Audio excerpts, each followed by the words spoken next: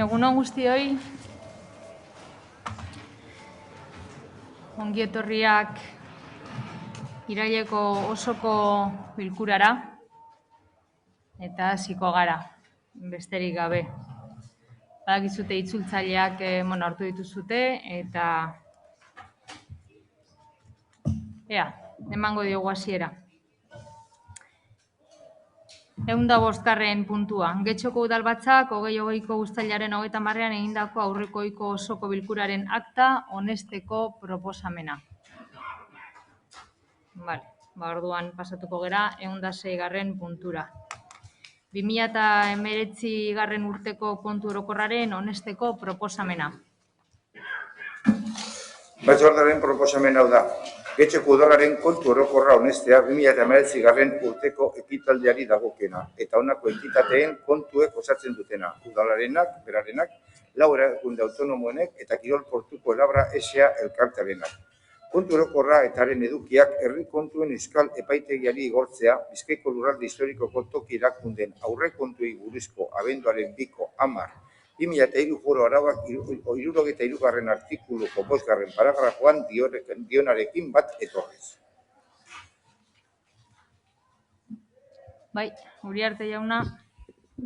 Egunon, Kate Anderi, eskerrik asko. Antolaketa eta kontu batzordearen aldeko irizpenarekin eta ondoren jendaurrean jartzarekin batera 2019ko ekitaldiko kontu orokorra onartzeko proposamena ekarri dugu osoko bilkura honetara. Pandemiaren eraginak uztailetik irailera atzeratu ditu osoko bilkurak onartzeko datak eta Bizkaiko toki erakundeen kontabilitate instrukzioko 51.4 araua gogoratzen dizuet. Kontu orokorraren onarpena funtsezko ekintza bada, kanpoko kontrol organoek fiskalizatu ahal izan dezaten. Ekintza horrek ez du kontuan jasotako jarduerekiko adostasunik eskatzen, eta ez du horiek direla eta inolako erantzukizunek zorratzen. Paso a detallar las magnitudes más significativas que de manera fiel refleja la cuenta general del consolidado municipal. Primero, el incremento del patrimonio neto asciende a 8.125.148 euros, equivalente a un aumento del 3,89% con respecto al patrimonio neto del cierre del 2018. Segundo, el resultado del ejercicio es positivo en 8.311.364 euros, que incluye un ahorro en la gestión ordinaria de 11.107.843 euros y unas dotaciones por potenciales riesgos de indemnizaciones de 3,5 millones de euros. Tercero, la deuda con entidades de crédito disminuye en un 37,78%, pasando de 10.904.648 euros a 6.785.102 a 31 de diciembre del 2019, es decir, 4.119.546 euros menos. Cuarto, el incremento del activo municipal es de 5.299.745 euros, que es un 2,16% superior al cierre del año 2018. El activo total municipal alcanza, por tanto, los 250.568.571 euros. Es destacable el incremento en infraestructuras, elevándose en un 94,17%, descontadas las amortizaciones del ejercicio, hasta los 23.484.908 euros de activo, es decir, 11.390.169 euros más de inversión. En cuanto a los flujos de caja, también es reseñable el saldo positivo del ejercicio. La cifra de cobros se eleva a los 145.887.753 euros y la de pagos a los 140.023.181, con una mejora de liquidez de 5.864.572 euros. Ondorioz, 2019 aurreko ekitaldietan bezala, Getxoko udalak bere eskumenekoak diren eta bere gain hartzen dituen zerbitzu guztiak behar bezala eman ditu. Udalerriko azpiegiturak hobetzeko inbertsioak egiten jarraitu du eta 2020 urtearen hasieran kontuak saneatuta aurkeztu da. Egoera horri esker, pandemiaren ondoriozko osasun krisia kudeatu ahal izan dugu. Eta krisi ekonomikoari erreakzionatzeko gaitasunarekin aurre egin ahal izan diogu. Aurrekontu zuzkidura garrantzitsuekin. Inorez da atzean geratzen printzipioa babesteko. Horren barne, gizarte politikoak eta sektore ekonomikoari laguntzeko politikak indartzea eta osasun prebentzioko neurriak areagotzearen ondoriozko gastuaren hazkundeari erantzutea. Mila esker.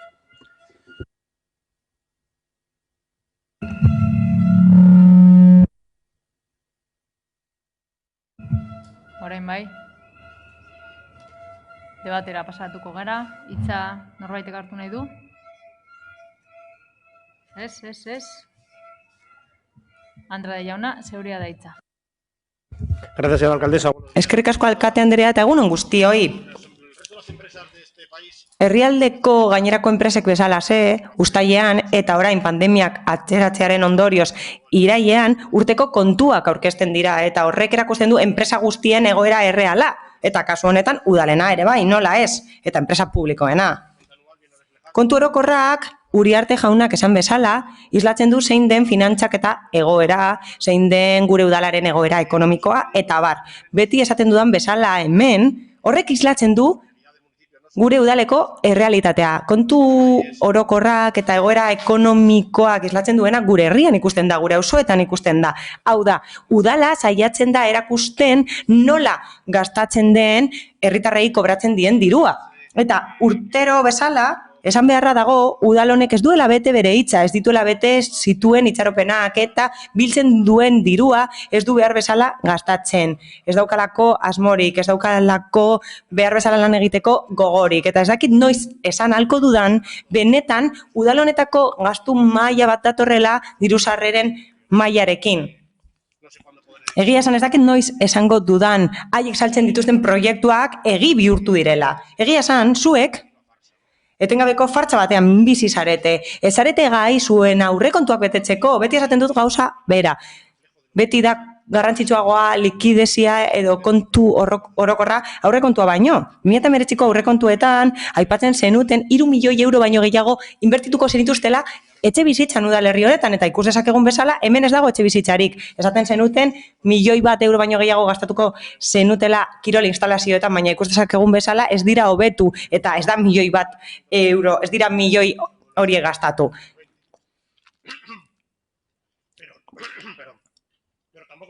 Horrez gain, ez dituzte bere hitzak betetzen, herritarrei emandako hitza ez dute betetzen. Aurrekontu parte hartzaileetan bere hitza eman zuten. Hain zuzen ere, 2019an zenbait prozesu parte hartzaile egin ziren aurrekontuak egiteko, eta 2019an 1000 pertsona baino gehiago parte hartu zuten 1 milioi euro gastatzeko, eta lehenik eta behin eskatzen zitzaien edukiontziak aldatzeko, baina zenuten egin. Eskatzen zen, hobekuntzak egiteko lorategietan eta parkeetan, baina hori ere ez da egin. Are gehiago, gero eta aukerago daude gure parkeak eta lorategiak. Eta hirugarrenik, eskatzen zen espazio bat gaitzeko algortako adinekoentzat, eta hori ere ez dute egin. Horrez gain, ezen 2018ko aurrekontua bete, eta orduan ere bai, eskatu zuten lorategiak eta parkeak hobetzeko, eta ezen egin. Horrez gain, aretako geltokiaren plaza hobetzeko eskatu zen, eta hori ere ez da egin momentuz. Labur bilduz, gure herritarrei dirua eskatzen diozue, baina ez duzue hori gastatzen. Eta esan bezala, diruzaintzako geldikina 35 milioi eurokoa izan da.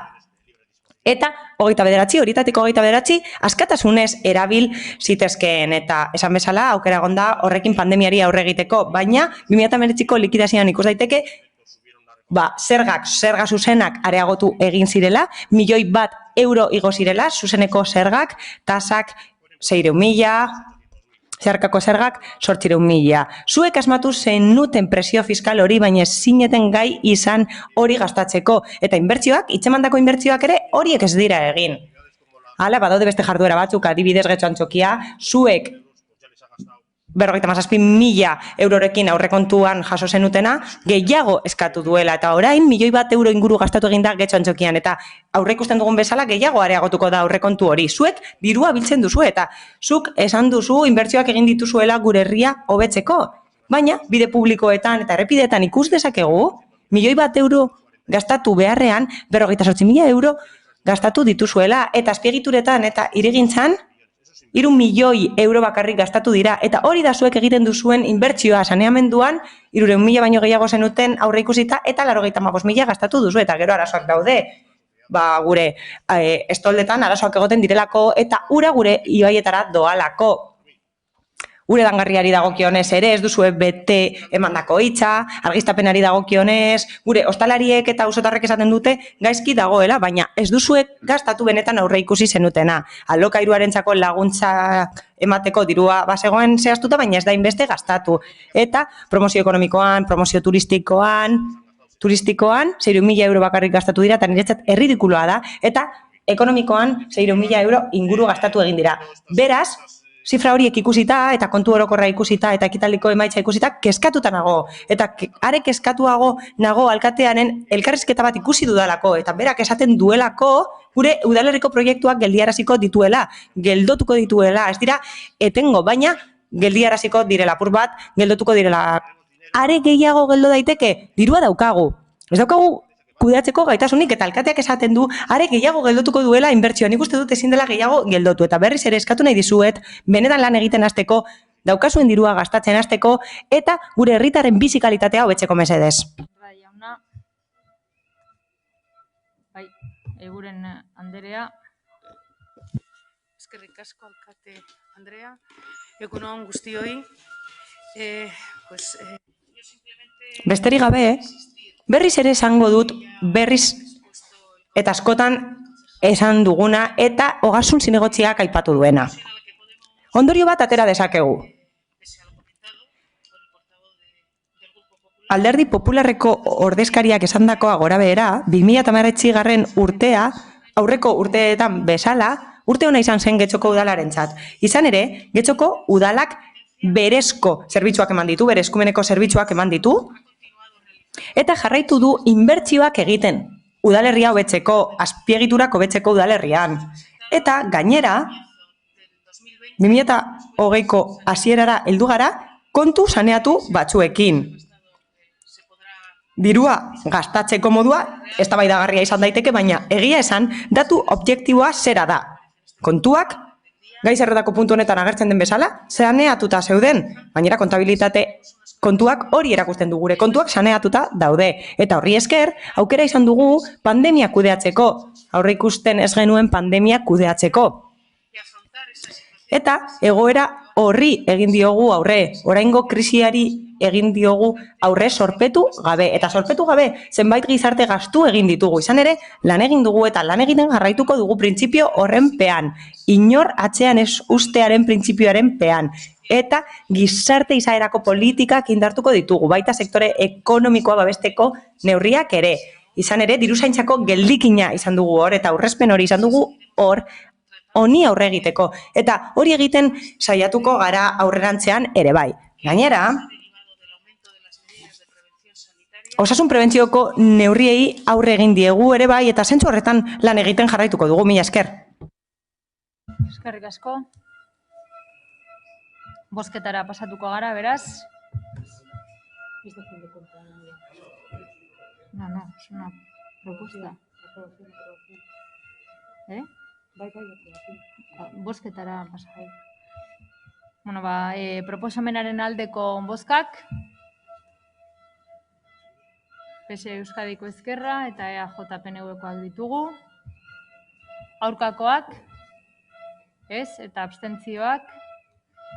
Partido Popularra, EH Bildu eta Elkarrekin Podemosekoak. Beraz aurrera ateratzen da. Eunda 7. puntura.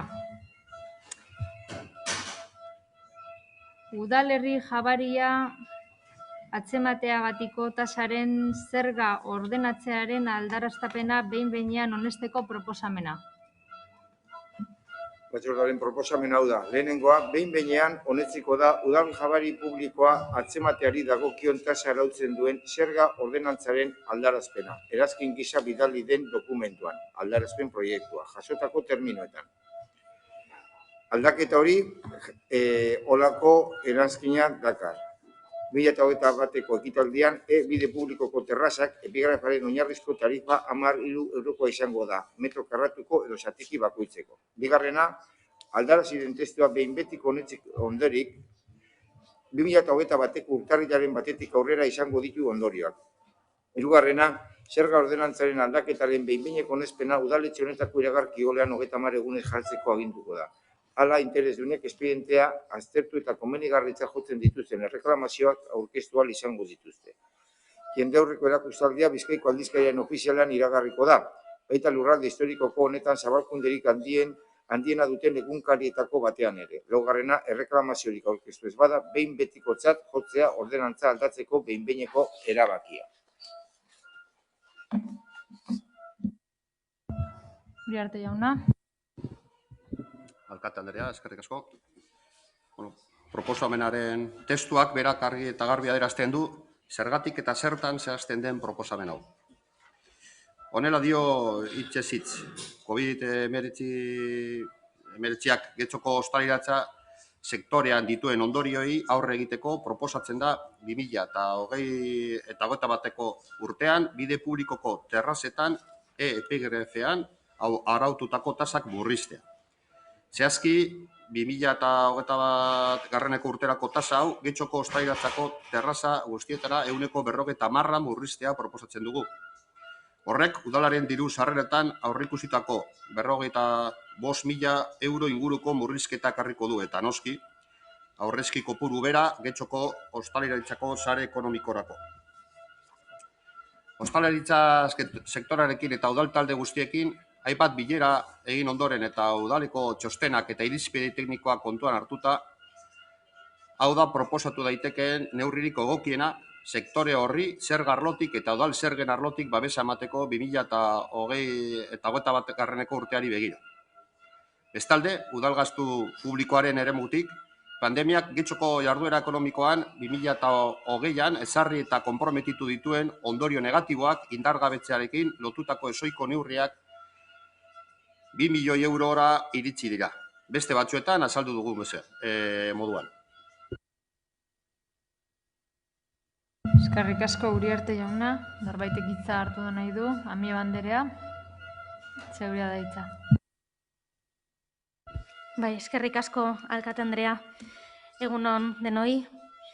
Bueno, a lo largo de estos meses... Hilabete hauetan, martxotik aurrera zehazki, ikusi izan dugu pandemia dela eta konfinamendua dela eta ostalaritza izan dela sektorerik kaltetuenetariko bat, eta ziurazki denok egongo gara ados horretan, ezta? Horregatik, uste genuen beharrezkoa zela neurriak hartzea hasieratik, baina ematen du hasieratik ez zela posible, naiz eta oposizioak hori eskatu. Hain zuzen ere egoera hori hobetzeko, berria eta aurreikusi ezina izan dena guztientzat.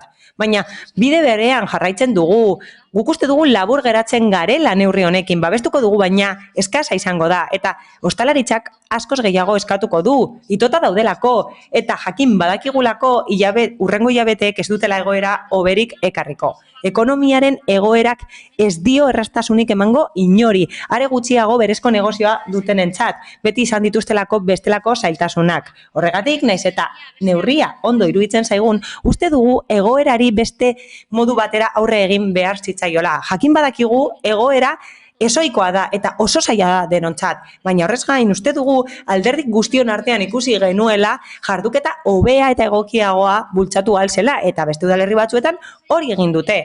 Horretan pentsatu beharko dugu, urrats batzuk berriz emateko. Izan ere, agian neurri murriztaileagoak hartu behar dira berriro ere eta ostalaritza are egoera okerragoan geratuko da. Espero dugu neurri hau honestearekin bilera horiek ez geldiaraztea. Zinegotziak aipatu ditu bilera tekniko horiek eta horiek izaten genituen epe laburrerako egoera kudeatzeko. Ostalaritzaren egoera ebaluatzeko, saltoki txikien egoera eta enpresen egoera ebaluatzeko, baita langileena ere. Izan ere, neurri bat onartzea ez da nahikoa. Are gutxiago esarpena ebaluatzen ez bada eta hori jasotzen dutenen iritzia kontuan hartzen ez bada. Beraz, zuhurtziaz egin behar dugu aurrera, baina jarduten jarraitu behar dugu. Ados gauden neurriarekin eta espero dugu gobernuak ere partekatzea beharrezkoa dela lankidetzan jarraitzea espazio komunetan sakonki lan egiteko eta ez bakarrik hitzekin inor atzean ez ustea egitate bat izan behar da eta erantzuleak eta arduratsuak izan behar gara eta ezin gara konformatu horrelako urratzekin. Eskerrik asko. Mila esker, Alkate Andrea, egunon denori.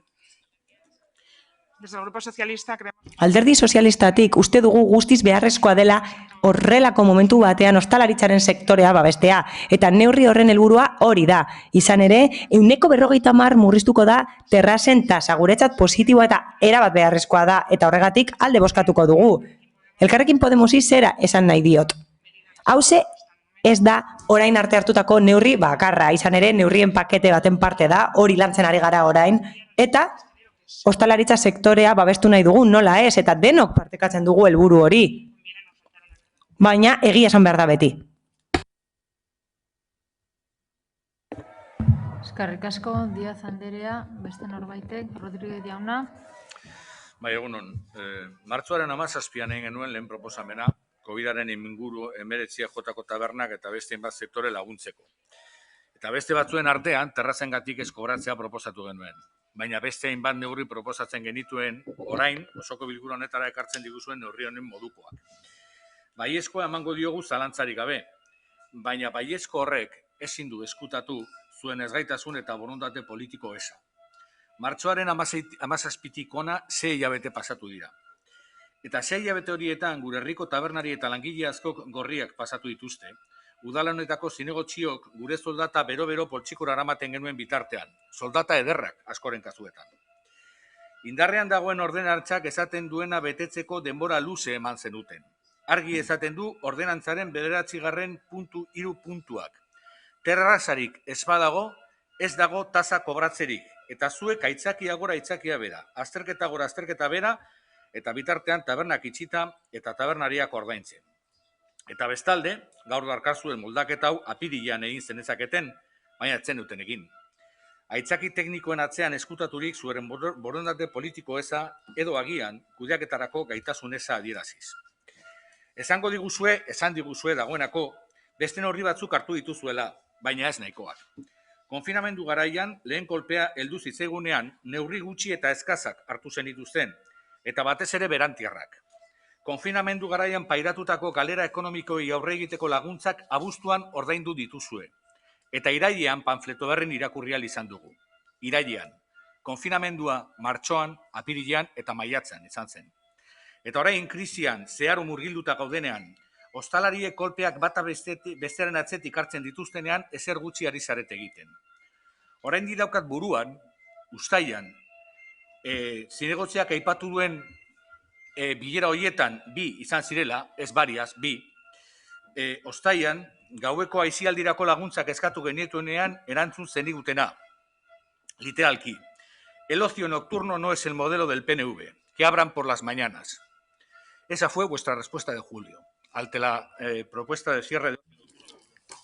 Eusko Jaurlaritzak gaueko aisialdia ixteko esan zuen, eta esan bezala neurri berantiarraren alde bozkatuko dugu, eta eskasa da gainera. Apirilean har zitekeen, eta EH Bilduk martxoan antzeko neurria proposatu zuen Alderdi Popularrak ere bai, eta 6 hilabete beranduago ez da nahikoa neurri hau 2021erako.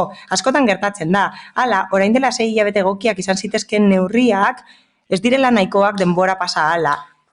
Konfinamenduan premiazko neurriak behar ziren, eta orain aldiz krisialdi garaian gaude, eta ostalaritzak gogortasun handiz eta larritasun handiz pairatzen ari da. Hala, panfleto berrin esaten da, iraileko panfleto berrin esaten da, €1.000.000 baino gehiago banatu egin direla, baina hori abuztuan egin zen, eta berantiarra izan da guretzat. Gainera, getxo bueno existitzen da.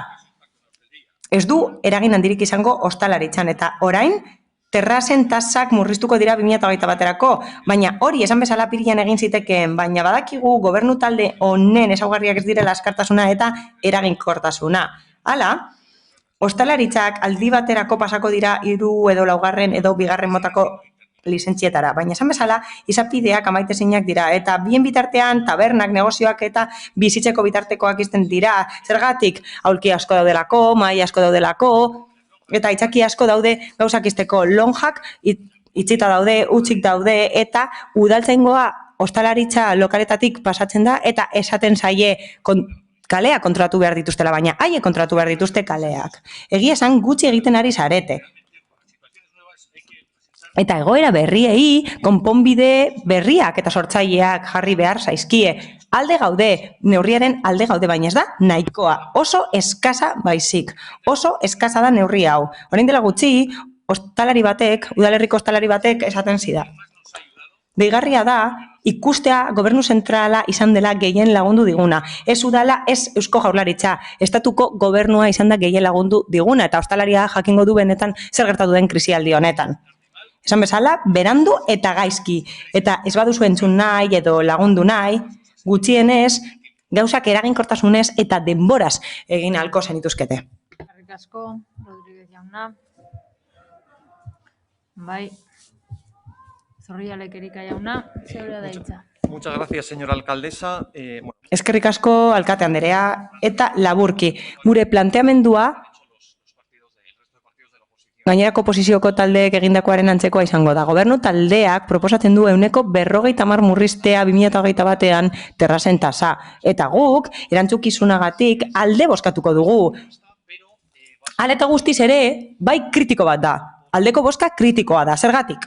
Guk nahi dugu, eta uste dugu, gobernu taldeak handizaleagoa izateko aukera zeukala fiskalitateari dagokionez. Oroar ere bai, baina fiskalitateari dagokionez handizaleagoa izan zitekeen. Guk bere garaian, zenbait beherapen eta obari proposatu genituen, tasak eskobratzea proposatu genuen, adibidez, terrasena, estolderiarena, autotaxiena, zaborrena, eta proposamen horiek egin genituen bilera horietan, boseramaien batzordearen bileretan, konfinamenduan zehar eta maiatzeko osoko bilkuran, baina neurri hori, proposamen hori, ukatu egin zen. Eta horregatik, guk pentsatzen genuen gobernu taldeak aukera zeukala handizaleagoa izateko. Eta bukatzeko besterik gabe, begibistakoa den zerbait aipatuko dut. Neurri hau, 2021erako neurri bat da, baina 2021era heldu arte 2020 pasa behar da.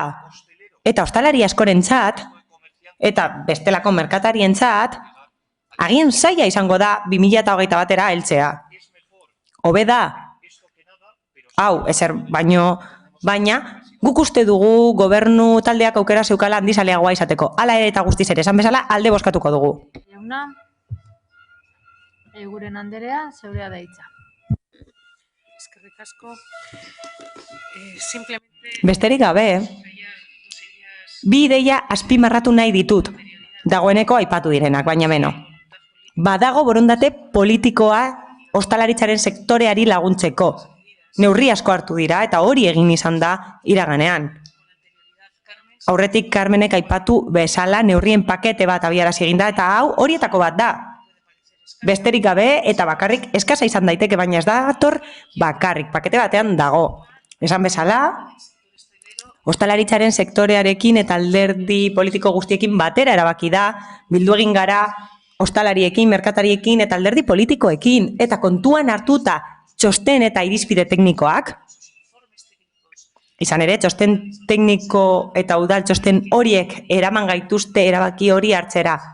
Hau da, ezin zen berapenik edo obaririk ezarri 2020erako horien arabera. Eta horregatik gaude orain eztabaidatzen puntu honetan, saiatu gara ahalik eta lasterren konponbide bat ekartzen osoko bilkura honetara. Hori delako konponbide teknikoa. Proposatutako konponbide teknikoa. Hain zuzen ere, tasa 50% murriztea terrasen kasuan. Terrazak dira, ostalaritzaren sektoreaz ari gara. Batzuetan, beste sektore batzuetara pasatzen gara, adibidez merkataritzaren sektorera, baina kasu honetan zehazki, oso gauza zehatza aipatzen ari gara. Eta, hortaz, hori da proposatzen dugun konponbidea, eta talde guztiok partekatzen dugu. Eta borondate politikoa badago. Gobernu talde honek borondate politikoa daukanez, ahalik eta lasterren ekarri dugu. Ahaztu gabe nola ez, bestelako neurri batzuk abiarazi egin direla. Bai ostalaritzaren sektoreari laguntzeko, bai merkataritzaren sektoreari laguntzeko, eta hildo beretik lan egiten jarraituko dugu. Hau da, aztertuko dugu zein izan daitezken bestelako neurriak, eta nola lagun diesaiegun ostalariei eta merkatariei. Eta kasu honetan, ostalaritzaz ari gara zehazki, mila esker. Eskerrik asko, Eguren anderea. Beraz, bozketara pasatuko gara. Proposamenaren aldeko bozkak, aho batez onartua geratzen da proposamena, eta honekin 108. puntura pasatuko ginateke RKE kafetegia izeneko udal eraikina ustiatzeko zerbitzuaren emakidaren kontratu adjudikatzeko proposamena. Batzordaren proposamena alde erabakiorrean honela dio. Lehenengoa. Nautiko berria SLU sozietate izenari adjudikatzea RKE kafetegia izeneko udal eraikina ustiatzeko zerbitzuaren emakidaren kontratua. Enpresa adjudikaziodunak 1.103,25 euroko hileko kanona ordaindu behar du bezik gabe, eta konpromiso hartuko du RKE kafetegia lokalaren ustiapen markaren irudi bat erabiltzeko. Kontratu honen iraupena 4 urteko izango da administrazio kontratua sinatze den unetik aurrera zenbatuta. adjudikaziodunak eskatzen badu eta udalak egokitzat jotzen badu, kontratua behin luzatu ahal izango da 4 urtez. Adjudikaziodunak kontratu amaitu baino gutxienez 6 hilabete lehenago eskatu beharko du luzapena, eta udalak kontratu amaitu baino 2 hilabete lehenago onartu beharko du. Bigarrena, adjudikaziodunak kontratuaren 253 artikuluan adierazitakoarekin bat etorriz, ezin izango ditu kontratua formalizatu lizitatzaileei adjudikaziodunaren jakinarazpena bidaltzen zaienetik 15 egun baliodun igaro arte. Kontratazio organoak adjudikaziodunari aginduko dio kontratua kontratazio zerbitzuaren bulegoan formalizatzeko gehienez ere 5 eguneko epean, errekerimendua jasotzen duen egunenaren biharamunetik zenbatzen hasita. Aurreko paragrafoan adierazitako epea amaitu ondoren ez bada egin kontratua formalizatzeko etetea dakarren errekurtsorik. Hirugarrena, zenbat klausula sozial kontratazio publikoaren saltzeari buruzko Eusko Legebiltzarren 3/2016 legearen 5.4 artikuluan xedatutakoarekin bat etorriz, enpresa adjudikaziodunak kontratuaren sederen jardueran arituko diren langileei aplikatuko beharreko hitzarmen kolektiboa Bizkaiko ostalaritzaren hitzarmen kolektiboa da.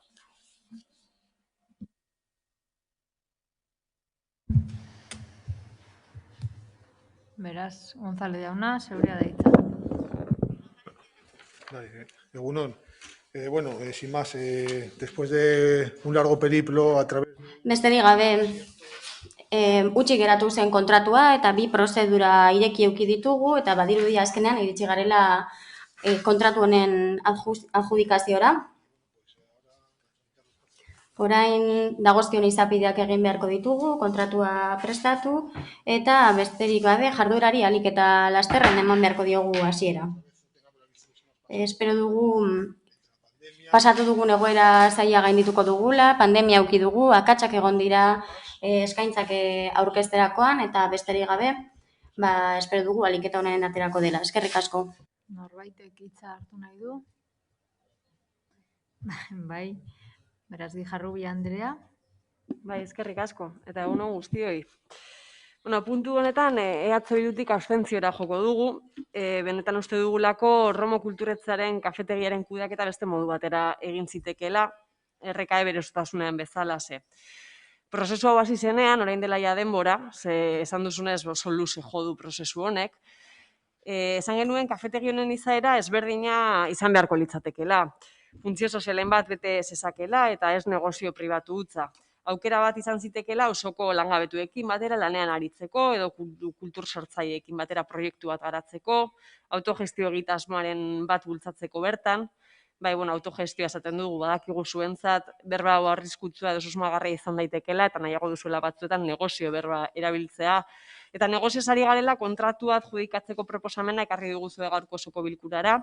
Ez gara sartuko esleipen honen emaitzaren nondik norakoetan, baina argi geratu da azkenan erabakigarria izan den ezaugarri bakarra ekonomikoa izan dela. Eskaintza ekonomikorik onena egin duenak irabazi du. Hau da, bere eskaintzan diru gehien eskaini duena izan da irabazlea. Eta atzean geratu dira bestelako ezaugarriak eta bestelako funtzio sozialak. Beste modu batera egin zitekeela uste dugu, eta, baina horretarako beti bezala, gauza guztietan bezala, borondatea eta gaitasuna behar da, eta zoritzarrez ikusten dugun bezala ez dago. Eskerrik asko, Guijarrubia Andrea, Elorza jauna. Gracias, señora alcaldesa. Eskerrik asko, alkatesa Andrea. Egunon. Nik uste dut ezin dugula pandemia eta akatsak aitzakia gisa erabili kasu honetan. Ezin dugu hala ere hutsik geratu zelako aitzakia erabili. 2013ko apirilean hasi zen Erromoko kulturretxea eraikitzen eta 2018ko hilabete berean inauguratu zen eta barkatuko didazue, baina ja egun horretan kafetegia martxan egon behar zen. Orduan garai hartan ez zegoen pandemiarik. Gogorazten dizuet, lizitazioa 2018ko urrian hasi zela, hilabete batzuk geroago eta gaur egun 2020ko irailaren 29an oraindik kafetegiri gabe gaude. Hau iruditzen zait lotsagarria dela eta espero dut hemendik eta irekiera egunera arte denbora gehiegi ez igarotzea. Erantzukizun hori zuena da. Zuek egin duzuen kudeaketa eta gaizki kudeatze horrek eragin duela atzerapen hau. Gogorazten dizuet, Alderdi Popularraren zuzenketa bati esker egokitu ahal izan genuela prezioa merkatu errealera. Bestela, agian gaur ez genuken hemen eukiko. Baina dena den, hau ez da berria, prozedura hau ez da berria. Alangoseko parkinan ere gauza bera gertatu zen, prozesua azalezina izan zen, eta berriro ere Manuel Gaintza parkinarekin gauza bera gertatzen ari da. Ez da hasi ere egin, gogorazten dizuet, bukatuta dagoela eta utxik, eta horrela jarraituko duela denbora askoz sekulako atzerapena daukazuelako. Kondenatzen ari zareta eta kondenatu egingo dituzue Algortako auzo lagunak, batez ere aparkalekuari dagokionez, daukagulako aparkaleku berri eta dotorea, baina utxik. Eta momentu honetan, gainera, burura datorkit San Nikolas plazako aparkalekoa utxik jarraitzen du, markatu egia da, antzokiko eta musika eskolako langilek bertan aparkatzen dutela. Baina ez duzu ezer egin arazo hori konpontzeko. Espero dut San Nikolaseko errealitateak inspirazioa emango dizuela Manuel Gaintzaren parkinan gauza bera ez gertatzeko, eta espero dut ez garela bihurtuko parkin aparkaleku gehien utxik dituen arren aparkaleku arazo gehien dituen udalerri.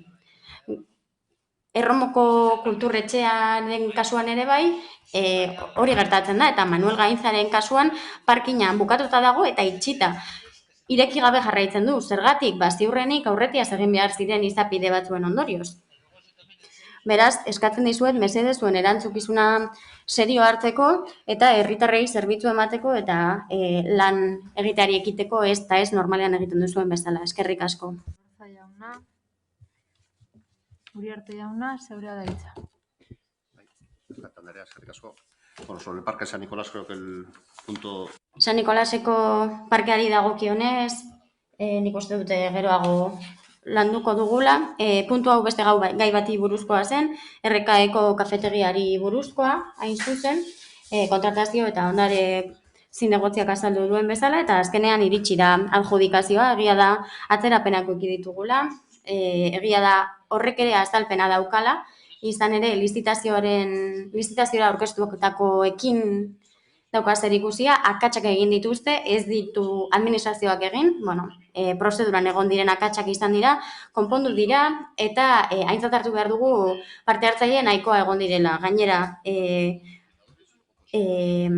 baldintza ekonomikoa denek betea dute, baina horren arabera erabaki da, eta martxan jarriko dira jarraian datozen izapideak, eta martxan jarriko dugu. Eskerrik asko. Uriarte jauna, besterik gabe, bozketara pasatuko gara. Beraz, proposamenaren aldeko bozkak. Partido Popularra, PS Euskadiko Ezkerra eta EAJ-PNV-koak ditugu. Aurkakoak eta abstentzioak Elkarrekin Podemos eta EH Bildukoak. Eta honekin batera 109. puntura pasatuko gara. Bideak garbitzeko, hiriko hondakin solidoak jasotzeko eta garraiatzeko udaleko ingurumen gunea berritzeko eta ustiatzeko eta antzeko beste zerbitzu batzuk gauzatzeko zerbitzu orokorren kontratuaren lagatze partziala baimentzeko proposamena. Batzordearen proposamen hau da. Lehenengoa, bideak garbitzeko, hiriko hondakin solidoa jasotzeko eta garraiatzeko, udaleko ingurumen gunea berritzeko eta ustiatzeko eta antzeko beste zerbitzu batzuk gauzatzeko zerbitzu orokorren kontratuaren lagatze partziala baimentzea. Lagatzea honetan datza, Ansareo Servicios Integrales, adjudikaziodunean duen 25% parte hartzea, CESPA Gestión de Residuos enpresari lagatzen dio. Lagapen horren ondorioz, oraindik aurrera, adjudikazioduna Getxo Servicios Urbanos enpresa hauetaz egongo da osatuta. CESPA Compañía Española de Residuos Públicos Auxiliares, CESPA Gestión de Residuos S.A. Bigarrena, baimendutako lagapen hau eskritutela publikoan formalizatzeko 15 egun naturaleko epea emongo da. Aipatutako lagapenaren eskritura, Foru Enkargoko 8. zenbakian dauden kontratazio zerbitzuaren bulegoetan aurkeztu beharko da 7 egun naturaleko epean, gehienez ere, hori egiten denetik zenbatzen hasita. Hirugarrena, lagatzailea bere egunean jarritako behin betiko bermea bueltatzea, 917.954,82 euro. Horretarako eta kontuan izanik jendearentzako arretarako eguneko osasun krisitik eratorritako inguruabar bereziak, honako dokumentazioa aurkeztu beharko du udalaren erregistro orokorrean diruzaintza arloari zuzendutakoa. Bertaz, zehazten da zein da aurkeztu behar duen dokumentazioa. Eskabidea eta deskarritako dokumentazioa aztertu ondoren diruzaintza arloak interesatuari bidaliko dio bere egunean aurkeztutako abal originala. Bestalde esan behar da, bermea ez da itzuliko kontratuen lagapen hartzaileak, TESPA gestión de residuos, udal diruzaintzan behin betiko bermea eratu arte zenbateko berean. Gehienez azpiegu naturalean jarri beharko du bermea, ebazpen honen jakinarazpetatik aurrera zenbatuta. Bermea eratzeko moduari buruz lehen aipatu diren ingurabar bereziak kontutan izanik. Diruzaintzako departamentoarekin jarriko da harremanetan eta hark emango dizkio nola egiteko argibideak. Laugarrena, ebazpen hau bai adjudikazionari bai lagapen hartzaileari jakinaraztea. Baita jakinaraziko zaie kontu hartzaileta eta diruzaintza departamentu ere jakin dezaten eta dagozkion lege ondorioetarako. Bai, beraz, González jauna, zeurea da hitza. Sí, bueno, sin más es un procedimiento. Besterik gabe, prozedura hau ohiko prozedura bat da. Ez dago inolako objektiorik sozio bazkideetako batek proposatutako irteerari eta beraz proposamena aldek eskualdatze hori onartzea izango da. Norbaitek hitza hartu nahi du? Bai, Bildu. Baino lehendabizi, bai, parkatu. Uribe de la Espriella, Anderea, vale, zeurea da hitza. Egun denoi, bueno, voy a ser muy breve. Oso laburra izango naiz puntu honetan. Uste dute aldaketa hau ia merkataritza arlokoa dela, argi dago dekretuei erantzuten diela, baina uste dugu garrantzitsua dela gogoraztea honelako izapideek eta honelako informazioek erabili beharko luketela horretarako sortzen den espazio bat, 2019an sortutakoa, eta da talde lana, hain zuzen talde lanako batzordea. Eta beraz, zentzu horretan, esan nahi dugu, zaborrak biltzeko zerbitzuaren arloan pendiente dauden informazio batzu, besteak beste informazio hauek, espazio horretan landu alzirela, denon artean landu eta modu horretan denok informazioa jasotzeko horren inguruan. Badakigu ez dela lehenengo aldia gai hori ekartzen duguna, are gehiago, gobernu talde honek konpromiso hartu zuen hondakinen taldea deitzeko, eta kasu honetan ez dugu kexatu nahi atzeratzen ari delako, baina bai arreta deitu nahi dugu, apur bat hori arintzeko eta albezain pronto batzorde hori deitzeko.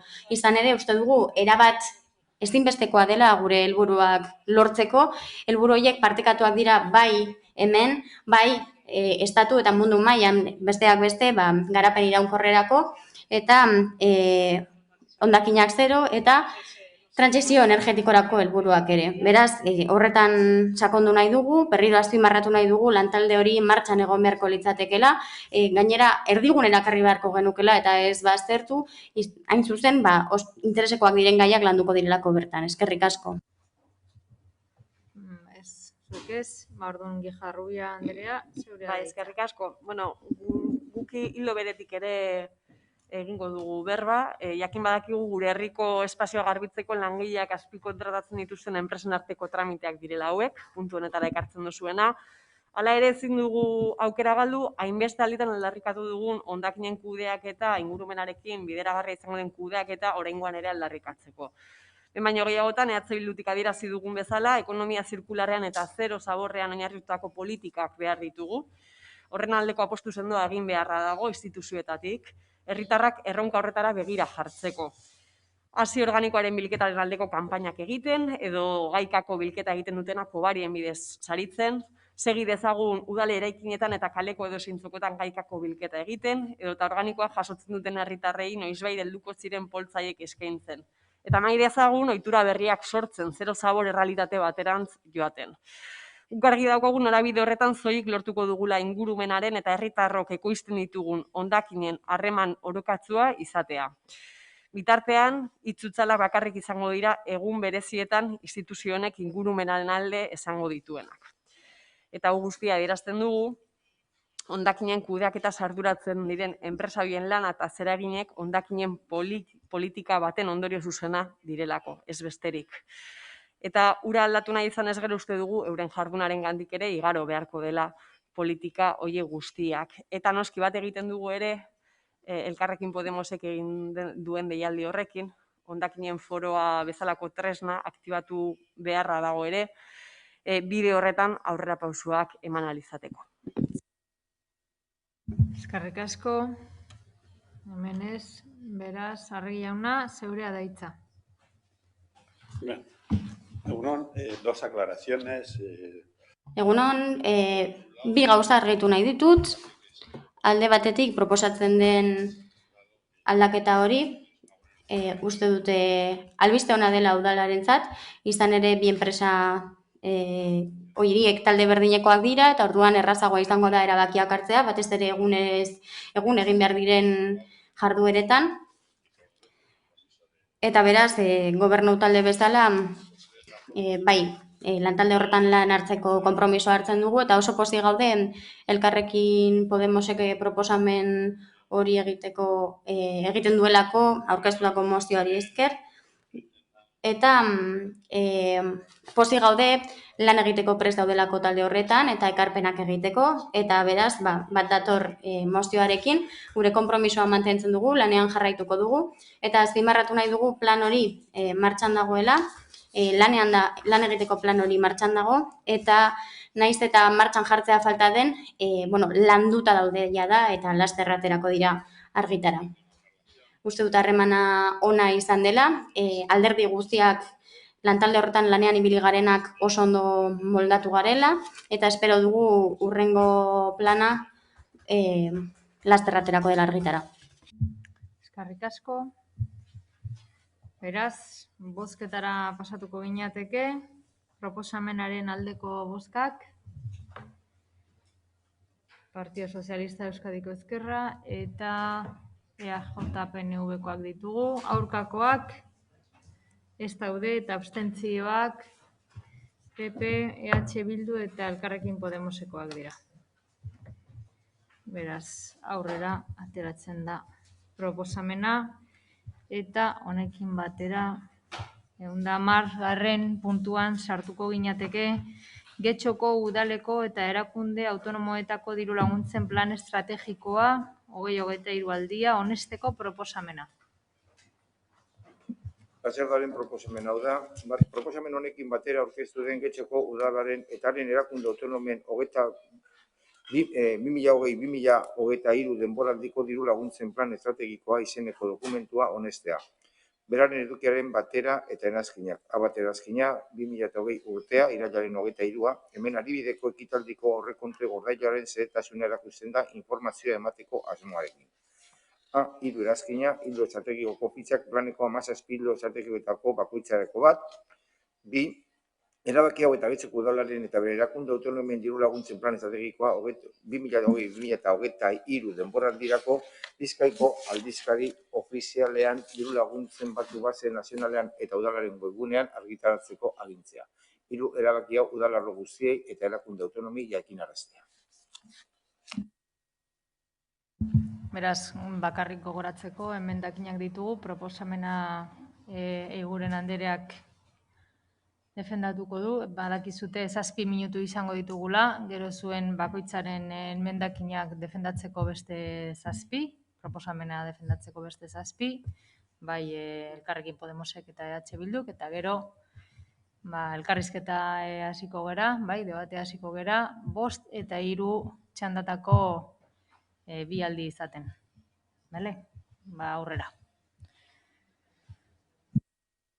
Eguren Anderea. Bai, eskerrik asko. Gai zerrendako puntu honetan, udaleko osoko bilkurara dakargu udalaren diru laguntzen plana, 2020-2023 aldirako aurreko plana gaur egun ez dago indarrean, eta beraz, egokia da plan berri bat onartzea. Plan estrategiko hau, kudeak eta tresna bat da, programaren barrukoa, ez da arautzailea, eta ez dauka eragin zuzenik partikularretan. Gainera, plana onartzeak ez du inolako eskubiderik edo bete beharrik sortzen administrazioarentzat, eta beraz, plan horren onespena egongo da finantzaketa eta dirulaguntza ildo bakoitza onartzearen menpe. Beraz, saio honetara ekarri dugu plana onartzeko, izan ere osoko bilkura da plan hori onartu behar duena. Aurretik aipatu dudan bezala, plan estrategiko hau 3 urtez egongo da indarrean, eta onartzen den momentutik aurrera hasiko da epe hori zenbatzen. Helburu orokorrak hauek dira. Lehenengoa, udalerriko erakunde eta pertsonen partaidetza sustatzea arlo guztietan. Zeintzu dira arlo horiek? Gizarte zerbitzuak, nazioarteko kooperazioa, herritarren partaidetza, ekonomia sustatzea, sentsibilizazioa, ingurumena hobetzea, kulturako sorkuntza, kirola, etxebizitza eta bar sustatzea, eta baita sustapen partekatuko beste sektore batzuk ere. Beste helburu bat da, udal dirulaguntzak kudeatzeko sistema razionalizatzea, eta azkenik administratiboki simplifikatzea eta gardentasuna sustatzea. Zeintzu dira planaren osagaiak? 17 ildo estrategiko daude, lehenengoa instituzioen dirulaguntzak, gizarte laguntzak, gizartegintzako erakundeak, kooperazioa, berdintasuna, kirola, zahartze aktiboa, euskara, portu zaharra zaintzea eta babestea, etxe bizitza, lana sustatzea, ekonomia sustatzea, ingurumena, kirola sustatzea, kultura sustatzea, eta azkenik kultura musikala sustatzea. Estrategia hildoien barruan, denok dakigun bezala, hildo espezifikoak daude jasota eta horiek osatzen dute plana. Berritasuna da, plan honetan ez daudela beste erakunde batzuei egindako kuota ekarpenak, adibidez EUDEL edo EFEM. Aurreikusitako kopuruei dagokienez, eta orain ari gara hildo espezifikoei buruz, gogoratu udaleko aurrekontu orokorrean jasoko dela, ekitaldi, zehazki 4. kapituluan. Halaber, plan honetan oroar, lehia askearen erregimenean emango diren dirulaguntzak jasoko dira, baita izendunak direnak zuzenean emateaz gain, horretarako aurrekontuan jasota egongo dira. Gainera, dirulaguntzaren izaeraren arabera edo premiaren edo interes publikoaren arabera, barne hartuko dira prozedura ezberdinak behar dituztela, beti ere indarreko legediaren arabera eta behar bezala justifikatuta. Dirulaguntza horien arira, urtekoak izango dira, eta kontrolari eta jarraipenari dagokionez, urterokoa izango da ere bai, planaren kontrol ekonomiko eta finantzarioa egingo da, eta aintzat hartuko dira udalean indarrean dauden neurriak. Gainera, jarraipena egingo zaio planari, horretarako txosten bat egingo da, eta memoria hori unitate bakoitzak egingo du. Gainera, urtero osoko bilkurari aurkeztuko zaizkio egindako jarduketak, emandako diru laguntzen laburpena, eta horien ebaluazio globala. Gainera, gardentasunari dagokion bete beharra betertzeko, udalak eta organismo autonomo guztiek egindako jarduketak argitaratu egingo dira, ez bakarrik diru laguntzen datu base nazionalean, baizik eta webgunean ere. Gainera, noski proposamen hau txosten juridikoetan oinarrituta dagoela eta aldeko irizpena eman dutela txosten juridiko horiek. Azkenik, balorazio bat egin nahi dut. Uste dugu gaur honak dakargun plana, onar dezagun, plan ona dela. Plan zentzuduna da, batez ere aintzat hartuta etorkizunean etorriko diren erronkak. Badakigu beste dirulaguntza hildo batzuk egon daitezkela, baina kasu honetan pentsatu dugu egokiena dela aurretik diruz lagundu direnei laguntzen jarraitzeko.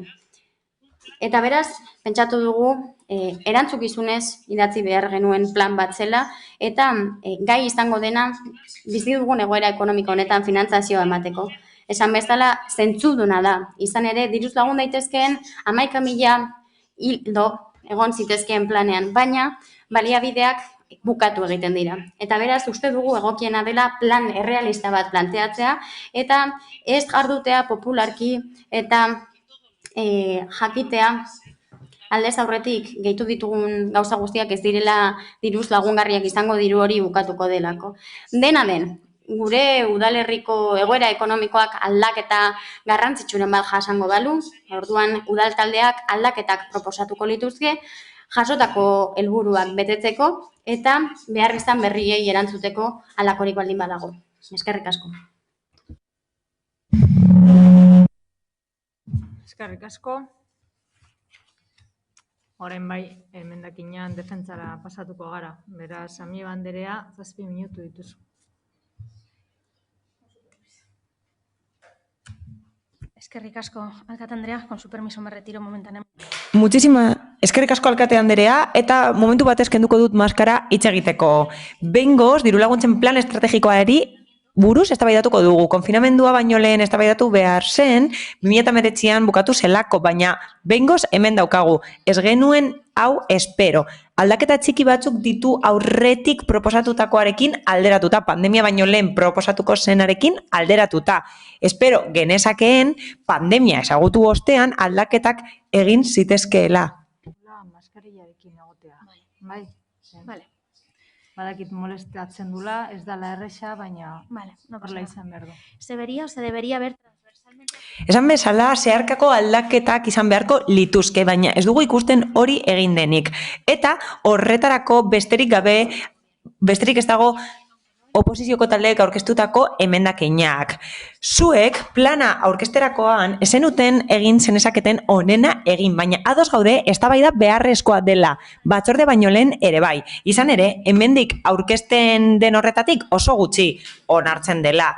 Tamalgarria da, oso ezoiko egoera batean gaude, eta pena da bide desberdina hartu ez izana. Izan ere, gai hau oso garrantzitsua da, dirulaguntzak oso garrantzitsuak direlako pertsonentzat eta elkarteentzat.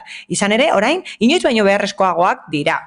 Ez gaude adosuek aurkeztutakoarekin, baina zenbait proposamen aurkezten ditugu, adibidez berdintasunari, ingurumenari, hezkuntzari, lehen sektoreari, kulturari eta barreri dagokienez, hori osatzeko eta plana modu eraikitzailean bukatzeko guretzat erdibidean geratu da eta zaharkituta dago onartu baino lehen ere bai. Eguren Andereak esan du zuhurtzi asko plana dela eta zentzuduna dela erronkei aurre egiteko. Agian horretan ez gaude ados. Zeintzuk diren erronka nagusiak, agian hori ez dugu partekatzen.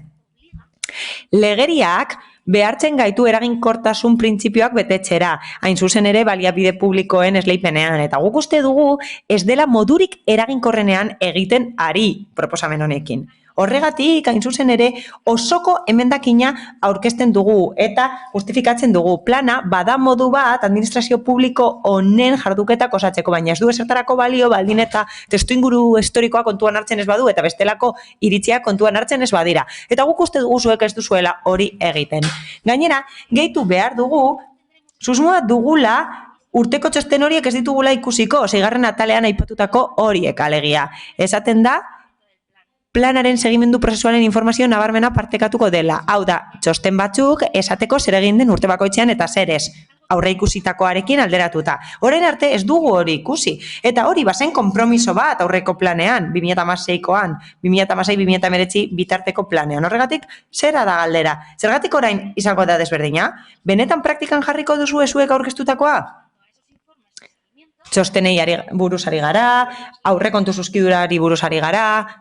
Izan ere, ez du ezertarako balio horrelako plan bat egiteak, baldin eta gero ez bat da aurrekontu egokia esartzen lerro horiek gauzatzeko eta dirulaguntzak ematen ez badira behar dituzten pertsonei, baina hori aurrekontuekin ere eztabaidatuko dugu.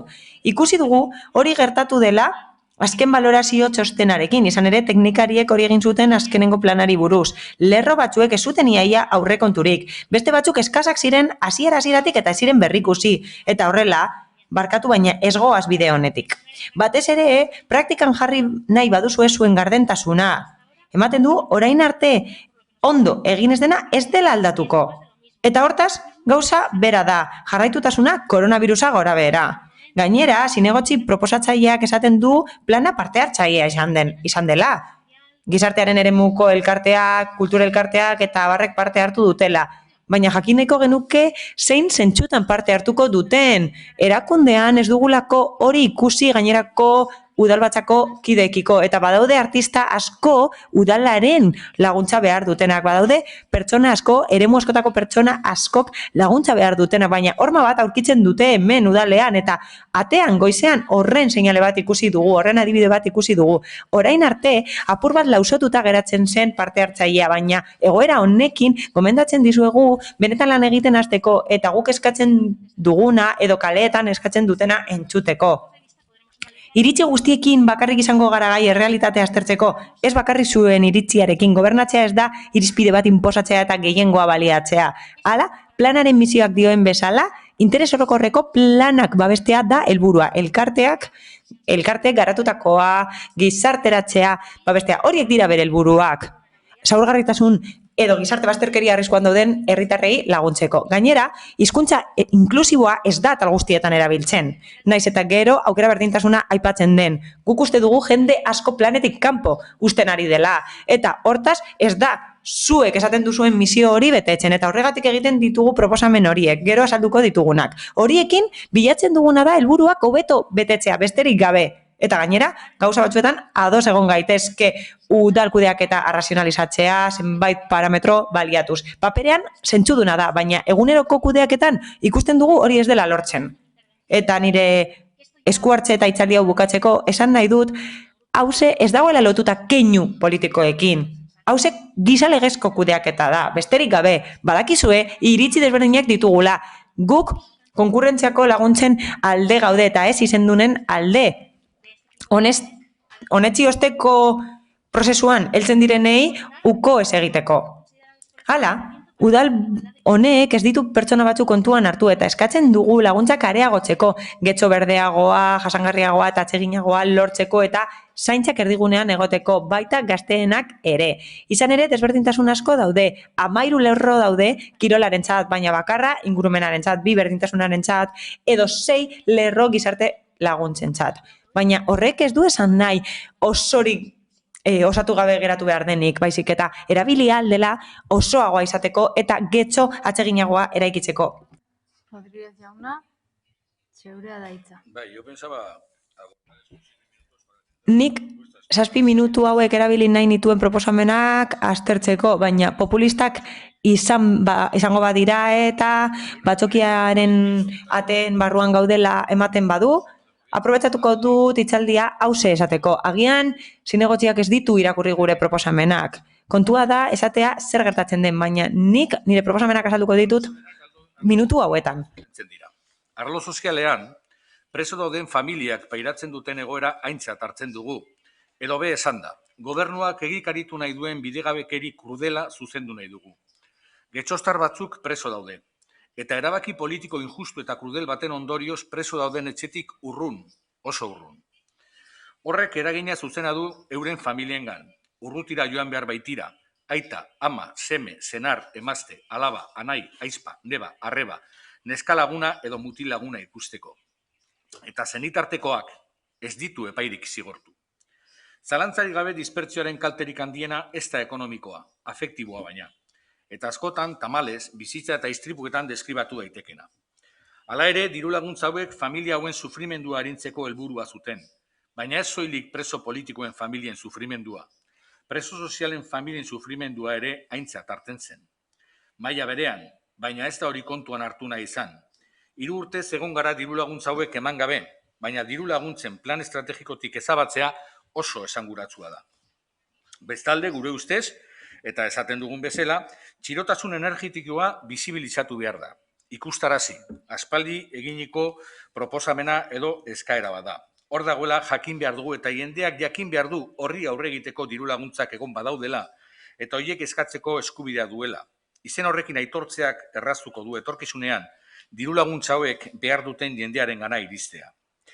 Eta gizarte atalean ez dugu inondik inorare ikusten banku baten fundazio bati diru laguntza ematea.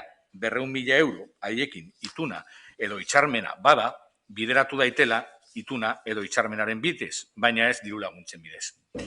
Ondarearen babesaren kasuan kuriosoa da. Portuzarreko auzotarren elkarteari ematen zaio diru laguntza, oso kuriosoa. Gure ustez ez da bidezkoa, eta lehen bidegabekeriak pairatzen auzotarren elkartea bera da. Dirulaguntza horren bitartez, udalak auzotarren elkarteen bizkarrera botatzen ditu izatez udal ardurak, lanak eta arriskuak direnak. Ez dugu kudeaketa eredua babesten eta horrela adierazi dugu urtetan zehar. Udala da portuzarra bere horretan mantendu behar duena eta adibidez termitak ezabatu behar dituena. Hori da udalaren ardura, ez auzotarren elkartearen ardura. Baina babesten duguna, baina udal gobernuak ez, argi dago, auzotarren elkartentzako dirulaguntzak, hori bai eta hori proposatu dugu. Hori bai da babesten duguna. Auzotarren elkartea gure herriko izaera demokratiko eta parte hartzailea areagotuko luketelako. Baina hori, ez zai interesatzen Eusko Alderdi Jeltzalea eta PSeri. Etxe bizitzen alorrean, alokairua sustatzeko dirulaguntzak denboran luzatu behar direla uste dugu. Horren inguruan, luze hitz egin dugu Eusko Alderdi Jeltzalearekin eta antza, ados zeuden, emantzipaziorako dirulaguntzak motz geratzen zirela. Teknikoek ere hala ikusten zuten, baina plan estrategiko honetan ez dira agertzen. Getxo Kirolakien kasuan, 3 dirulaguntza izendunak leian banatzeko bihurtu nahi ditugu. Iruditzen segurako gardenagoa dela, justuagoa. Bere momentuan, 2 une zehatz bati erantzuteko sortu zirenean hala adierazi genuen eta dirulaguntza izendun horien ilogika azpimarratu genuen. Orain, eskatzen duguna da, dirulaguntza horren gaineko kudeaketa gardenagoa eta bidezkoagoa. Antzeko zerbait gertatzen zaigu antzerki eskolari ematen zaion dirulaguntza izendunarekin. Zorienez, eta Getxoko kulturretza garatzen duen proiektu faltaren gainetik, Getxon eskena landu eta eskenarako sortzen duten hainbat elkarte eta enpresa gaude, dantza eskolak eta taldeak, antzerki taldeak eta bar. Ez da soilik utopian antzerki eskolak egiten duena. Eta beraz, gure ustez, heldu da garaia dirulaguntza horiek leian banatzeko eta bide beretik abiatzen da sortzailei zuzendutako proposatutako dirulaguntza berrian sorkuntza bultzatzeko, merkaturatzeko, laguntzeko, ekoizpena laguntzeko.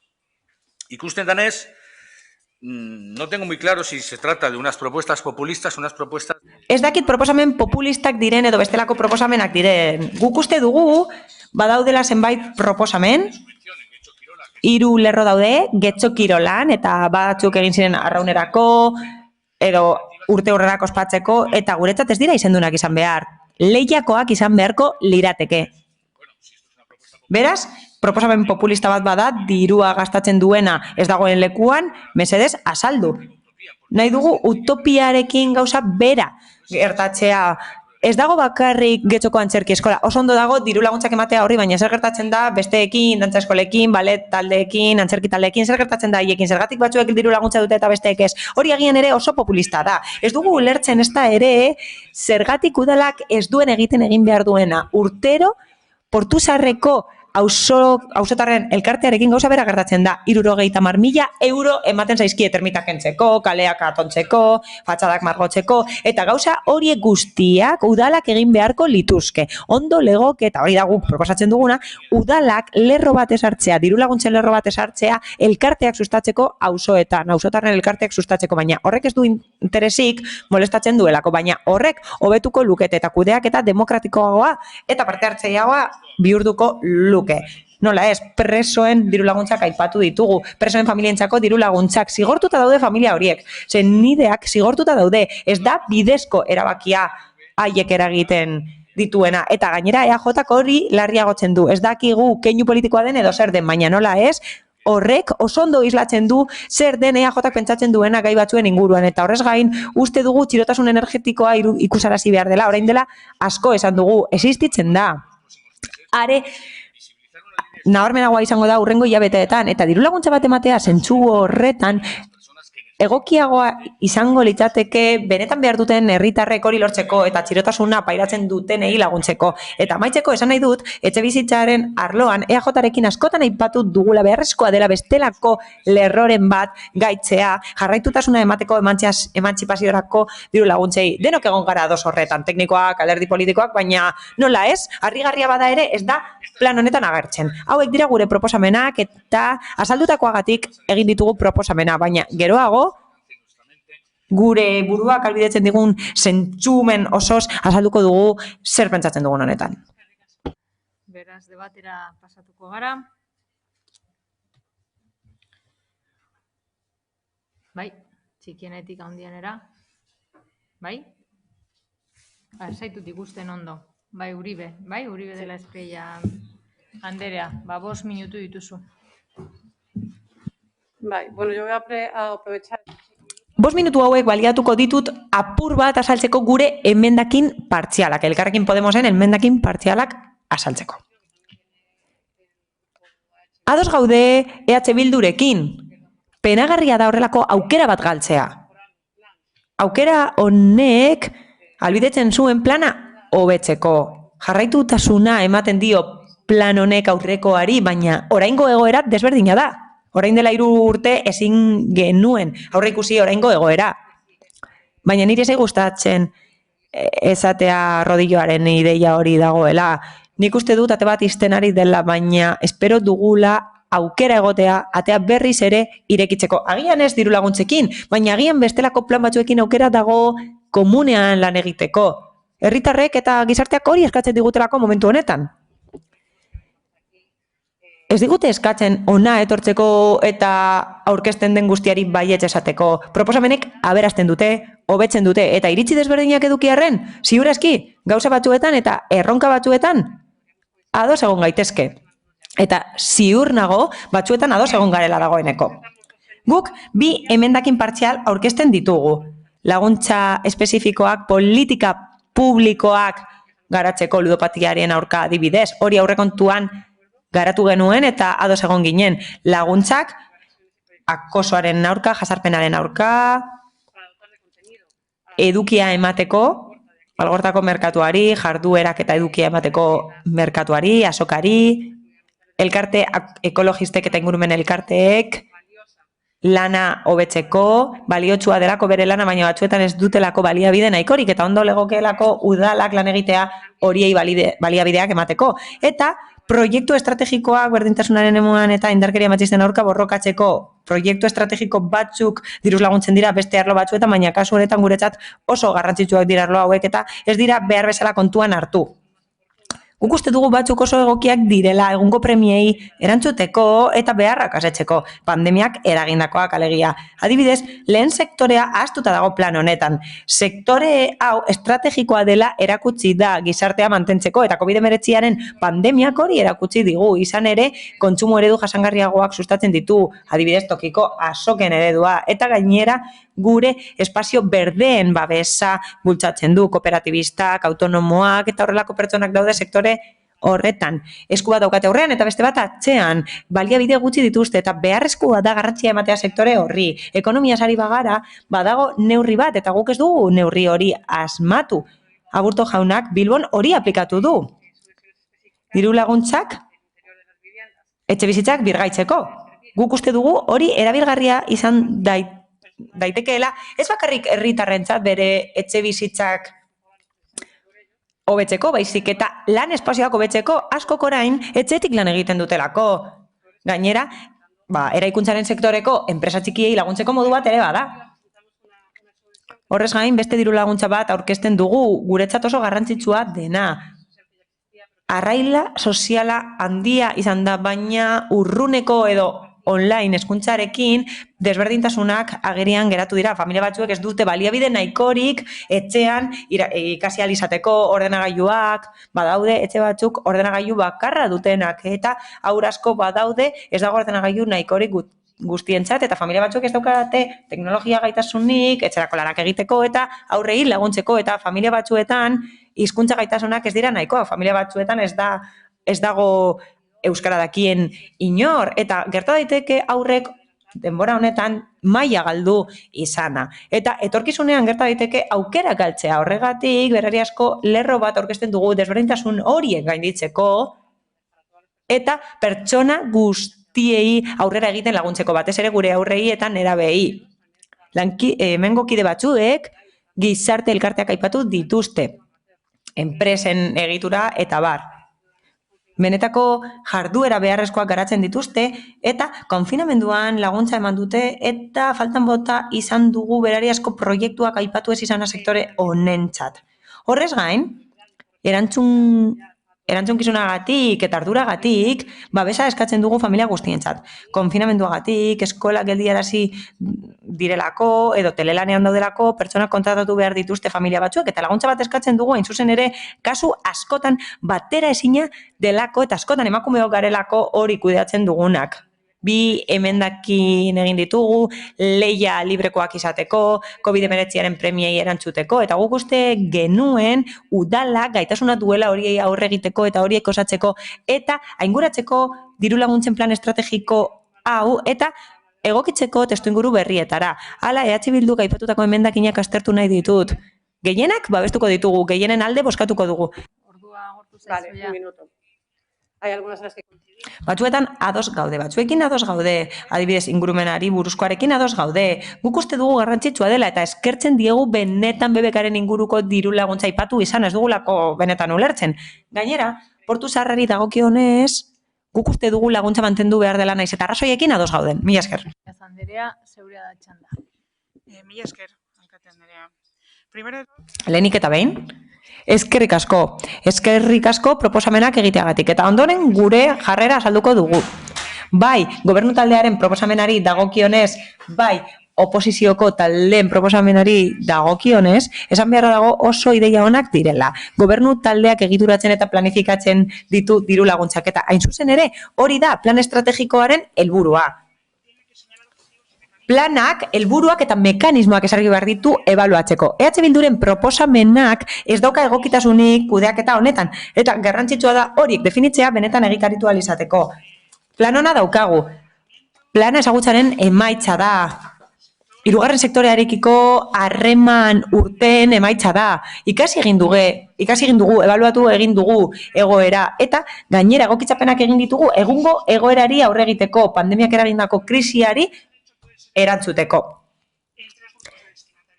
3 hartzaile talde daude eta 17 diru laguntza lerro daude.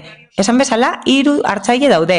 Enplegatzaileei, enpresaburuei zuzendutako diru laguntzak, enpleguaren eta garapen ekonomikoaren eragileak direlako, 2 pertsonak eta familia unitateak, desberdintasun egoerei aurre egiteko eta zaurgarritasun egoeran dauden kolektiboei erantzuteko, eta 3 irabazteko asmorik gabeko erakundeak, getxoko elkarte egitura osatzen dutenak.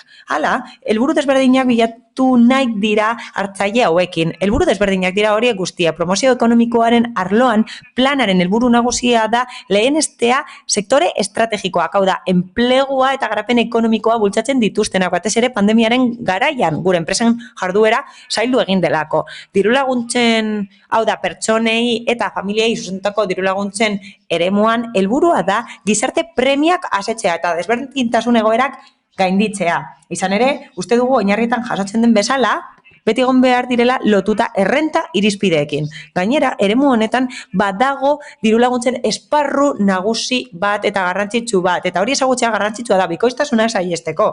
Eta konponbideak proposatzeko hutsune desberdinetan, hau da beste diru laguntza lerro batzuek usten dituzten hutsune horien edukia betetzeko. Gu gara administraziorik hurbilena eta malgutasun irizpideak izan behar ditugu premiazko egoerei erantzuteko, naiz eta eskumena partekatzen dugun. Adibidez, etxerik gabeko pertsonentzako diru laguntzak abiarazi ditugu aurten. Etxerik gabeko pertsonei laguntzeko konfinamenduan egon zirenak udal zaintzarekin eta gainera hezkuntza gizarte mailako prozesu bat abiarazi dugu haiekin.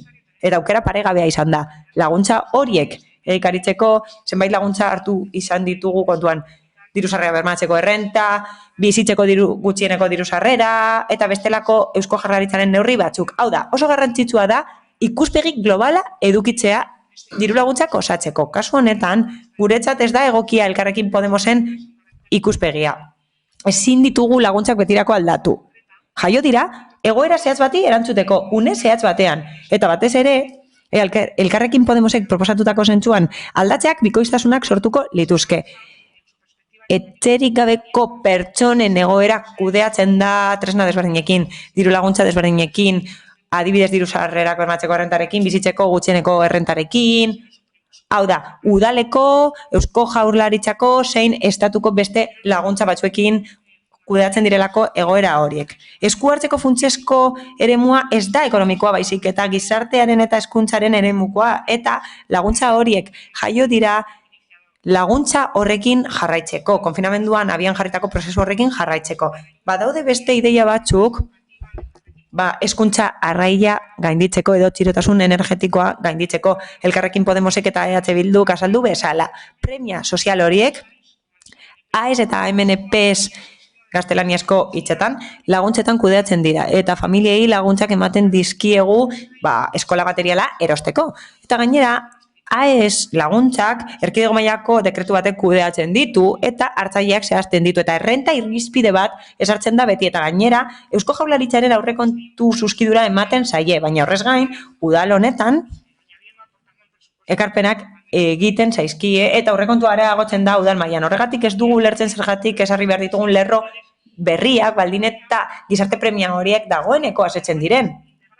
Gainera, aurrekontu berria eman beharko genieke laguntza horiei. PES ez da jaio, plan hau ez da jaio gizarte premiak gainditzeko EH Bilduk esan bezala. Baizik eta horiei erantzuteko objektibotasun irizpideekin eta eraginkortasun irizpideekin. Hori ez da alokairua sustatzeko laguntzen kasua. Kolektibo hau, diru sarrerak bermatzeko errentatik kanpo geratzen da. Agian ez dutelako bete, independentziako bizikidetza urte hori, edo EPCV laguntzaren muga gainditzen dituztelako. Agian nire denbora agortu dut eta horregatik bigarren txandan jarraituko dut. Beno. Rodríguez jauna, zeure da hitza. Bueno, muchas gracias. Ahora Benetan barregarria da. Sozialistek eskatzen digute ebaluazio mekanismoak aurkezteko. Plana irakurri mesedez. Aurkeztutako edo emandako diru laguntzak, erabiltzaileak eta gai orokorra denez balio die, baina beno. Edonola ere, berak esan bezala, gobernu taldeari dagokio gauzak antolatzea, ezta? Horretarako da gobernu taldea. Beraz, soldata ona dauka bere lana behar bezala egiteko, gomendatzen dizut hori egiteko, besterik gabe. ditugu gure proposamenak eta hoien nondik norakoak.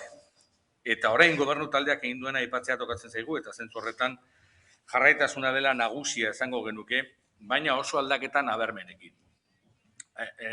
Plan estrategiko honek ez dauka gauza berririk.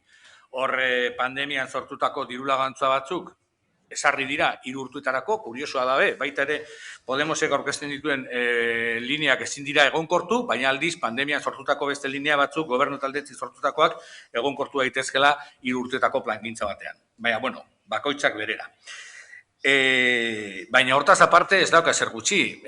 Barneratzen dau aurrekontuetan onartutako emakumezkoen kirola bultzatzeko diru laguntza eta beste diru laguntza berri bat sortzen da hortik etxe bizitzak konpontzeko eta merkaturatzeko. Hortik aparte ezer berezirik. Baina badago zerbait garbia eta oso esanguratsua dena eta lehen aipatu duguna, eta PNV eta PSek Alderdi Popularrari keinu garbia egin diotela. Agian eskuineko frontea indartzeko asmoarekin. Ituna dagoelaren, bueno, santxuak eta aztarna nahikotsu dauzkago. Urtetan Alderdi Popularrak eskatu duena eman diote.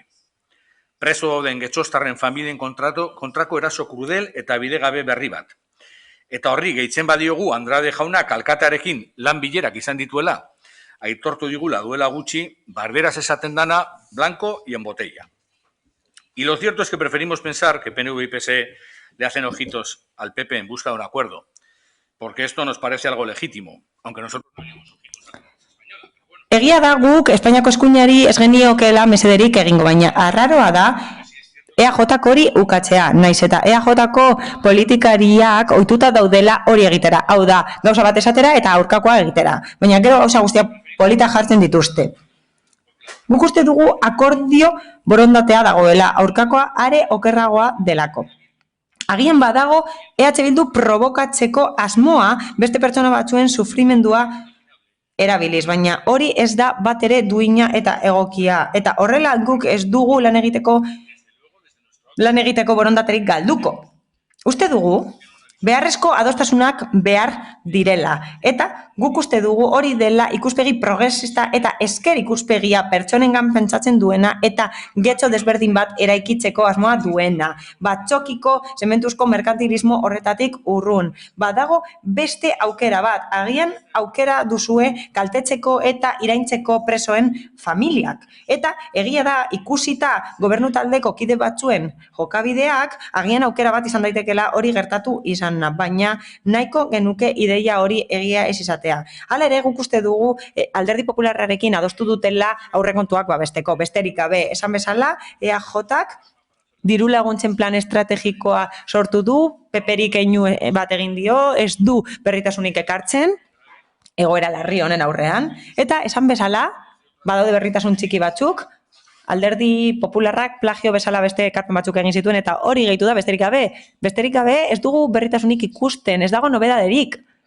Aurrekoarekin jartzen badut, Carmen, ez esan asko egin duzuela lan, antzekoa da, orain dela 3 urtekoaren oso antzekoa da. Badago prozesu bat, aipatzen da, prozesu parte hartzaile bat, taldeekin, non gobernu taldeak esaten du, zer egin nahi duzue honekin? Ez, mesedez, esan zuek zein den zuen proiektua eta guk gurea azalduko dugu, baina gurea aipatzen dugunean esaten digute populistak garela. Horrelakoa da, ematen du batzuen eta besteen lehentasunak nola ez direla berberak. Eta gureek pertsonengan pentsatzen dute, pertsona horiek nortzuk diren gora behera. Eta haien ideologia zein den gora behera. Zuek batzokian, bere lagunetan, eta gero eta diru laguntza izendun gehiago edukitzen pentsatzen da. Batzuetan ezin dira kontrolatu laguntza horiek. Azkenean, diru laguntza bat emango dizu zuri eta hori da izenduna.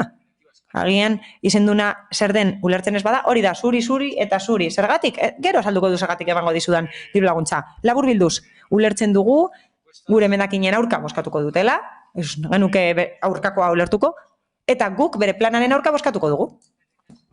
Rodríguez jauna, Andrade jauna, zeurea da txanda. Sí, gracias, señora alcaldesa.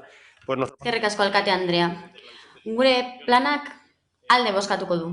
Guretzat, plan hau gida bat da, gure udalerrian emango diren diru laguntza eta laguntza guztiena, oso ondo laburtzen du zein diru laguntza ematen diren, nori ematen zaizkien, eta nik uste dut badagoela kontrolari dagokionez egin gehiago lan egin behar dela eta kontrolatu egin behar dela beretan diru laguntza horiek ematen diren edo ez.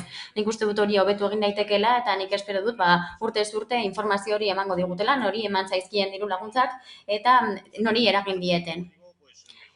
Esan dudan bezala, plan honek nabarmen hobetzen du 2017-2019 bitarteko plana, zabaldu egin zen, hori aintzat hartu behar dugun, 2018ko osoko bilkura batean gehitu egin ziren diru laguntza batzuk, adibidez Caritas eta Sarekiderentzat, eta baita itsas kiroletarako beste elkarte batzuentzat. Harrigarria iruditzen zait, EH Bilduk esatea nik honi buruz zerbait esan dudana, izan ere honi lehenengo parte hartzea da, nik ez dut ezer esan, baina bai, diru lan bilera batzuei buruzari da. Nik uste dute esan duela apur bat gogo txarra daukala, ze guk lan egin dugu. Bai, egia da, lan egin dugu, lan taldeak deitu egin zigun, lan egiteko, denok jaso genuen galdera eta deia eta joan ginen lan egitera. Eta ekarpenak egin nahi zituenak, egin izan zituen, eta egin nahi izan ez zituenak, ez zituen egin entzun, eta ez errez esan. Horri buruz hitz egiten dugunean, eta lehen hitz egin dugu zeharkako lan taldeak sortzeari buruz, eta talde lan paraleloi buruz sortzeari buruz, nik uste dut hori dela lanerako talde bat, joatea bilera batera, ekarpenek egitea, eta egokitza jotzen dena hartzea eta onartzea. Beti ere, aintzat hartuta, gobernatzen duela, eta gainera osoko gehiengoa daukala, eta beraz, zentzu horretan, ni pozten naiz ikusten delako guk egindako proposamen batzuk ja plan estrategikoan jasota zeudela, naiz eta beste lerro batzuetan izan, batzuk emendakin gisa aurkeztu ziren eta dagoeneko jasota daude, eta beraz plan estrategikoan ja badaude. Bilera horietan hainbat ideia eman genituen, adibidez, alkatetzari eskuartetza kentzea plan hori nahi bezala aldatzeko, dagoeneko ezin du aldatu, dena jorratu behar da osoko bilkuran, hitz egin genuen elikagaien bankuari buruzko diru laguntza izendunak gehitzeari buruz, eta proposatu genuen eraikin historikoak eta kirol egokiturako diru laguntzak ematea, eta, ezeztatu egin zituen, dagoeneko gehituta daudelako beste lerro batzuetan. Nik uste dute pendiente geratzen dena da klima aldaketaren kontrako hildo bat sortzea. Elkarrekin Podemosek horri buruzko emendakin bat aurkeztu du, eta guk horren alde bozkatuko dugu, eta nik uste dute etorkizunean behar bada, bai sortu beharko dugula lerro espezifiko bat klima aldaketaren aurkako ekimenak sustatzeko, egoera kezkagarria delako une honetan. Dena den, argi dagoena da guk plan estrategiko hau babestuko dugula, eta batez ere oso garrantzitsua izan da diru presoei diru laguntzak ematea kentzea izan dela. Izan ere guk uste dugu horiek ez dituztela betetzen herritarren eskubideak, bizikidetzarako eta bakerako, eta uste genuelako nolabait legitimatu egiten zuela terrorismoa gizartean. Uste genuen erabat asaldagarria zela diru laguntza lerro hori mantentzea, eta gainera terrorismoaren biktimak irainduko zituela. Nik uste dute hori gaur konpondu egingo dela eta aitortu egingo dugula gobernuak egin duen aurrea pauso hori, eta eskerrak emango dizkiogu inoiz ez delako berandu. Mila esker. Eta gure aldetik, Uriarte jauna, zeurea da. Alkate Andrea, eskerrik asko. Diru laguntzen plan estrategikoak honako hauek jasotzen ditu, xedea, printzipio eta helburu orokorrak, ildo estrategikoak, emateko prozedura, gauzatzeko epea eta finantzaketa. Udal gobernuak, EAJ, PNVek eta PSek osatua, Getxoko herritarrei eta elkarte eta ekonomia sariari udal diru laguntzak emateko egiten duenan proposamena sari gara, arlo guztietan emandako diru laguntzak. Entre otras, y mencionarlas, porque ya han sido mencionadas. Eta batzuk aipatuko ditugu, hasiera batean zinegotzi proposatzaileak egin duen proposamenean ere entzun ditugu, eta orduan batzuk bakarrik aipatuko ditugu. Eztabaidan ere beste batzuk aipatu direlako, baina nik ere nire ekarpena egin nahi dut, zerrenda egin nahi dut, gizarte zerbitzuak, gizarte larrialietarako laguntzak, besteak beste laguntza ez periodikoak, irabazi asmorik gabeko erakundeentzako laguntzak, adibidez Gurutze Gorria, Caritas, Fundación Síndrome de Down, Getxoko Inmigranteen Plataforma, Perualde, Garapenerako laguntza, Berdintasunaren arloko laguntzak, Hezkuntzaren arloko laguntzak, Gazteentzako laguntzak, Zahartze aktiboaren laguntzak, Euskararako laguntzak, Ondare historikoa babesteko laguntza, zehazki Portuzarreko auzokideen elkarteari ematen zaizkionak, hain zuzen beraien tokian, beraien esparru horretan laguntzak aldaketak egiteko, gobernuak egin ezin dituenak, Getxoko gaztaentzako etxebizitzen diru laguntza, kontrataziorako laguntza lanbiderekin lankidetzan merkaturatzeko zailtasunak dituztenak, promozio ekonomikoa, ingurumena babestea, kirola babestea Getxon, kultura sustatzea eta kultura musikala ere sustatzea. Horretarako, aintzat hartu behar dugun, 2008an gaitu direla diru laguntza espezifikoetan, ia 3 milioi euro pandemiak eragindako ondorioak arintzeko, horri gehitu behar diogun gehigarria, egin den gehigarri hori oso gehigarria izan zena, zehazki egin dena sektore ekonomikoari laguntzeko, beraz, ia 3 milioi euro gehiago dira, eta beraz, 8.894.336 euroko emaitza jaso dugu udal diru laguntzetan. Diru laguntza hauek emango dira aurrekontuaren bidez gaitzen direnean, egiten baldin bada, eta plan estrategiko honen bidez. Gutxi gora bera, 5,5 milioi ohikoak dira, eta ez ohikoak 3 milioi, hori da pandemiak eragindako egoerak arintzeko gehitu dena. Hori da, udal gobernuak hurrengo 3 urteetarako proposatzen dituen plan estrategikoen plana, 25 emendakin aurkeztu dituzten Elkarrekin Podemosek eta EH Bilduk, eta Alderdi Popularrak aurretiaz prestatu zituen aurreko batzorde batean.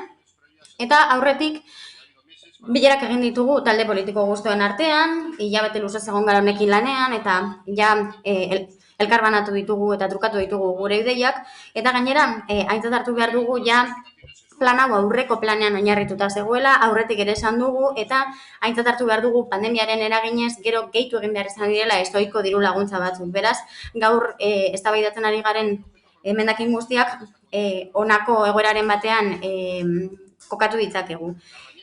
Proposatutako xedea ja jasota dago planeko ildoren batean, diru laguntza bidezko tresna ez da egokiena planteatzen den behar izan hori hartatzeko, ekintza zuzeneko beste tresna batzuk ere bat daude. Diruz lagun daitekeen xede hori ez dago udalaren eskumenen menpe, eta beraz beste administrazio, udala zaindiko beste administrazio batzuek emandako diru laguntzekin talka egin dezakete. Gainera, baliabide ekonomikoak bukatu egiten direnez, lehentasunak ezarri behar dira, eta beraz, horiek ez daude gure lehentasunen artean, eta azkenik, EH Bildu proposatu du diru laguntza izendunak kentzeko, besteak beste Utopian Antzerki elkarteari edo Portu Zaharreko auzokideen elkarteari, antolatzeko besteak beste munduko sokatira txapelketa, Ontzia J80 ekialdia edo Arena Zen urteurrena edo Punta Galeako klub ziklista, ez gaude ados, uste dugulako eman daitezkeela beti ondo eta garaiz. Izan ere, beti daude data zehatzak ekitaldi horiek egiteko eta laguntza eman behar diogu herritarrei hori egin ahal izateko. Eskerrik asko. Uriarte jauna, bigarren txandarekin hasiko gera. Bai, Uribe de la Espriella, zurea da hitza. 3 minutu dituzu. Vale, esta vez no voy a... Eskerrik asko, oraingo honetan naiz horren beste luzatuko, bukatu nahi dut beste alderdi politiko batzuek egindako emendakinak baloratzen. Adibidez, aipatu nahi dut alderdi popularraren kasuan ez gatozela bat egoitzei buruzko emendakinarekin eta kontran bozkatuko dugu. EH Bilduri dagokionez ezinbestekoa iruditzen zaigula auzokideen elkartearekin zerikusia duena, eta beraz pena izango dela udaltaldeak emendakin hori aintzat ezartzea. Uste dugulako ezinbestekoa dela auzokideek partaidetzan parte hartzeko, eta horrela herritarren integrazioa sustatzeko eta beraien jokabide eztibikoak sustatzeko. Beraz, ez zaigu oso logikoa iruditzen ez baloratzea. Gure emendakinei buruz zinegotziak esan duenaren harira, batez ere hitz egin nahi dut guk emandako datuei buruz. Izan ere, Eusko Jaurlaritzako berdintasun gobernuak esan du desberdintasunak eta desberdinkeriak ez direla murriztu, gehiago igo egin dira, eta inkesta hartu behar da aintzat ez dela azken 2 urtekoa, baizik eta azken 10 urtetan hartu behar dugula. Ulertzen dut badaudela neurri batzuk hartzen direnak, eta badaudela politika eta programa batzuk udal honen aldetik, baita gobernuaren aldetik ere, baina ja estatistikoki demostratzen da etxerik gabe dauden pertsona hoien aldeko politikak eta planak ez direla eraginkorrak. Eta azterketa hauek Eusko Jaurlaritzak egiten ditu eta ez oposizioko taldeek. Beraz, guk uste dugu edozein bidetatik hobetu egin behar direla etxerik ez daukaten pertsonentzako laguntzak. Ez dakigu berdin da udalaren laguntzen bitartez egingo den edo beste moduren batean, baina uste dugu oso garrantzitsua dela zaurgarritasun egoera handiena bizi duten pertsonen alde egiteko. Aintzat hartu behar dugu polikiroldegietan pasatu dutela konfinamendua, eta egia da dagoeneko badaukagun zerbait eskatzen ari garela, gizarte larrialdiko laguntzak existitzen dira, eta bai, autonomia erkidego mailako eskumenekoak dira, eta badakigu laguntza horiek daudela, baina horrek ez du esan nahi udalak beste laguntza batzuk eman behar ez dituenik. Baina hori astakeria hutsa da. Komentatu nahi nuen, argi utzi nahi nuen, nik uste dut oso garrantzitsua dela sentsibilitatea erakustea zentzu horretan, uste dut agorafobia apur bat sentitu dugula diru laguntza hori buruz hitz egin dugunean, eta pena da ez aintzat hartzea oso interesgarriak izan daitezkeen proposamen hauek. Berriz ere ez dut esan nahi ona etorri eta dena izango dela entzutea eta ez eukitzea aukerarik hitz egiteko eta proposamenak egiteko eta parte hartzeko.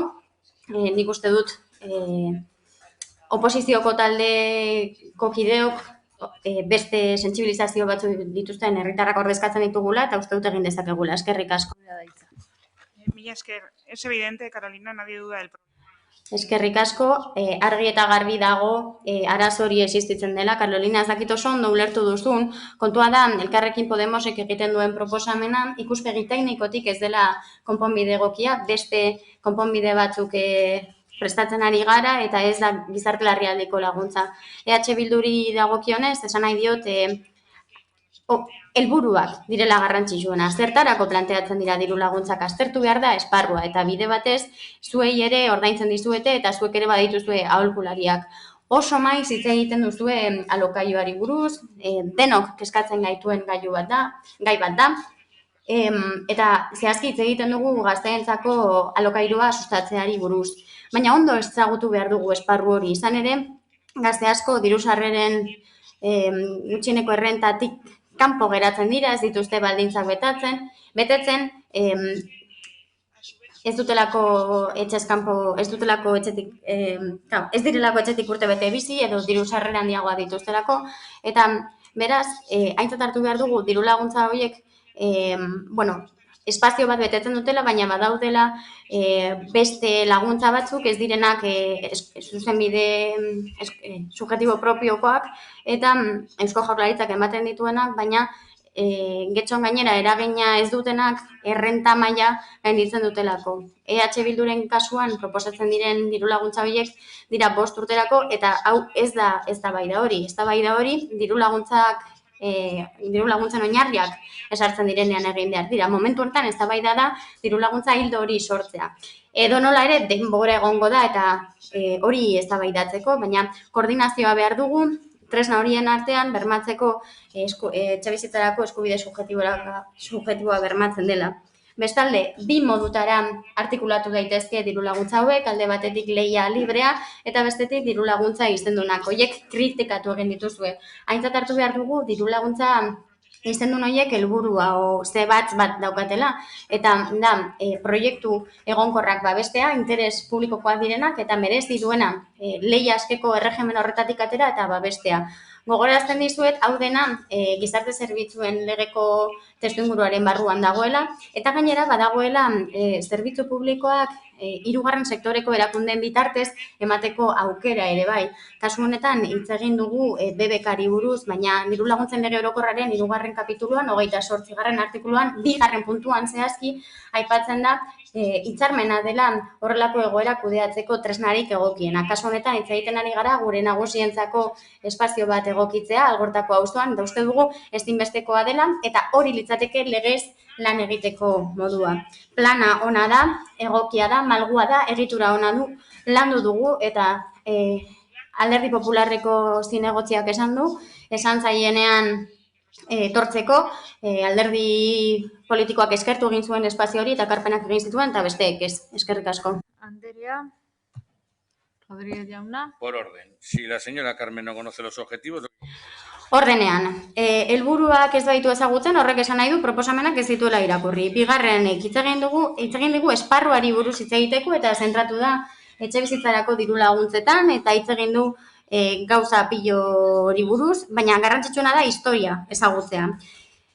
Carmen Díez Andrea udalbatza osoa honetan egon baino lehen urteak generan martzan, eta ez hilabeteak baizik, eta urteak Alderdi Sozialistako EAJ-ko eta udaleko teknikariekin lanean laguntza horiek artikulatzeko moduari buruz.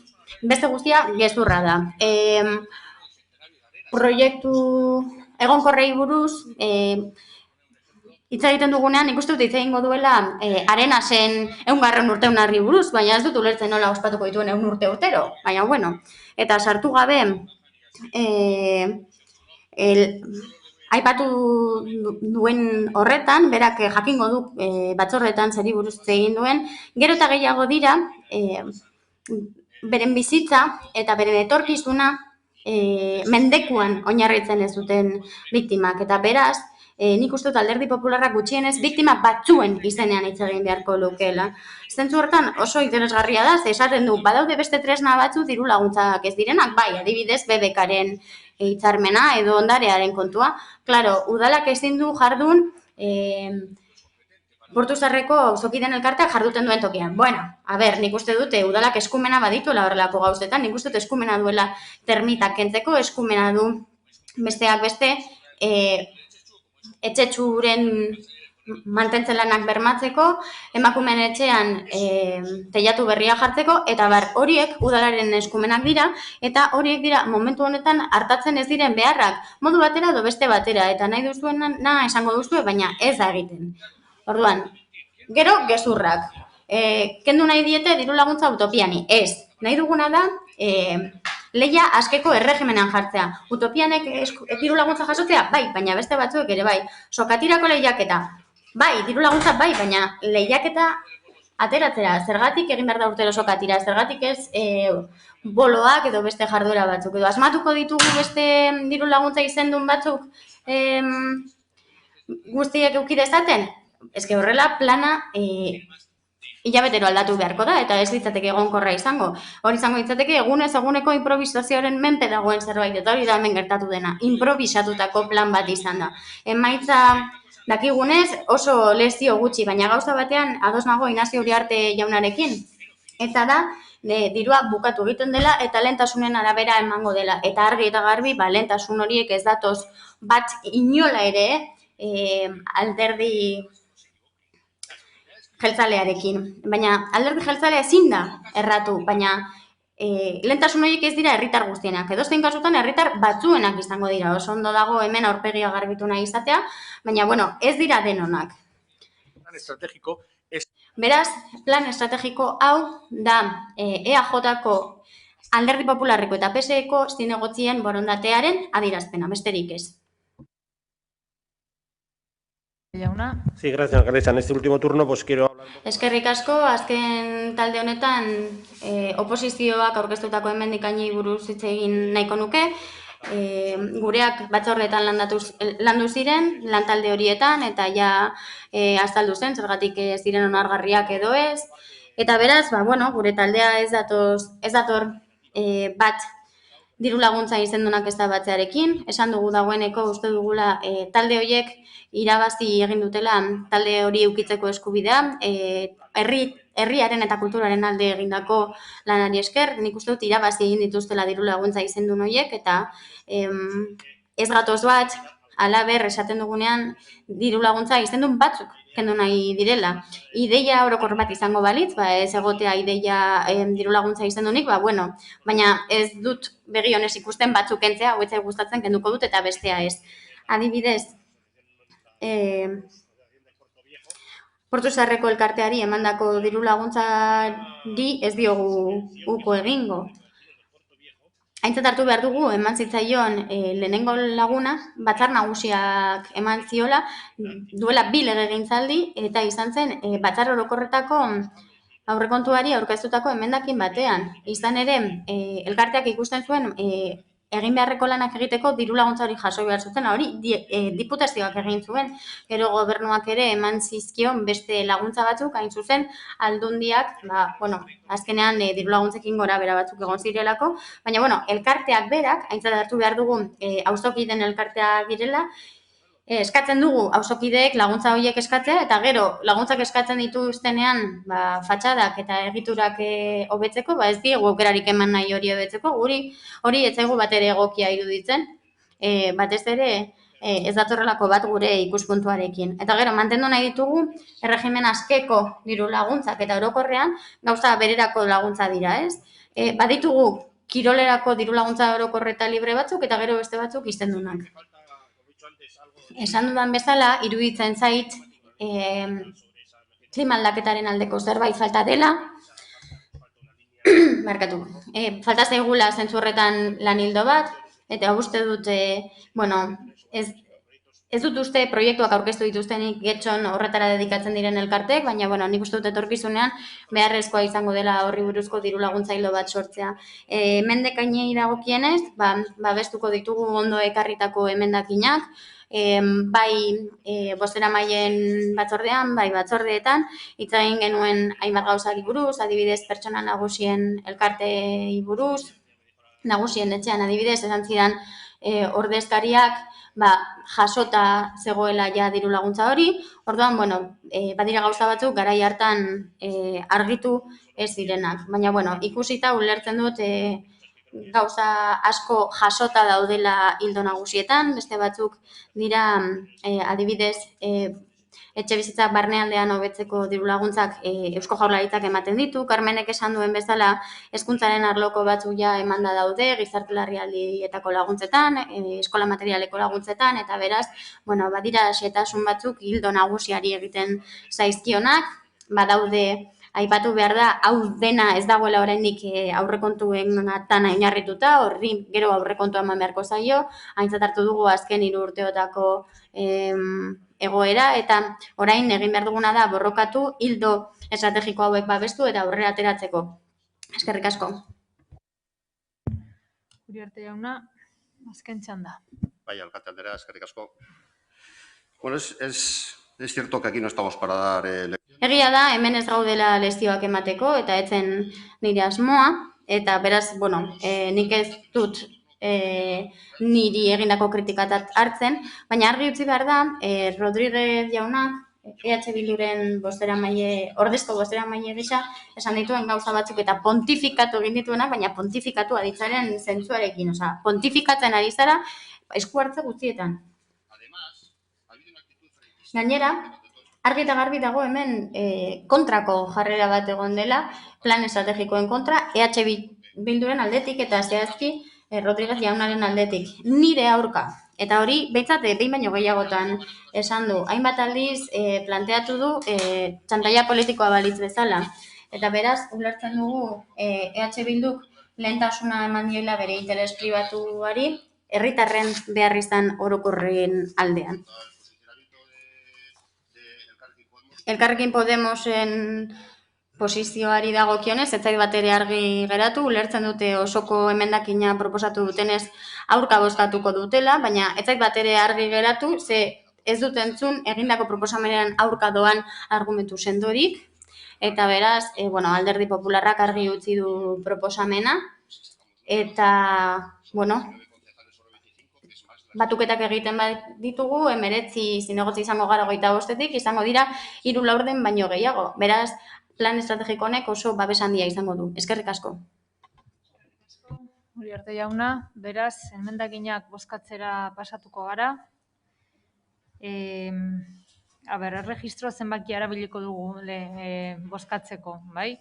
Lehendabizi bozkatuko dugu la enmienda a la totalidad delakoa. Eta gero Elkarrekin Podemosekoak jarraituko ditugu bozkatzen, eta gero EH Bildukoak. Ados? Venga. Orduan, enmienda a la totalidad da 24, 3, 42, zenbaki duna. Aldeko bozkak, EH Bildu eta Elkarrekin Podemos. Kontrakoak, PP, PS Euskadiko Ezkerra eta EAJ-PNV.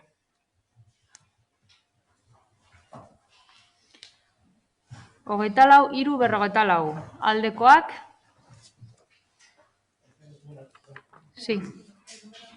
Perdone, señora, es que, alcaldesa, es que nosotros el registro, ya se lo comenté antes al secretario, no tenemos Markatu, eske guk ez daukagu referentzia hori, badaukagu bat dagoenak kutxa gorri batean, erregistro telematikoarena, hau urdina da, bai, baina guk ez daukagu gure komunikazioan, eta orduan lehen aipatu diot idazkariari, ez dakite posible den gorriz dagoen hori ere irakurtza, gorriz dagoena bakarrik daukagulako guk. Esan diate ez dagoela arazorik, baina berak ezin zuela konpondu, eske ez daukagu urdin hori. EH Bilduren kasuan bai, baina Elkarrekin Podemosen kasuan ez.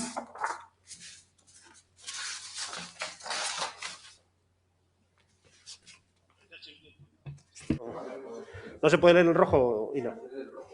Me han pasado el rojo. Bai, badaukat gorria, hemen goian datorrena, bai. Erregistro telematikoa da. Vale. Bueno, pues entonces no puedo controlar, ¿eh? Orduan hori ezin dut kontrolatu nik, Que a nosotros nos pasa lo mismo. Bai, guri ere gauza bera gertatzen zaigu. A ver, vayamos, por partes. Apurka, egingo dugu dena, lasai. Orduan, lehenengo emendakina osokoa da, eta ja egin dugu, ez da? Gorriz dagoen horretan, 20-00-44, hori da gertzen zaizuena? Bai? Bale, hori da. Urrengoa, 44-88. Eta gurea da, 24-3-34. Aldekoak. Podemos, kontrakoak, PP, PS Euskadiko Ezkerra eta EAJ PNV.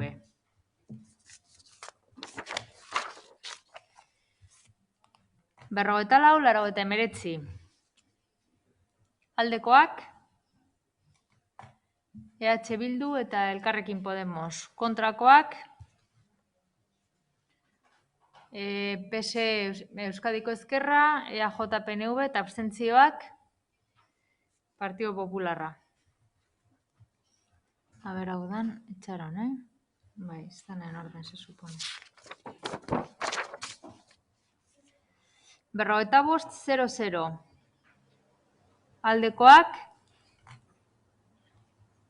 EH Bildu eta Elkarrekin Podemos. Kontrakoak, PS Euskadiko Ezkerra, EAJ PNV. Abstentzioak, Partido Popularra.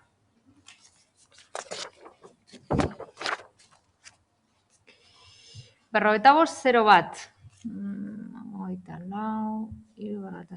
Aldekoak, EH Bildu, Elkarrekin Podemos. Kontra,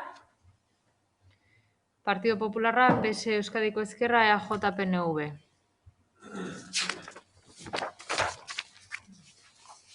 Berrogeita bost, 03.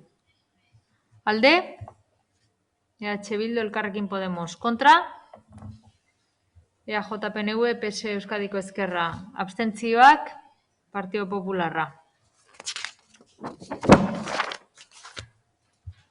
Berrogeita bost, 04. Alde, EH Bildu, Elkarrekin Podemos. Kontra, PSE, EAJ PNV. Abstentzioa, Partido Popularra. Berrogeita bost, 05. Alde, EH Bildu, Podemos. Kontra, PP, PSE eta EAJ PNV.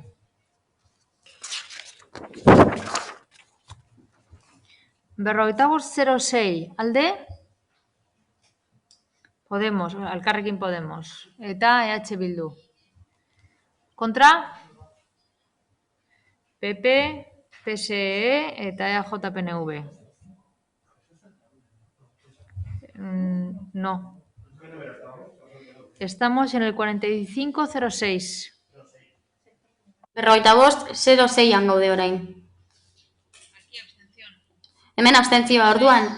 06an, berrogeita bost, 06. Elkarrekin Podemos, kontra PSE eta EAJ eta abstentzioa Partido Popularra. ¿Vale? Yo estoy cotejando aquí los dos números, así que... Hemen konparatzen nahi nahi zenbakiak. Oso ondo, aurrera. 07. Alde. Partido Popularra, EH Bildu eta Elkarrekin Podemos. Kontra, PSE Euskadiko Ezkerra eta EAJ PNV. Berrogeita bost, 08. Alde. Partido Popularra, EH Bildu eta Elkarrekin Podemos. Kontra, PSE, EAJ PNV.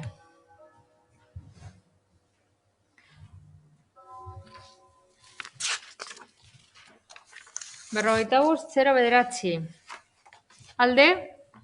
EH Bildu, Elkarrekin Podemos. Kontra, EAJ PNV, Partido Socialista, Euskadiko Ezkerra eta abstentzioa Partido Popularra. Vale. Eta 55, alde, Bildu, Elkarrekin Podemos, kontra, PP, PSE, EAJ, PNV. Eta honekin, Elkarrekin Podemoseko enmendakinak bukatzen ditugu. Orain Bildukoakin sartuko gara. Vale, 54, 77. Alde. Sí.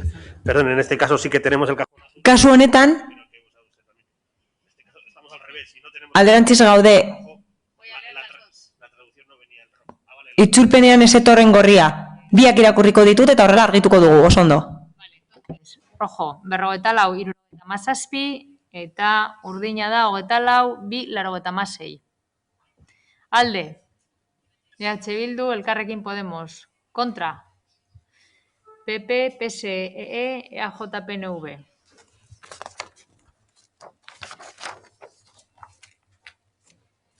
Berrogetalau, 78. Edo, 24, 2, 87. Alde. Bildu, Elkarrekin Podemos. Kontra. PP, PSE, eta EAJ, PNV.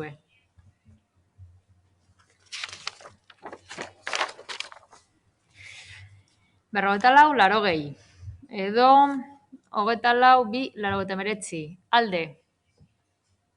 Bildu. Kontra. PP, PSE, Euskadiko Ezkerra, EAJ, PNV. Abstentzioak, Elkarrekin Podemos.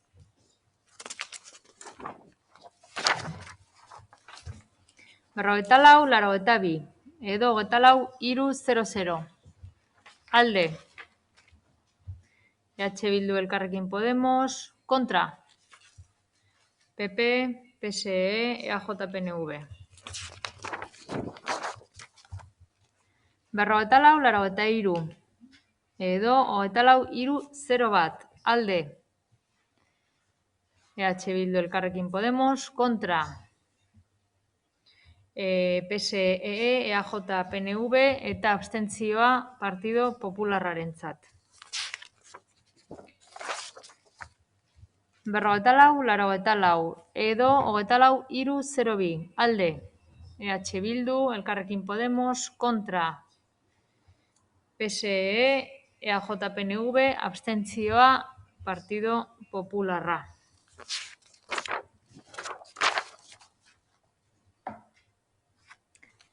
Berrogetalau, 85. Edo, 24, 3, 04. Alde. Bildu, kontra. Eta Elkarrekin Podemos, parkatu, kontra. Partido Popularra, PSE, Euskadiko Ezkerra eta EAJ, PNV.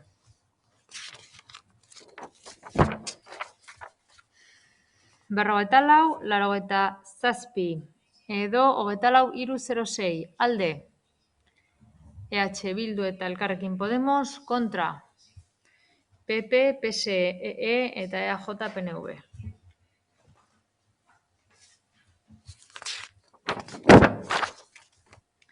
Berrogetalau, 88. Edo, 24, 3, 07.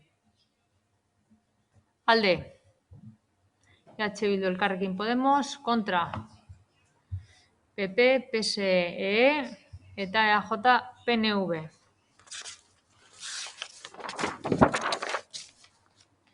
Berrogetalau, 89. Alde. Bueno, edo 24, 3, 08. Alde. Bildu eta Elkarrekin Podemos, kontra. PP, PSE eta EAJ, PNV.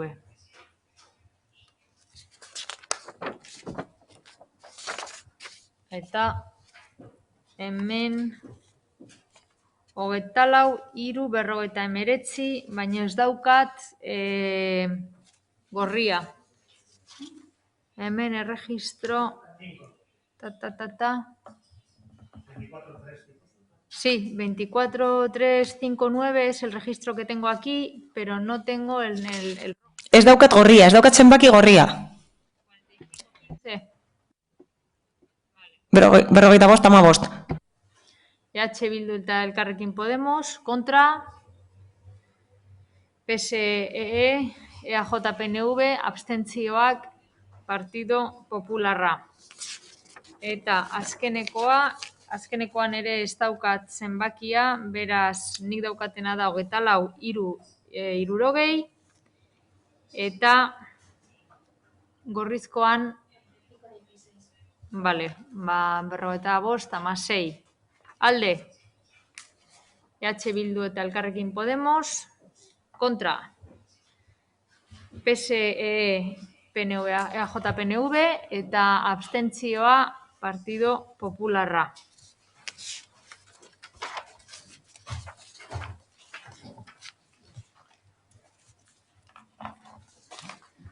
Ben, eta orain proposamena bozkatzu egingo dugu.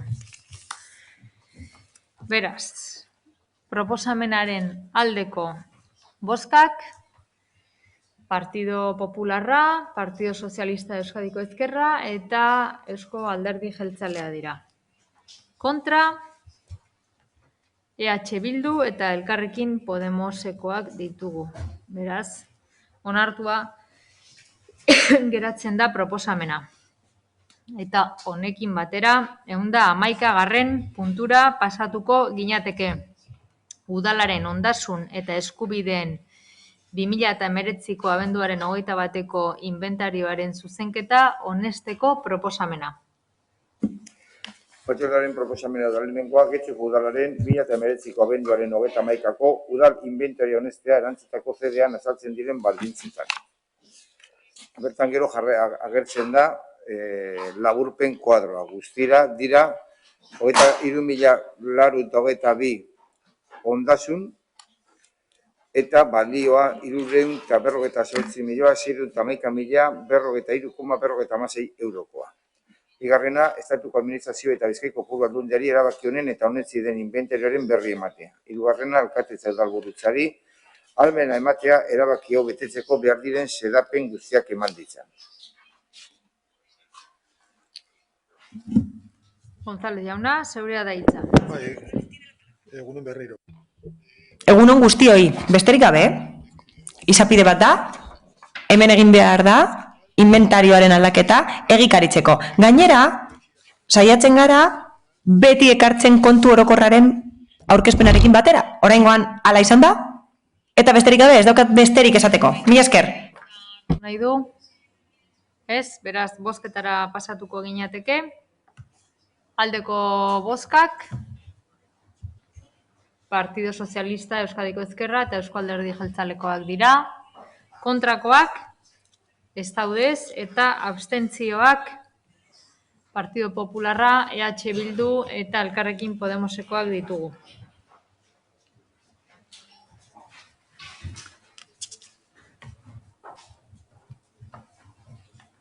Vale.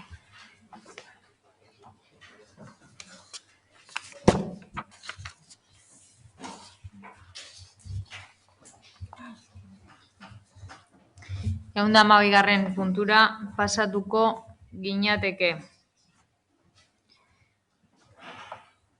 Bozeramaileen batzordearen akordioaren berri ematea. Adierazpen askatasunaren alde, Unai Etxeberriari elkartasuna adierazteko.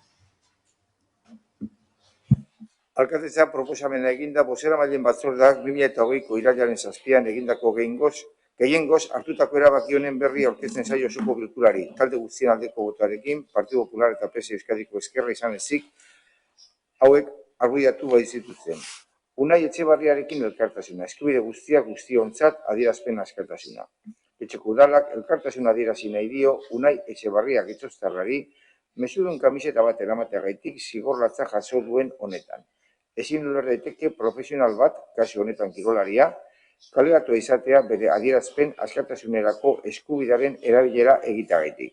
Kaleratze hau eskubide urraketa larritzat jotzen du udal honek, bai eskubide zibilen planoan, zein kasu honetan lan eskubideen planoan. Horren bestez, edozein pertsonaren adierazpen askatasunerako eskubidea beti errespetatua izan dadin galde egiten du. Norbaitek hitza hartu nahi du? Bai. guazen Elkarrekin Podemosek ez du hartuko, ez. Orduan Díaz Anderea, zuk hartzen duzu hitza. Por dejar claro nuestro. Argi ustearren gure jarrera. PSE Euskadiko Ezkerrak beti babestu ditu eskubideak eta pertsona guztien askatasunak eta diskriminaziorik eza, ideologia arrazoiengatik. Kasu honetan, ez dugu uste lotuta dagoeni kontratua indargabetzea eta adierazpen askatasun eskubidea. Modu bakarra hori ziurtasunez ebasteko epaitegietan dago. Oraindik ez dago epairik horren inguruan. Atzera egitekotan guztiz ados egongo gara. Ustez, urratu egin den eskubidea defendatzearen alde egongo gara beti. Bai, Gijarrubi Anderea. Bai, gustatuko litzaiguke azaltzea EH Bilduren helburua, testu bat eta bozeramaien batzordea egiteko eta adierazpena adierazpen bat egiteko udal bezala izandako arrazoiak, ez? Argi dagoena da, Getxo-Estar batek jasotako adierazpen askatasunaren urraketa salatzea eta Getxoko auzokideari udalgiza gure babesalaraztea izan zela lehenengo momentutik gure helburua. Horregaitik, horretarako, beste talde politikoen ekarpena eta proposamenei irekita zegoen testua aurkeztu genuen. Iruditzen zaigulako oinarrizkoa den eskubidea dela honako adierazpen askatasuna bezalakoa, letra larriz jasotzen dena Konstituzio Espainiarrean, por cierto. Eta berriz ere Espainian euskaldun bati lapurtu ziotena. Beste batzuetan ere euskal sortzaile, aktore eta kirolariei gertatu izan zaien bezala. Gertakari horrek gure ustez argi erakusten digu estatuko oinarriek defizit demokratiko nabarmena duen sistemar indarrez eusten diotela eta ondorioz ere gainerako espazioetan horrela gertatzen dela. Eta uste dugu horrelako gertakarien aurrean ezinbestekoa iruditzen zaigu instituzio gisa posizionatzea. Los hechos son los que son, después de que Unai Etxebarriak Altsasukoak aske kamiseta jantzi zuen eta horren ostean kanpaina mediatiko itzela egin zen bere aurka.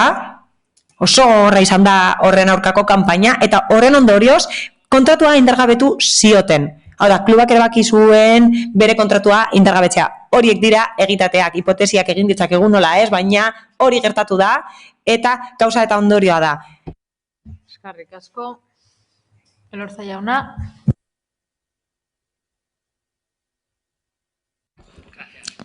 Eskerrik asko alkate anderea. Barkatu, baina lehenik eta behin, esan behar dizuet, EAJaren jarrera, kasurik onenean, oso desegokia da, eta urratzen du bozeramaien batzordearen jarduketa. Kidean itzeko organo bat da, eta pentsatuta dago denon arteko akordioak hartzeko zeharkako gaien inguruan, batasuna eta hau batekotasuna sortuz. EAJ taldeak, eta hor bai egon dela bilera bat, bi alderdiren artean, naiz eta besteak ez ginen gonbidatuta egon, bilera bat egon zen, kasu horretan bai egon da bilera bat, eta testu bat izan da emaitza. Azkenean, Elkarrekin Podemosek ere babestu zuena, eta PSE, gobernuaren bazkidea eta gu, kanpoan geratu gara, nik uste dut, ez dela bat ere egokia jarduteko modu hau. Hala, kentzen zaio osoko bilkura honi eztabaidatzeko gaitasuna. Akordio bat aurkezten da eta ematen du talde guztion akordioa dela. Erakunde mailako adierazpen bat delako eta hori ez da horrela. Batez ere kontuan hartuta ez dela bere bazkidearen adostasuna bilatzen. Egokia izango litzateke osoko bilkura honetara ekartzea baterako mozio bat hemen eztabaidatzeko eta horren inguruan hitz egiteko. Gaiaren mamira joz, zuen ustez bidezko kaleratze bat da alkateak esan bezala. Kamiseta bat jartzeagatik. Hala, Guardia Zibila erasotzeagatik zigortutako pertsona batzuk dira Altsasukoak. Badago epai bat, hau da, agintaritzako agentei erasotzeagatik zigortuta daude. Ez naiz hartuko horretan. Ez dakit kaleratu den kamiseta hori jartzeagatik edo beste arrazoi batengatik. Ez dakigu errendimendu ona zuelako, kirol mailan, barne araubide bat detez duelako. Ez dut esango bidezkoa den edo ez. Horretarako daude lan epaitegiak eta ez gu. Hala, kamiseta hori jarri zuen futbolariak edabideen aurrean eta gainera delinkuenteak babesteko kamiseta bat jantzi zuen. Eta hori ezin dugu babestu horretarako gure gobernuko organo bat gaizki erabiliz. Hau da, boseramaien batzordea. Eta hori azalduko dut.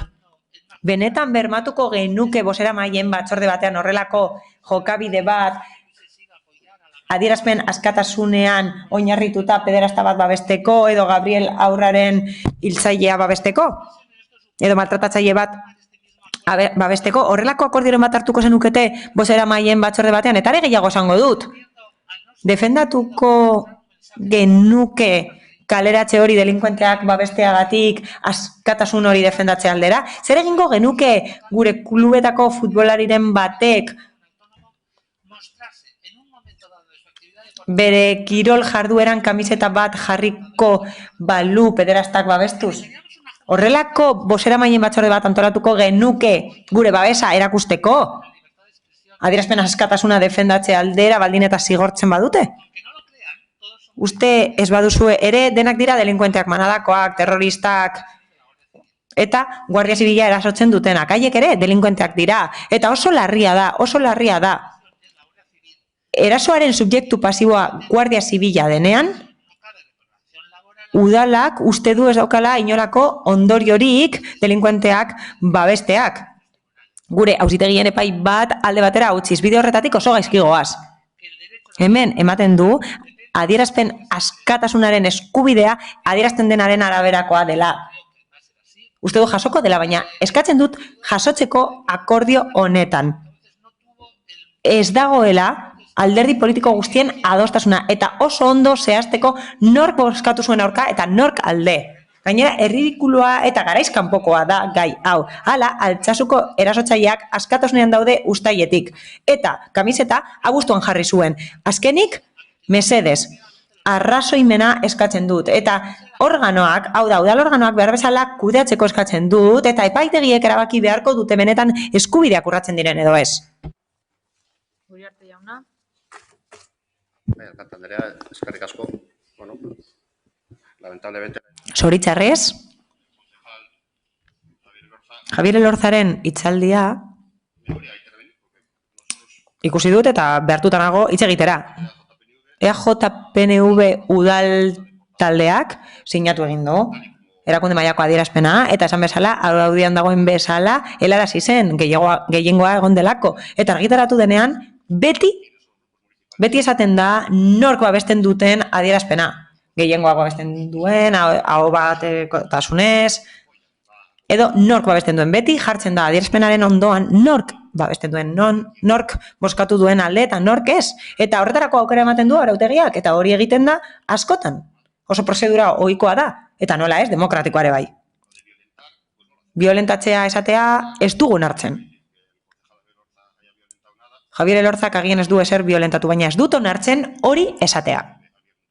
EAJ-PNVek ez du ezer violentatu. Ez delako egia. Hitzaldia guztiz kanpo dago, testu ingurutik kanpo dago, eta ezin dut besterik esan, testu ingurutik kanpo dago. Harago doa. Hitzaldi normal batetik harago doa. Eta gainera, asaldatzen du adierazpena bera. Boseramaien batzordean onartu zen agian aurka zaude, baina ezin da adierazpen osoa guztiz aldatu.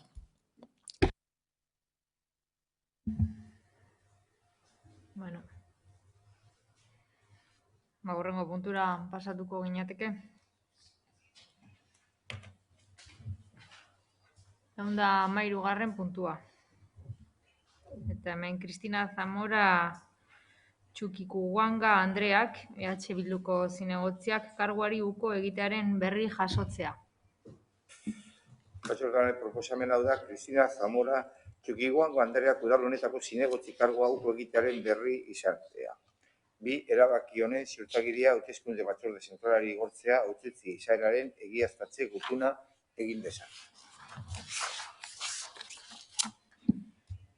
Bale, banik hemen bitz esan nahi dizkiot Kristinari, eskerrak eman nahi dizkiot bere ekarpenengatik, berak egindako lanarengatik, eta bere ikuspuntua ere osoko bilkura honetan jartzeagatik, eta espero dute hemendik aurrea bere lanean eta bere bizi pertsonalean, ibilbide aberatsa, pozgarria eta berak desioduna izan dezala. Beraz, laster arte, Kristina gure aldetik. Sí, brevemente me quería unir. Laburki alkatearen hitzekin bat egin nahi dut. Eskerrik asko Kristinari bere lanagatik eta espero dut elkar ikustea kanpoan ere bai. Beti da eskertzekoa emakumeok urrats bat ematea politikan eta espero dugu beste bide batzuetatik bere bideak ondo jarraitzea.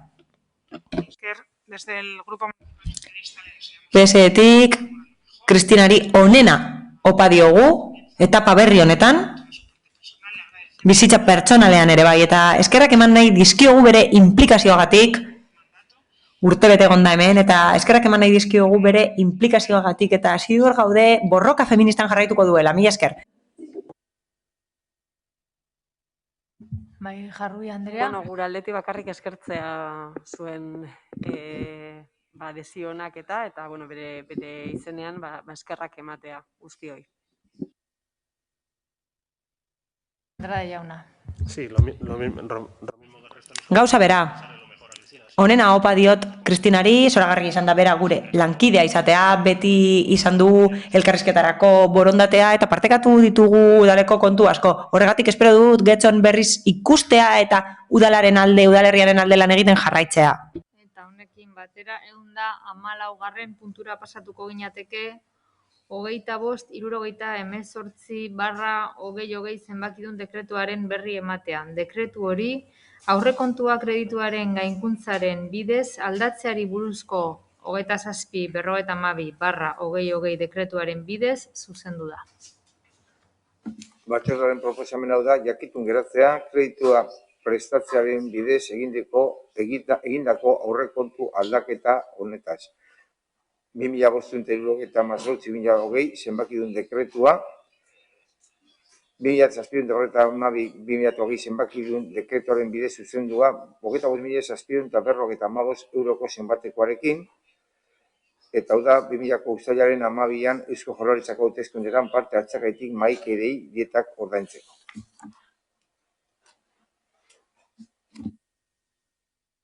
Norbaitek hemen hitza hartu nahi du? Ez. Bueno, honekin orduan mozioen atalean sartuko gara. 115. mozio puntua. Partido Popularra alderdiko udal taldeak aurkeztutako mozioa dugu lehenengoa, Zugazarte etorbideko bidegorria kentzea. Zein Zorrilla Lekerika, zeurea da hitza. Eskerrik asko alkate Andrea, eta egunon berriro ere. Orain testua irakurriko dut. PP alderdiko udal taldeak aurkeztutako mozioa Zugazarte etorbideko bidegorria kentzea. Udaleko gobernu taldeak Zugatzarte etorbidean bi norabide dituen bidegorria jartzea erabaki zuen. Triangeluko bidegurutzetik, Portu Zaharrera eta Ereagara sarbidea ematen duena, Jose Luis de Ugarte kalearekin bat egiten duen bidegurutzeraino. Horren ondorioz, Zugatzarte etorbideko alde horretatik zirkulatzen ari diren ibilgailuentzako Bilboko norabideko bi erreietako bat kendu da. Bidegorria, hasiera batean behin-behinekoa zena, uztailaren 10ean jarri zen abian erabiltzaileentzat. Gobernu taldeak esan zuen probagi gisa jarri zela eta ikusiko zela nola funtzionatzen zuen. 2 hilabete baino geroago emaitza nabarmena da. Bidegorria, Zugatzarte etorbidean jartzeko erabakia benetako porrota izan da, hainbat arrazoiengatik.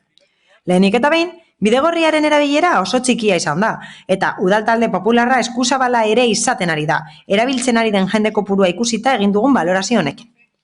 Beste alde batetik, ibilgailuek asko erabiltzen duten bide batean errei bat kentzeak autoilara gehiago egotea eragin du, eta ez gara ezer berririk adierazten ari, autoilarak behin uda amaituta are ugariagoak izango direla esatean.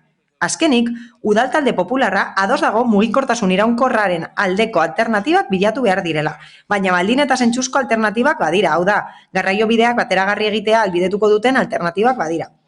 Horregatik guztiagatik, udal talde popularrak honako erabaki proposamena aurkezten du. Lehenengoa, Getxoko udalak lehenbailen ken dezala Zugatzarte etorbideko bidegorria. Bigarrena, honako mozio honen berri ematea udal komunikabideetan.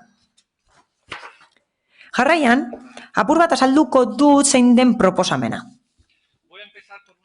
Lehenik eta behin, mozioaren esaldi bat aipatuko dut. Udal gobernu taldeak esan zuen bidegorria proba gisa jarri zela. Altuago esan daiteke, baina ez argiago, proba ez da ondo atera. Urteetan zehar, zenbait bidegorri esarri dira getxon. 25 kilometro baino gehiagoko bidegorri sarea dago, gehienak berizita daude, eta beste batzuk 30 kilometro orduko abiadura guneetan, eta beste batzuetan bidegorriak oinezkoek partekatzen dituzte. Eta bidegorri sare hori dago plan baten barruan. Bertuteak eta akatsak ditu, baina plan hori antolatuta dago, programatuta dago, eta eztabaidetan esan den bezala, plana nahiko zentzuduna dela esan dezakegu. Hala eta guztiz ere, guk uste dugu Sugatzarte etorbideko behin-behineko bidegorria ez dela ideia ona izan. Hala, gobernu taldearen arabera, Sugatzarte etorbideko bidegorria sortu egin da bide mugikortasuneko errei bat bezala, eta kaitik doana aisialdiarekin dago lotuta. Kasu honetan, ados jarri dira bidegorrien erabiltzaileak eta aisialdirako zein lanerako erabiltzen dituztenak ados jarri dira. Izan ere, denek erabaki dute Sugatzarte etorbidekoa ez erabiltzea. Eta kasu honetan, ikusten dugu zein den behin-behineko bidegorri honen errealitate bat. Eta hori da arrazoi nagusietako bat pentsatzeko porrota izan dela. Ez da iaia erabili.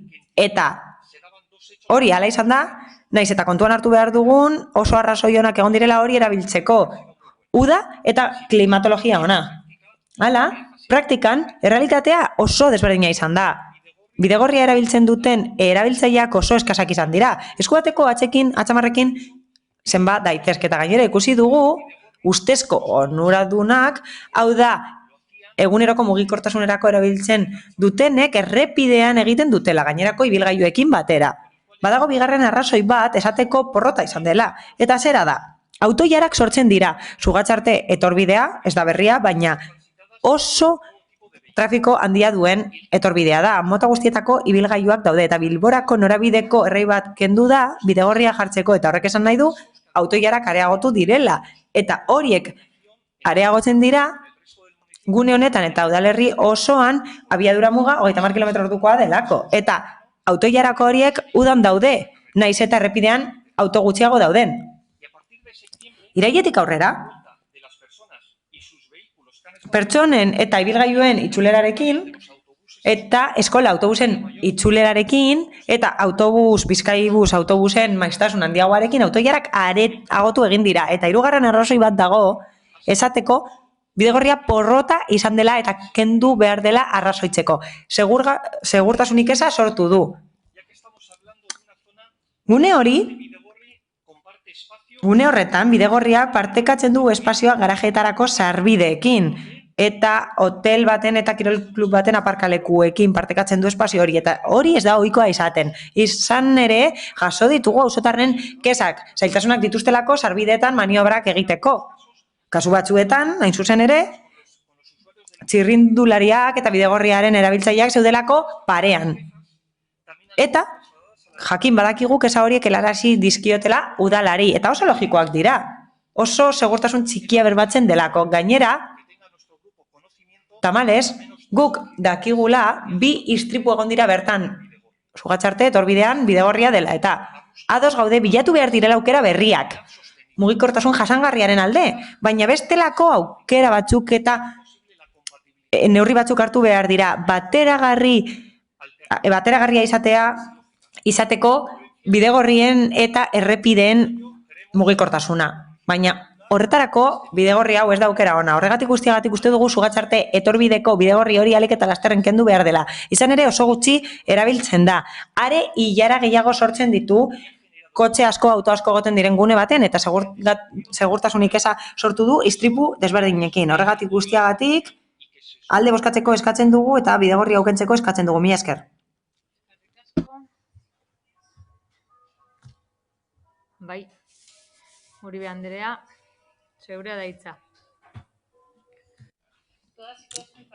Denok dakigu beharrezkoa dela mugikortasun jasangarriagoko eredu bat esartzea. Eta Elkarrekin Podemosetik beti babestuko ditugu alde egiteko neurriak.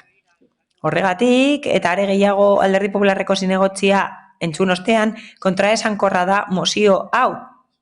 Guztiok partekatzen dugunaren aurka doalako. Nik uste dut denok gaudela ados horretan, aldarrikapen horretan, horregatik guztiagatik eskaera horren aurka bozkatuko dugu. Aurrerago, mozio bat aurkeztuko dugu eta txirrindulariak eta patineteak aipatuko ditugu horretan, azalduko dugu hobeto zein den gure apustua mugikortasun jasangarria bultzatzeko, baina esan behar dugu ez gaudela ados diagnostiko horrekin, ez da analisi horrekin ere. Batetik, esageratua da gure ustez esateak errei bat kendu dela, tarte bat bakarrik da. Eta etxe bizitzeetatik hurbil dagoenez, onurak ekartzen dizkie auzotarrei batez ere, osasunari dagokionez, zarata eta kutsadura mailak murrizten direlako. Gainera, lasaitasuna areagotu da, espaloi bat dutelako, oinez ibiltzeko eta kirola egiteko segurtasun handiagoarekin eta ibilgailuengandik urrun. Egia da, ezohiko egoera batean egon garela, eta irailetik aurrera autoilarak eta ibilgailuen kopurua areagotu direla. Baina ez dugu uste autoilarei dagokienez, alderik dagoenik aurreko denborekin alderatuta. Guk bestelako hiri eredu mugikorra defendatzen dugu, non txirrindulek eta bestelako garraiobideek ibilgailuarekiko lehentasuna izango duten. Horretarako mugikortasun berdeko bestelako aukerak daude kutsaduraren aurka borrokatzeko, eta nola ez garraiobide publiko nahikoa eta kalitatezkoa defendatzen dugu. Mila esker. Eskerrik asko. Aio jauna. Zeurea da hitza. Eskerrik asko alkate anderea. Esan den bezala, Alderdi Popularrak eztabaidatzeko mozio bat ekartzen digu. Proposamen bakarra da, bidegorri bat kentzea eta ahalik eta lasterren egitea. Kontuan hartu behar dugu, klima aldaketaren ondorioak direla eta paradigma aldatzen ari dela ere bai, mugikortasunari dagokionez alegia.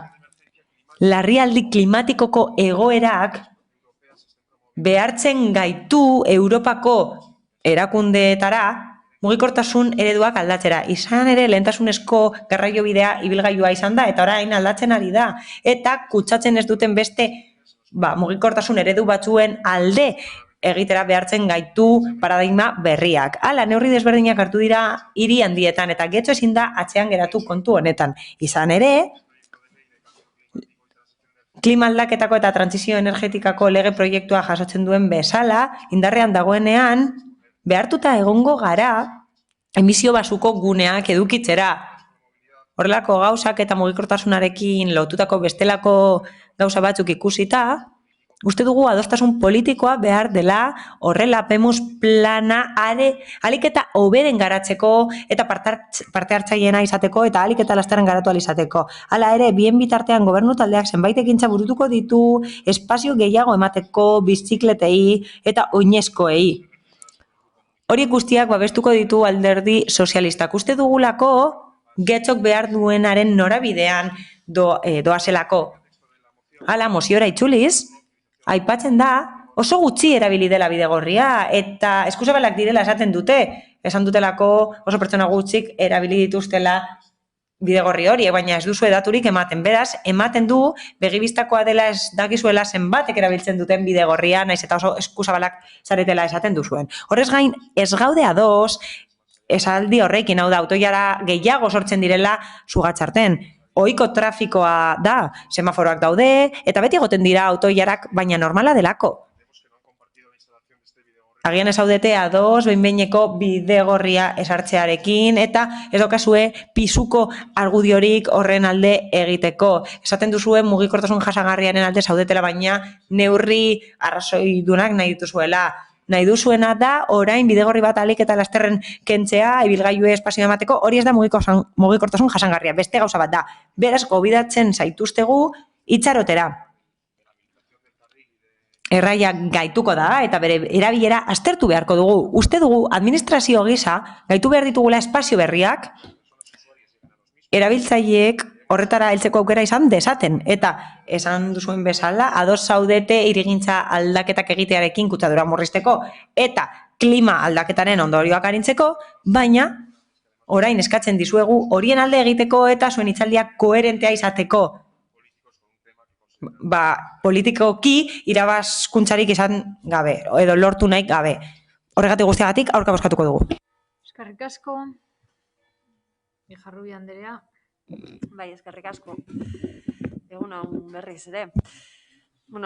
Osasun krisia hasi zenean, Getxoko Bildutik proposamena egin genion udal gobernuari, gure herrian oinezko eta bizikletei espazio gehiago emateko asmoz, mugikortasunean benetan eragiteko helburuarekin. Izan ere, konfinamendu amaitu zenean, autobusa edo metroa erabiltzaren beldurrez, herritar askok auto pribatu erabiltzeko tentazioa izan zezaketen eta izan zuten, ez? Eta gure ustez, erakundetatik bestelako alternatibak ere eskaini behar genituen eta eskaini behar ditugu.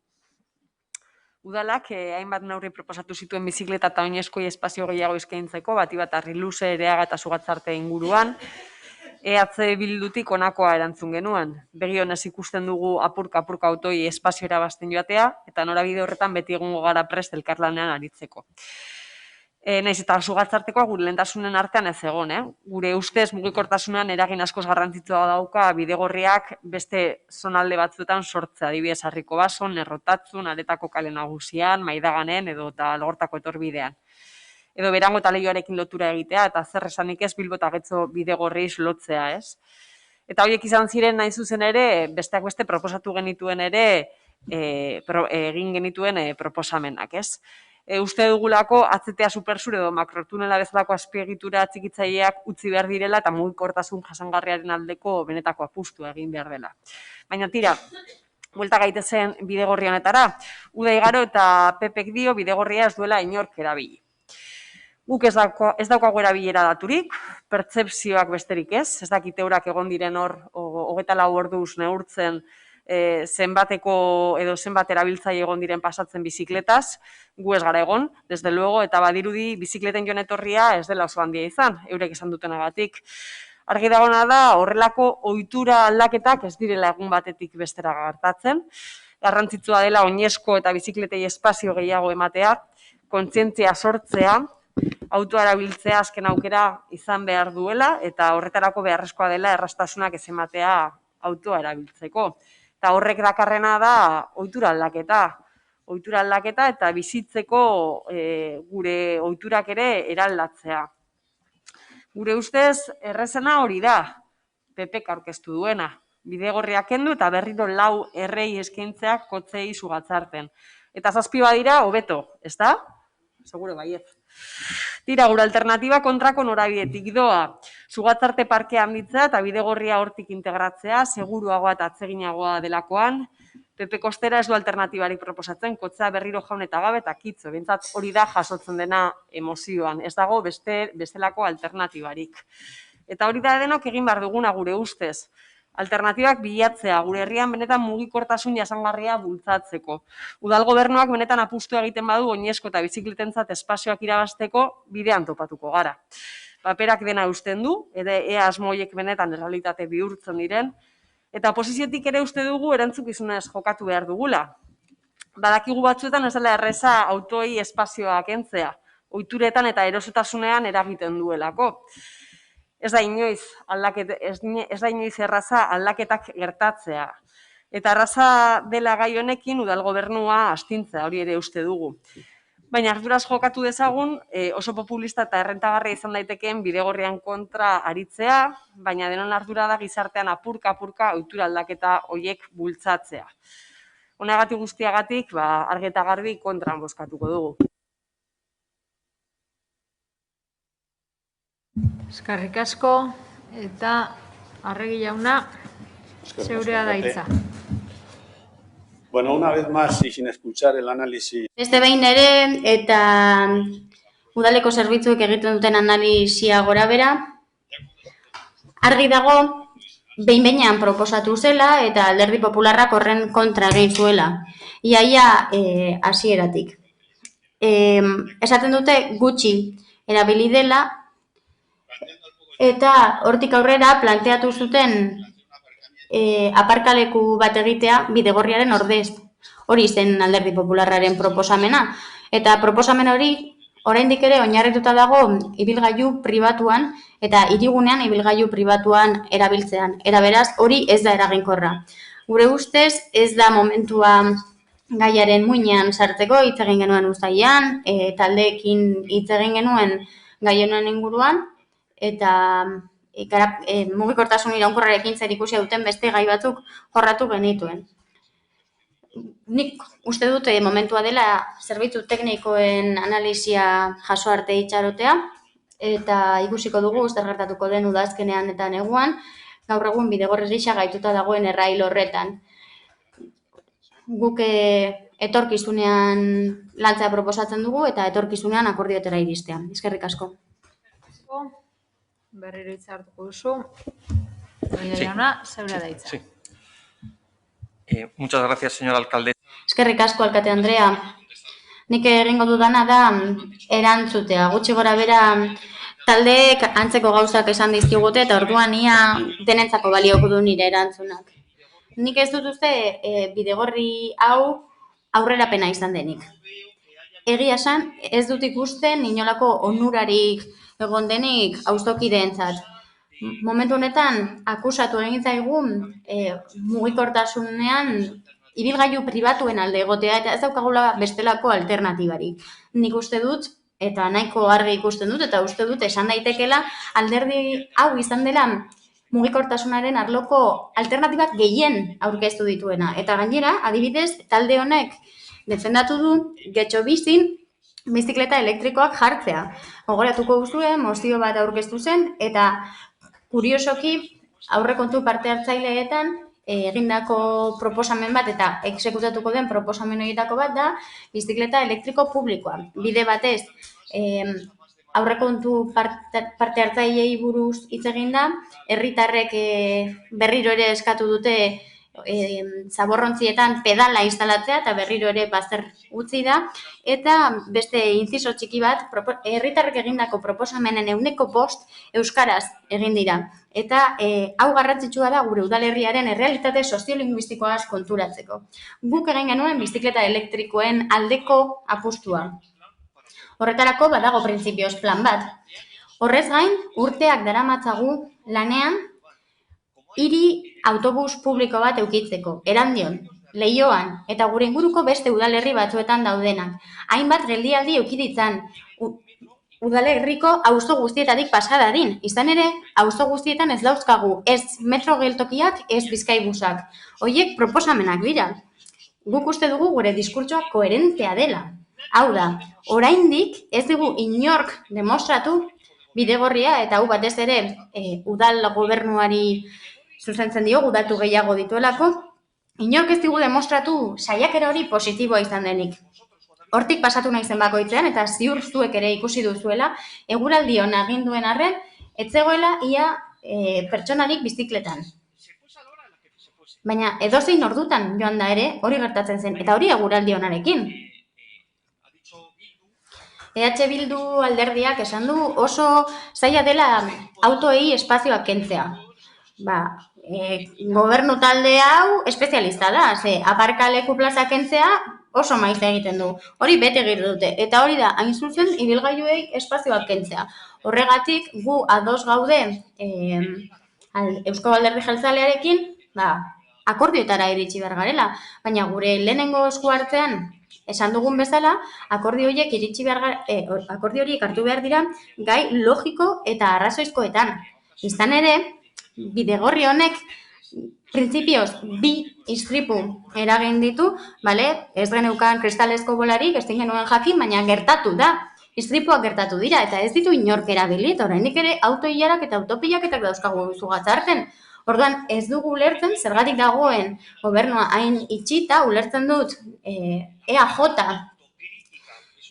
taldearentzat oso zaila edo ezinezkoa dela autokritika egitea eta ez duela egin gai honetan. Baina uste dugu, benetan, Bidegorria jartzea ez dela onuragarria izan eta beraz horregatik eskatu dugu Bidegorria kentzea.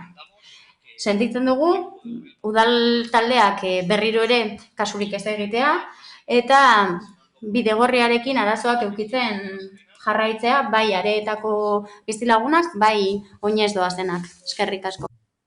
Erika jauna, beste norbaitek hitza hartu nahi du? Orduan bozketara. Ijarrubi Anderea. Nik labur, bakarrik esatea ezin naz aguantatu. Barkatu Zorrilla jauna, baina argi dago pertzepzioa ez daukagu pertzepzio berbera, bai? Ez dakit ja fidatu zuek emandako datuetaz, porque esatea zuek mugikortasunari begira proposamen gehien egin duzuen talde izan zarela, argi dagoena da zuen pertzepzioa oso lausotuta dagoela, ala erratu egin zarela, besterik gabe. Eta gero errealitate soziolinguistikoak zoritxarrez ezagutzen ditugu gure herrian, baina horretara hori aldatzeko, ura aldatzeko, uste dugu ere neurriak beharrezkoak direla. Beraz, eskerrik asko zure apunte soziolinguistikoa emateagatik, beti eskertzen da. Venga, gero arte.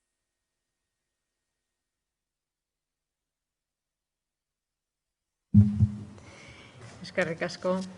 Beraz, bozketara pasatuko gara.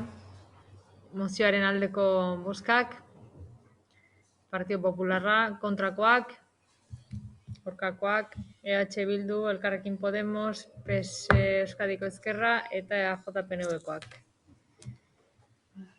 Horrela, 116. puntura pasatzen gara.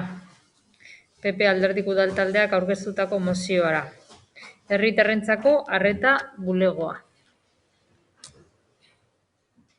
Bai, Elorza jauna. Gracias, señora alcaldesa. Eskerrik asko, alkate Andrea. Lehenik eta behin mozioa irakurriko dut.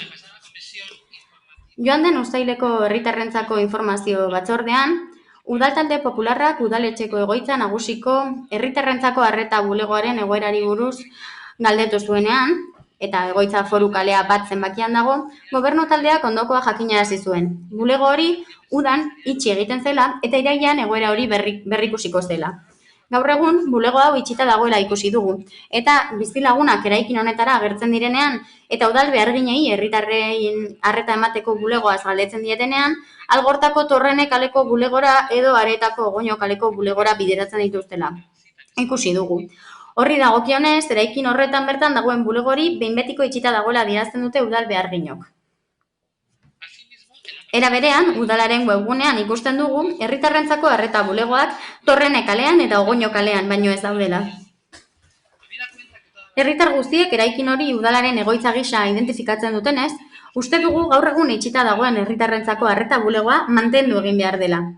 Gainera, kontuan hartu behar dugu egoitza hori udalerriaren erdigunean dagoela, eta inguruko eremu osoari eman diezaiokela zerbitzua, gure bizilagunak beste auzo batzuetara joatera behartu gabe.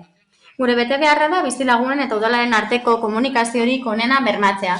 Alde horretatik, eraikin horretan bertan zegoen herritarrentzako arreta bulegoa ixtea erabaki okerra dela begintatzen dugu, eta herritarrek udal bizitzan parte hartzea oztopatzeko modu bat, dela uste dugu. Horregatik guztiagatik Udal Talde Popularrak honako erabaki proposamena aurkezten du. Lehenengoa, foru kaleko lehenengo zenbakiko eraikinean, udalaren egoitza nagusian zegoen herritarrentzako arreta bulegoa berriro irekitzea. Bigarrenan, honako mozio honen berri udal komunikabideetan ematea. Bueno, pues tampoco tiene esto mucho que argumentar. Egia esan hemen ez dago arrazoiketan egin beharrik, baina, uztailean egin zen herritarrentzako informazio batzordean, udaltaldeak jakinarazi zigun itxi egin zela egoitza horretako bulegoa, udan eta irailean berriz ere aztertuko zela irekitzeko aukera. Joan den irailaren 22ko astearteko batzordean berriz ere esan zigun gobernu taldeak ez zegoela ezer erabakita, baina iraila badoa bukatzen, gaur 29 da, eta momentuz guk dakigula irailean ez da hartu inolako erabakirik. Bestalde, behin baino gehiagotan egin dut topo udaletxean auzokoekin, bizilagunekin, ona etorri direnak beren eguneroko izapideak egitera, eta udaleko langileek esan diete Ogoño edo Torrene kaleetako udal bulegoetara joan behar zirela, hemen itxita zegoelako bulegoa eta itxita jarraituko duelako. Badirudi, mundu guztiak dakiela gehiago herritarrentzako arreta bulegoari buruz, guk zinegotziok, baino gehiago behintzat. Eta ez da izango galdetu ez dugulako. Aldi berean, udalaren webgunean ere hori jartzen du, 2 bulego horiek, Ogoño eta Torrenekalekoak daudela eskuragarri, eta ez da aipatzen udaletxekoak. Beraz, iruditzen zait, erabaki dela ja bulego hau ixtea, eta ez dakit zergatik, erabaki dela guri ez jakinaraztea. Nik eskatzen dizuet, erabaki hori berraztertzeko, hau da herritarren arretarako bulego betikoa, erreferentea, eta argi dago Torrenekaletik Ogoño kalera tarte handia dagoela, eta gure biztanleak eta herritarrak mugitu egin behar direla, desplazatu egin behar direla bertara iristeko.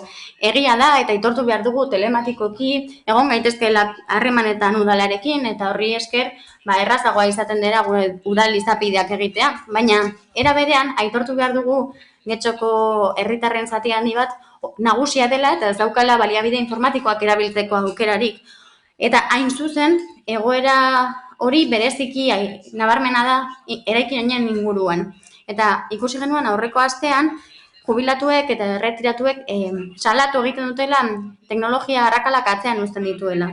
Esaten ari gara, bermatu egin nahi dugula pertsona nagusiek dituzten gabezia teknologikoak aintzat hartu behar direla, bai osasunean, bai bankuan eta ez dezagun kontraren egin. Udalak aintzat hartu behar du pertsona nagusi askok ez daukatela interneterako sarbiderik eta baliabide teknologikorik, eta orduan oso zaila egiten zaie horrela egitea, desplazatu egin behar dira bulegoetara, eta gu ez gaude gauzak zailtzeko, baizik eta gauzak errazteko. Gogorazten dizuet, 2010an 5 bulego genituela.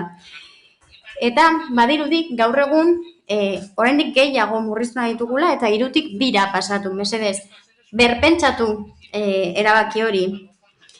Horrelako bulegoak ixteak ekartzen duena da partaidetza murriztea, eta oraindik larriago dena zaildu egiten ditu gure bizilagunek udaletxean egiten dituzten kudeaketak egitea. Eskerrik asko. Díaz Amio Anderea, zeurea da hitza. Eskerrik asko, alkate Andrea. Bueno, lo primero decirles que estamos de acuerdo con la moción. Lehenik eta behin, eskerrik asko, esan nahi dizuet ados gaudela mozioarekin, uste dut egokia dela, eta gainera esan egin behar dela areto honetan esatea zer gertatuko den herritarrentzako arreta bulego horretan. Esan zuten, uda aurretik behin-behinekoz itxiko zela, eta ez genuen oso ondo ulertu. Ze egia esan, zuek esan duzuen bezala, hori da udaletxera izapideak egitera datozentzat egokiena eta erosoen dagoen bulegoa. Eta ez da hain erraza bideratzea beste sail batzuetara. Guri ere gertatu zaigu hemen udaletxean sarreran hainbat herritarrekin topo egitea, eta ez jakitean nora joan behar ziren. Iruditu zitzaigun behin-behineko ziztea ez zela erabaki egokia, eta oraindik ez dugu lertzen zergatik ez dagoen ja martxan. Are gehiago, uste dugun herritarrek ere ez dutela ulertuko nola egongo den itxita udaletxe barruko iztapideak egiteko bulegoa. Eta irekita dauden bulegoetan, badirudi badagoela nolabaiteko saturazioa edo zailtasunak daudela herritarrei erantzuteko. Izan ere, hainbat kexa jaso ditugu informazio eta arreta faltagatik, badirudi herritarrei ere ez zaiela gustatu, eta dagokion batzordean horren berri eman genuen. Bai, egia da, hitz egin dugu hainbeste arrakala edo arrail digitalari buruz, eta gainera ez dio bakarrik biztanleriarik nagusienari eragiten. Baina oso garrantzia handikoa da momentu honetan. Beraz guk mozioaren alde bozkatuko dugu, uste dugulako ziurgabetasun egoera honetan, kentzen ari garela gaur egun inoiz baino garrantzitsuagoak diren erreferentziazko puntu horietako bat. Eta orduan uste dugu ez direla kendu behar. Andramarikoa ere itxita omen dago, baina irekita mantendu beharko lirateke. Eskerrik asko. Díaz Anderea. Mi esker, egunon berriro. Bueno, vivimos una situación. Momentu honetan ezoiko egoera bat bizi dugu, pandemia abiarazi zenetik argi dago, udalek eta agintaritzek erabakiak hartu behar dituztela etengabe, baina mantendu egin behar ditugu herritarrei ahalik eta erantzun honena emateko baliabide guztiak. esan dugu bulegoa aldi baterako itxita dagoela, eta arrazoia da etengabe hobetzeko lanak egiten ari direla, eta horregatik Alderdi Sozialista mozioaren aurka agertuko da. Ijarrobi Andrea. Eskerrik asko. Bueno, guri gai honek ere kezka nabarmena eragiten digu. Ez ohiko udaletzan herritarren arretarako referentziazko gune nagusienean zerbitzurik ez egotea. Arduratzen gaituena ere bada zera, osasun krisiaren aitzakipean hartutako erabaki guztiak esote diren behin betikotu. Hau da, esote duten atzera bueltarik izango. Hori da gure ardura nagusiena. Susmoak baditugu ezpentsa, baina nahi dugu sinetzi benetan hau pasata erabakiak bere horretara itzuliko direna. Gauza bera gertatzen zaigu ere, torreneko erakusketa aretoari begiratzen diogunean, adibidez. Algortan artistek zuten espazio duin gutxienetakoa zen hori, euren lan agendartearekin herritarrekin partekatu eta beharrezko elkarrizketa soziala eraikitzeko, eta pandemia dela eta desagertu eginda, baporatu da. Kuriosoa, badirudi udaletzan bertan ezarrita zegoen herritarren arretarako bulegoaren zerbitzu hartzeko izan dela, ze aldaketa eginda bata besteagatik. Kontuan izanik ere, torrenen bazegoela aurretik arretarako bulego bat. Aitzitik, uste dugu torreneko erakusketa aretoaren jarduera eteteko udal gobernutik eman dizkiguten arrazoien artean nagusitu izan dena zera da, salbuespenezko egoera honetan herritarrei arretarako bulegoak ugaritu behar zirela aglomerazioak saihesteko eta benetan herritarren beharrak asetu ahal izateko. Dena herritarren mesedetan, noski, hori horrela baldin bada gure zalantza eta gure duda hautze da, zer dela eta udaletzeko zerbitzu hau bertan bera utzi. Hori bai misterioa eta ez beste batzuk.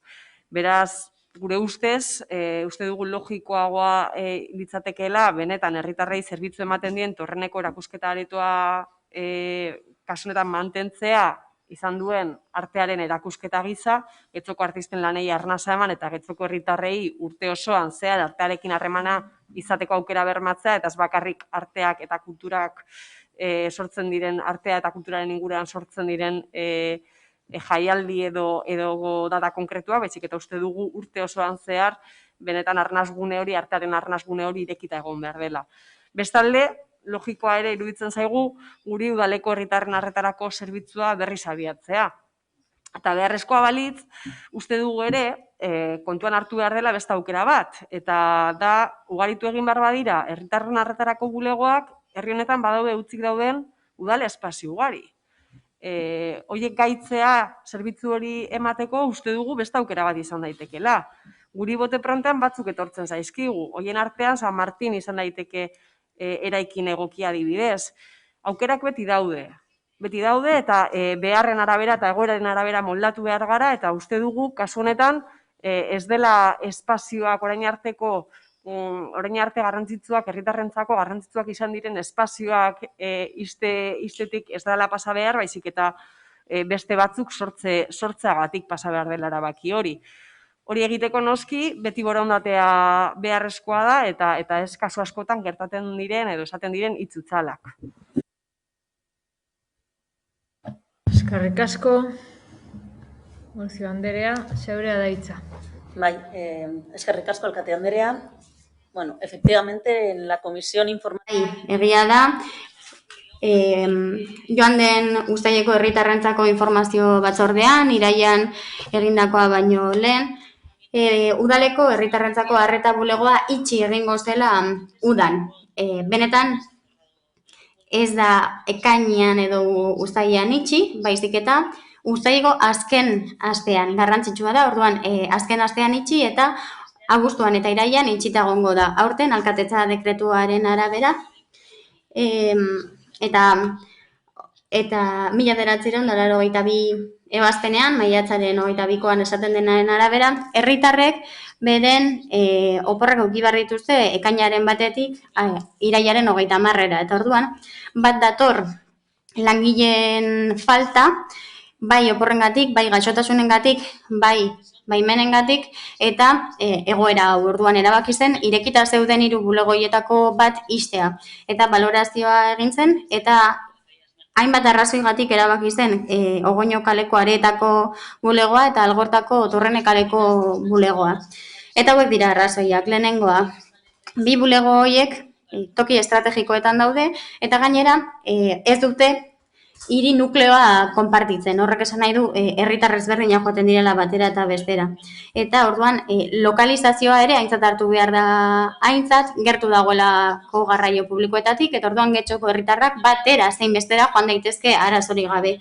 Bigarren arrazoia da, bi eremu horietan jende asko bizi dela. Orduan, hurbiltasunagatik eta kokapen geografikoagatik eta aintzat hartuta auzoen arteko mugak, argi dago Algortakoak 39.000 pertsonari ematen diela zerbitzu eta Areta Erromokoak ia 26.000-ari. Ostera, udalekoak gutxiagoei ematen die zerbitzu, orduan alde argia dago Getxoko biztanleria aintzat hartzen baldin badugu. 2019an 77.800 biztanle ginen. Horrez gain, aintzat hartu dugu azken urteotan egin diren izapide kopuru globala, bai Algortan, bai Aretan, eta bi horietan gehiago dira udaletxean bertan egiten direnak baino. Eta azkenik, aipatu behar dugu, Aretako bulegoa eta Algortako bulegoak badauzkatela orain arreta puntu gehiago eta espazio berriak. Eta espazio horietan, Getxoko herritarrek izapideak modu egokian egin ditzaketela beren izapideak. Aretakoa handiagoa da, beste modu batera antolatuta dago, hobeto daude itxarote gelak, hobeto irisgarriagoa da, eta informazio eta arreta hobea ematen da. Eta aspektu horien guztiak ezin dira bete udaletxeko bulegoan. Baloratzen ari gara, nola funtzionatuko duten hemendik aurrera Aretako eta Algortako bulegoek, aintzat hartuta aipatu ditudan hobekuntzak, eta emaitzak aztertzen hartuko dugu behin betiko erabaki bat. Orduan, guk ezetz bozkatuko dugu mozio honetan. Txanda. Vamos a ver si me aclaro, porque yo creo que... Ea argitzen garen, nik uste dute gauza ezberdinei buruz ari garela, lehenik eta behin eskerrik asko nire mozioaren inguruan alde agertu zareten guztion esku hartzengatik, eta gai honi buruz hitz egin dugun bi batzordetan argi geratu zen udan itxiko zela. Nik galdetu nuenean bulegoa itxita zegoen. Hau da, nik galdetu nuen itxita zegoela. Uztaila hasieran zabalik egon dela? Ba, nik ez dakit, ez dut ez esango, baina galdera egin nuenean itxita zegoen. Kuriosoen dena da, eman dituzuen argudio hori guztiak, komunikazioa bermatzeko, gardentasuna bermatzeko, zergatik ez dituzue gauza horiek webgunean jartzen? Zergatik ez duzue jartzen udan bulegoa, udaletxeko bulegoa itxi egin dela, pandemia dagoelako, uda izan delako, birplanteatzen ari garelako, baina ez du ezer jartzen. Ez dakigu erabaki duten, aztertzen ari diren, edo zein egoeratan dagoen gaur egun gai hau. Nik eskertuko nizueke egia esatea, bai? Esan, ez duzuela berriro irekiko, edo irekiko duzuela, baina ez dauka inongo zentzurik hemen kanpotik begira egotea eta ikustea barnealdean mugimenduak daudela, baina mugimendu horiek daudela bideratuta azkenik bulego hori eta gure ustez oso beharrezkoa dena eta eman dituzuen datuak ikusita garrantzitsua dela agerian geratzen da, itxita egongo dela. Baina eske esaten ari garena da ez bulego hau itxita egongo da ari dira ja langileak esaten. Orduan, nik azterketei buruz ez dute zer esango, ze nik uste dute azterketak ja eginda daudela. Nik uste dute egiten ari zareten gauzak ikusita, erabakia hartuta dagoela. Eta nik uste dut denbora pasatzen denean eta ikusiko dugu, baina nik uste dut ez dela itxiko eta pen handiz uste dut ez dela itxiko, baina mesedez, ez engainatu, badirudi hau txantxa dela. Langileak oporretan ez badaude, izango da uda delako eta bestela pandemia delako. Ba ez, esan gauzak diren bezala. Ez dugu irekiko, hartu erantzukizuna eta esan, erabaki duzuela ez irekitzea. Argi dago ez duzu irekiko, orduan ez engainatu. Beste norbaitek, Ami Banderea, zeurea da txanda. Ba, eskerrik asko, alkate Andrea. Bueno,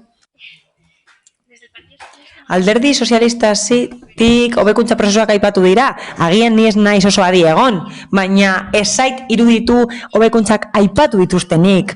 Nola ez, ados gaude EH Bildurekin, kezkagarria da alderantzizko edo bueltarik ez egotea. Arazo bat izango da bestela bueltarik ez badago, baina oraindik ez dakigu bueltarik egongo den gobernutik, EAJtik esaten digute, arrazoi batzuk daudela. Batetik, arrazoia ematen da denbora aldi baterako izteko, baina Zalantzan jartzen da, behin betikoa izango den itxiera hori. Beraz, ez da argi geratzen. Uler dezakegu, aldi baterakoa izatea, langileak oporrak dituztelako, langileek oporrak dituztelako, baimenak dituztelako, denbora behar dutelako, ondo. Baina horrekin ikuste dut, aukera legokeela kalkulatzeko apur bat noiz halko diren berriro ireki itxita dauden bulegoak. Eta hortaz, erantzunen bat edo eperen bat emateko Alderdi Popularrak eskatu duen bezala, eta ados gaude proposamen horrekin. Baina noski, gero, ematen du, prozesu berriak aipatzen direla, horiek esartzen ari direla, adibidez aretako erdigunean eta algortako erdigunean, eta oso berritzaileak direla ematen du. Hainbeste non ez dakigun zeintzuk diren, ez dakigu hemen ezarri aldiren edo Andramariko bulegoan ezarri aldiren, eta gainera ematen du gutxi iruditzen zaiela. Izan ere, 12.000 biztanle baino gehiago hartzen zituen bulego horrek. Gutxi dela 12.000 herritarrei arreta ematea, benetan? Ez dakit, baina agian zerbait falta zaigu, agian zerbait ez dugu ulertzen, ematen du izapide batzuk ezin direla hemen egin, beste bulego batzuetan bai. Arrazoiren bat egongo da ziurazki hemen ez esartzeko, ez duelako ematen oso arrazoizkoa denik. Nahiago dugu pentsatzea oporrekin lotuta dagoela, langileen oporrekin lotuta dagoela, gainera arraroa iruditzen zaigu poltsarik ez egotea. Aldi baterako estaltzeko itxita dauden bulego horietako lanpostuak. Espero dugu benetan aldi baterako egoera izatea, eta horregatik guztiagatik alde bozkatuko dugu. Denboraldi hori igarotakoan, berriro ere irekitzeko eta hitzemandako beste konpromiso bat izan dadila. Orduan bozketara pasatuko ginateke, mozioaren aldeko bozkak, Partido Popularra, EH Bildu eta Elkarrekin Podemosekoak kontrakoak, aurkakoak, PSOE, Euskadiko Ezkerra eta PNV. Eta honekin 117. puntura pasatuko ginateke. EH Bildu Alderdiko Udal taldeak aurkeztutako mozioa udal kontratako langileen lan eskubideen alde. Bai, osasun krisi honen ondorioetako bat krisi ekonomikoa da, latza benetan, eta horri lotuta langabeziaren igoera. Gainera, krisi hau sistemikoak diren beste krisi batzuekin batu da, eta beti bezala oraingoan ere langileen bizkarrean ezarriko ditu ordainak. Egoera honetan, behin eta berriro entzun dugu, batera arraun egin behar dugula, guztion lana eta borondateak batu, auzolana indartu behar dugula, inorrez dugula atzean utziko entzun dugu hemenka. Madrileko gobernuari, zein Gasteizko gobernuari. Udal honek bide horretan neurri batzuk hartu ditu. Nabarmen hobetu daitezkeenak gure ustez, baina ez da hori oraingo eztabaida. Dendari eta autonomoak laguntzeko neurri batzuk hartu dira, gizarte laguntzak zabaldu dira maila batean, eta horien baldintza batzuk leundu krisia pairatzen dutenei laguntzeko asmoarekin. Oraindik gauza gehiago egin daitezke eta gure ustez egitera behartuta gaude. Udal honetan, eta bere menpe dauden erakunde autonomoetan, langile askok eta askok udal zerbitzuak garatu eta ematen dizkie getxostarrei udal langileak izan gabe. Kontrata pribatu askoren menpe, hainbat udal zerbitzu daude, eta getxostarrentzat zerbitzu horiek posible egiten dituzten langileak ez dira udal langileak. Ez behintzat legearen arabera eta udal gobernu honen arabera. Lore zaintza eta hondakin zerbitzutako langileak, tailerretako irakasleak, kirol monitoreak, etxez-etxeko laguntza zerbitzuko langileak, igogailuetako langileak, iagoleak, garbitzaileak eta abar. Langile hauen artean badaude nahikotxo, langile publiko ofizialak ez bezala, krisiaren kolpea jaso dutenek aldi baterako enplegu erregulazio espedienteen ERTE delakoaren menpe egon direnak. Soldata jaitxiera izan dutenak edota lan eskubideen urraketa izan dituztenak. Gure ustez, langile hori guztiak, udala eta udalaren erakunde autonomo desberdinentzat lan egiten dutenak, udal langileak dira. Eta ondorioz, euren ongizate eta lan baldintzak neurri handi batean udal ardura dira. Edo gutxienez, udal agintarien kezken artean egon beharko lirateke. Udal gobernuek eta udal erakunde autonomoetako presidentek arditzaketen erabaki askok langileen egoeraren eragina dute. Bereziki kontratetako langileen egoeretan. Eta askotan, eta are larriagoa da, euren lan eskubideetan. Erabaki horiek erabat baztertu behar dira, hori baita inorratzean ez usteko biderik zuzenena hainbat kasutan. Hori dela eta honako akordio hauek proposatzen dizkiogu osoko bilkura honi. Bat, Getxoko udaleko osoko bilkurak udal eta erakunde autonomoetako langile guztien lana eskertu nahi du eta euren konpromisoa eta profesionaltasuna balorean jartzen ditu. Aipamen berezia merezi dute, udala eta erakunde autonomoetako kontratetako langileen lana eta konpromisoa hauek lanbaldintza ahulagoak baitituzte. 2. Getxoko udaleko osoko bilkurak bere eskura dauden tresna guztiak erabiliko ditu langile guztien eta bereziki kontratetako langileen lan egoera bermatzeko eta lan eskubideen urraketa gerta ez dadin. 3. Getxoko udaleko osoko bilkurak udal gobernuari eskatzen dio kontratetako langileen lan baldintzak eta eskubideen urraketa ekar ditzaketen neurri eta erabakiak ez ditzala hartu. Ez udalean, ez udal erakunde autonomoetan, edo udalaren erabakien menpe dagoen edozein erakundetan. Getxoko udaleko osoko bilkura, udal gobernuari eskatzen dio kontratetako langileen lan baldintzak eta lan eskubideak bermatzeko aldera, eskura dituen neurri guztiak arditzala langilei eragin diezaizkieken kalteak murrizteko.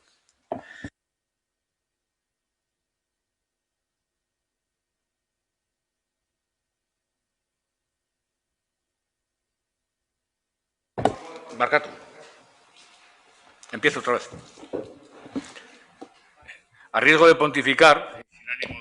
Ez daukat asmorik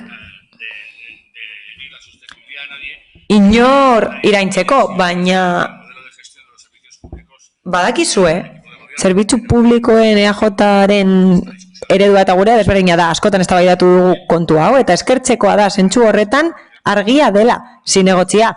Álvaro González oso argi izan da honen inguruan. EAJak defendatzen du azpikontratazioa edo zerbitzuen privatizazioa, edo zerbitzuen prestazioa, zerbitzu publikoen prestazioa, enpresa pribatuekin. Eta guk ez dugu hori defendatzen, ez dugulako kalitatea murrizten delako eta langileen baldintzak okertzen direlako. Guztio pentsatu genuenean udalangile horien lana aitortu nahi genuen. Etxez-etxeko langileak, garbitzaileak, lorezantzaileak, zeramabiltzaileak, kirolbegiraleak, kulturtaretako irakasleak eta abar luze bat. Lana aitortu eta hauen lan egoera babestu. Pentsatzen dugulako, egia esateko udalak badaukala hor zeresanik, baina egunak pasatu dira eta arriskua zena, susmoa bihurtu zen, eta susmoa zena baieztatu diguzue. Getxo Kirolakeko kirol monitoreak ikus daitezke udalerakunden ondorioz, beraien lana kolokan ikusi dezaketen lehenak edota euren lan eskubideak mugriztu ikusi dezaketenak. Getxo Kirolakek hartu dituen erabakiak kirol ikastaroak ez eskaintzea eta enpresetako kontratatzako lehia berriak ez deitzea kolokan jartzen du 75 lagunen lana edota lan eskubidea. Kalera joan daitezke kirol ikastaroak ez daudelako. Alboko herrietan badaude, baina herri honetan ez daude. Eta denborak aurrera egin ala subrogazio eskubide eta antxinatasuna galtzeko arriskua handitu daiteke. Kontratatzeko lehiaketa bat espaita atera. Eta lehen urratsa eman da. Igeriketako monitoren kontratua, edo enpresa horrekin kontratua, edo kasu honetan kirol talde batekin kontratua, eten eginda. Eta galdera da, eta zein da langile horien egoera? Zein kezkatu da langile horien egoeraz? Gudakigunez, eta orain arte jaso dugun erantzunez aparte, ezer gutxi. Getxo Kirolakeko presidentak esan zidugun, beharrezkoa izan ezkero kontratuak egingo zituela eta kontratuak plazaratuko zituela artezkaritza batzordean. Claro, kontratu horiek agian izango dute beste kontrol maila leunago bat. Eta esan zigun ere beste lan plangintza baten inguruan ari zirela lanean, baina ez dakigu zertan datzan horre. Eta susmoa dakagu azken momentuan ateratako kapelatik untxia ez den, ez ote den.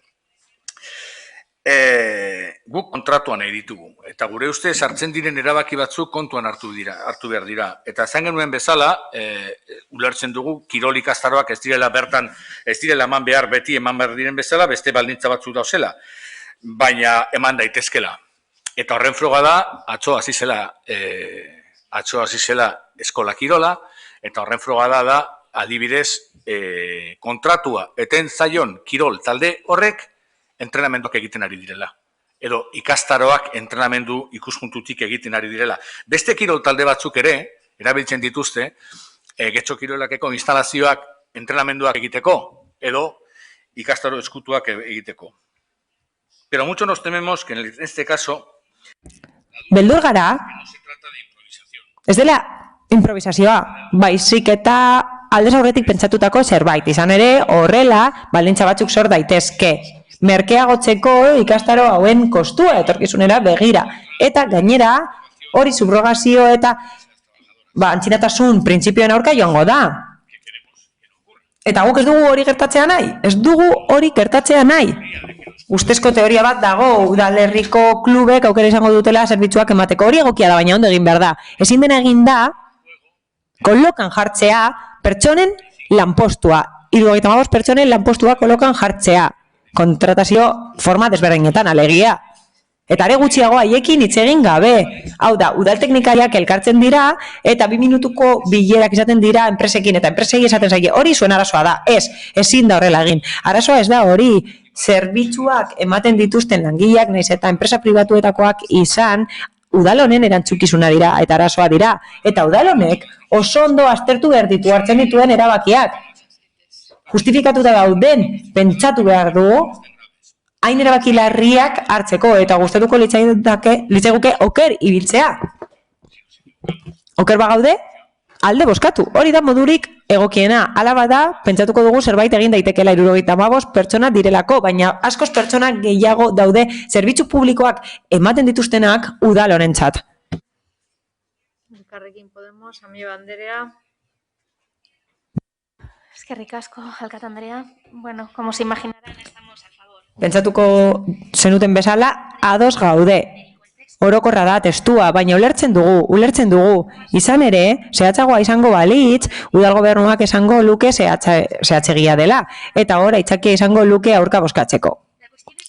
Kontua da, mozioan eskatzen dena, hori dela, lan baldintzak eta lan eskubideak bermatzeko langile guztienak, nola ez? Baina noski, horrelako zerbait ekartzen den momentuan, funtzionatzen ez duen zerbait dagoelako da, edo gutxienez, badaudelako seinaleak funtzionamendurik ezaren inguruan. Dirulaguntzen planari dagokionez aipatu dugun bezala, badaude zeharkako udal langile batzuk eta horiek aukerak bilatzeko eskatzen dute, jarduerak izaten jarraitzeko eta hortaz lana edukitzeko.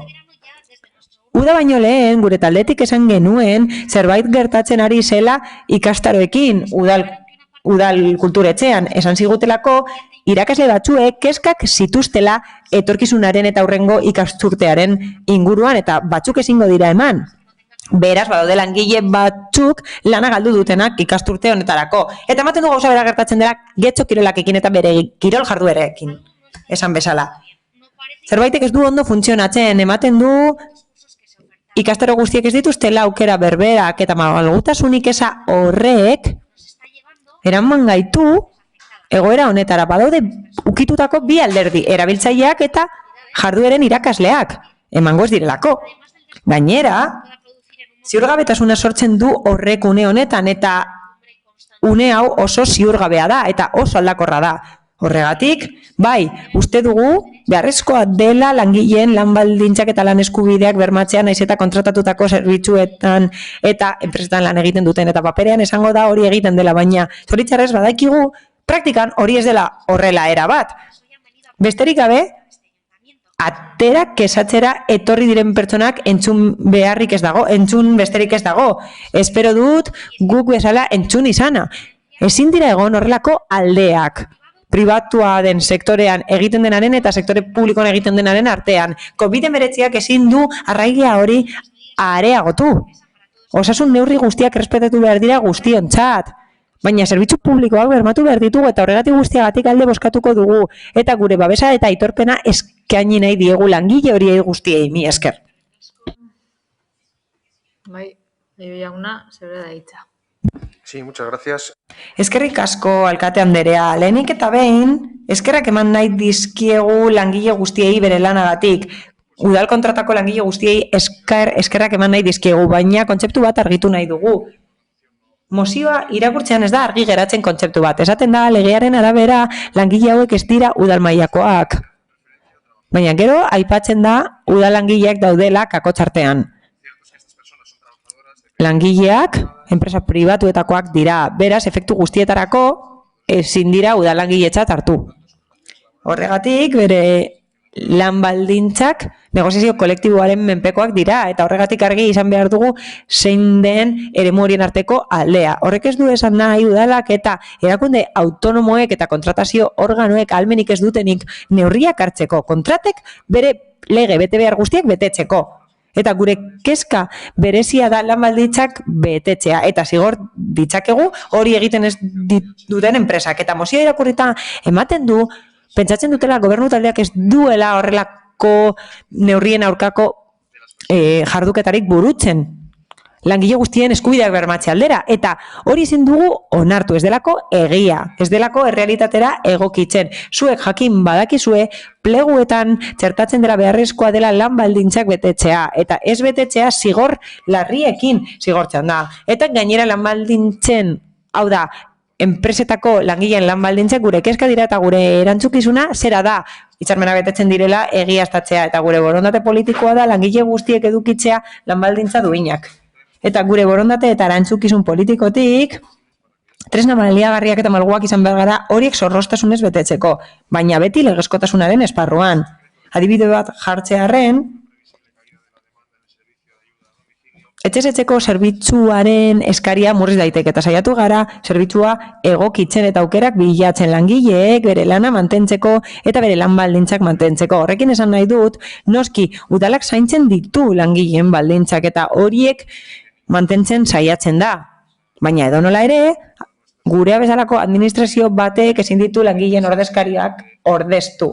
Negoziazio kolektiboaren lana delako. Eta gainera ezin ditugu langileak ordeztu bere enplegatzaileekiko harremanean. Eta hori oso argi egon behar da. Horregatik guztiagatik mozioaren aurka bozkatuko dugu. Uste dugulako, gobernu talde honek neurriak hartzen dituela pertsonen lan baldintzak bermatzeko, kontraten langileen lan baldintzak bermatzeko eta gainera borondate politikoa dago hori egikaritzeko. Mila esker.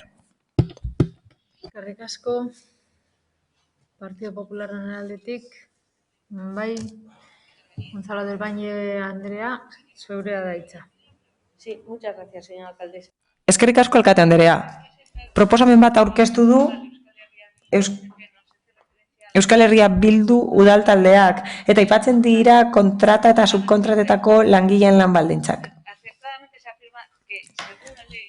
Aipatzen da, legearen arabera ez direlako udal langileak. Hortaz, ez dira udalaren menpekoak, baizik eta lan egiten duten enpresaren menpekoak. Horrez gain, aipatzen da udal taldeak erabaki desberdinak har ditzakeela. Eta erakunde autonomoetako presidenteek erabakiak har ditzaketela kontratetako langileekin lotuta. Baina ez da kontuan hartzen, udalak ezin dituela aldatu bere aldetik beste enpresa batzuekin egindako kontratuak. Hala, mozioak aipatutako langileen eskubideak urratzen badira, lan instrukziora jo beharko lute eta enpresarekiko elkarrekintza bilatu sindikatuekin. Hala, Euskal Herria Bilduk nahi duena da langileek, udal langileek dituzten baldintza berberak edukitzea. Neurri hori aplikatzekotan, legezkotasuna urratuko genuke. Lehen esan bezala ez direlako legez udalangileak.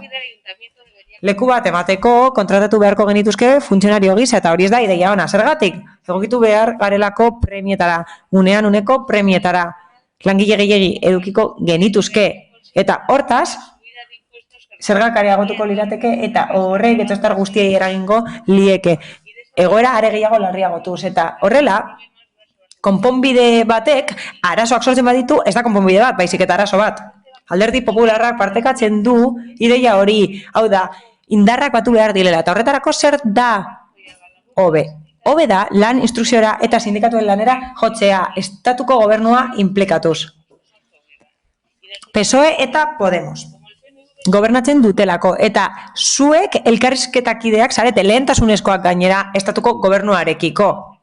Guk uste dugu ez dela egokia eztabaida hau hemen eztabaidatzea, ez delako udal eskumenekoa. Horrek ez du esan nahi, Alderdi Popularra ez dagoenik eskatuta langile askoren egoerarekin, autonomoen egoerarekin, zein besteren konturako langileen egoerarekin, baita gure herritarren egoerarekin. Entzun dugu, inor ez da atzean geratuko. Denok dakigu asko geratu direla atzean pandemia honekin. Eta entzun dugu horrez gain, maiatzetik, indartsuago atera garela pandemia honetatik. Gobernuko presidenteak eta politikari askok esan dute indartsuago atera garela pandemia honetatik. Baina ez gara indartsuago eta ez gara indartsuago atera. Eta are gehiago, esango nuke ahulagoak garela orain. Aurka bozkatuko dugu. Gonzalo jauna, zebera da hitza. Bueno, egunon berriro. Me imaginaba que la moción iba a tener... Suposatzen nuen testu gehigarriren bat izango zenutela. Gero, aipatuko dut zuek jorratutakoa, eta horren inguruan ere eztabaidatuko dut, Getxo Kirolaken inguruan, baina hasiko naiz.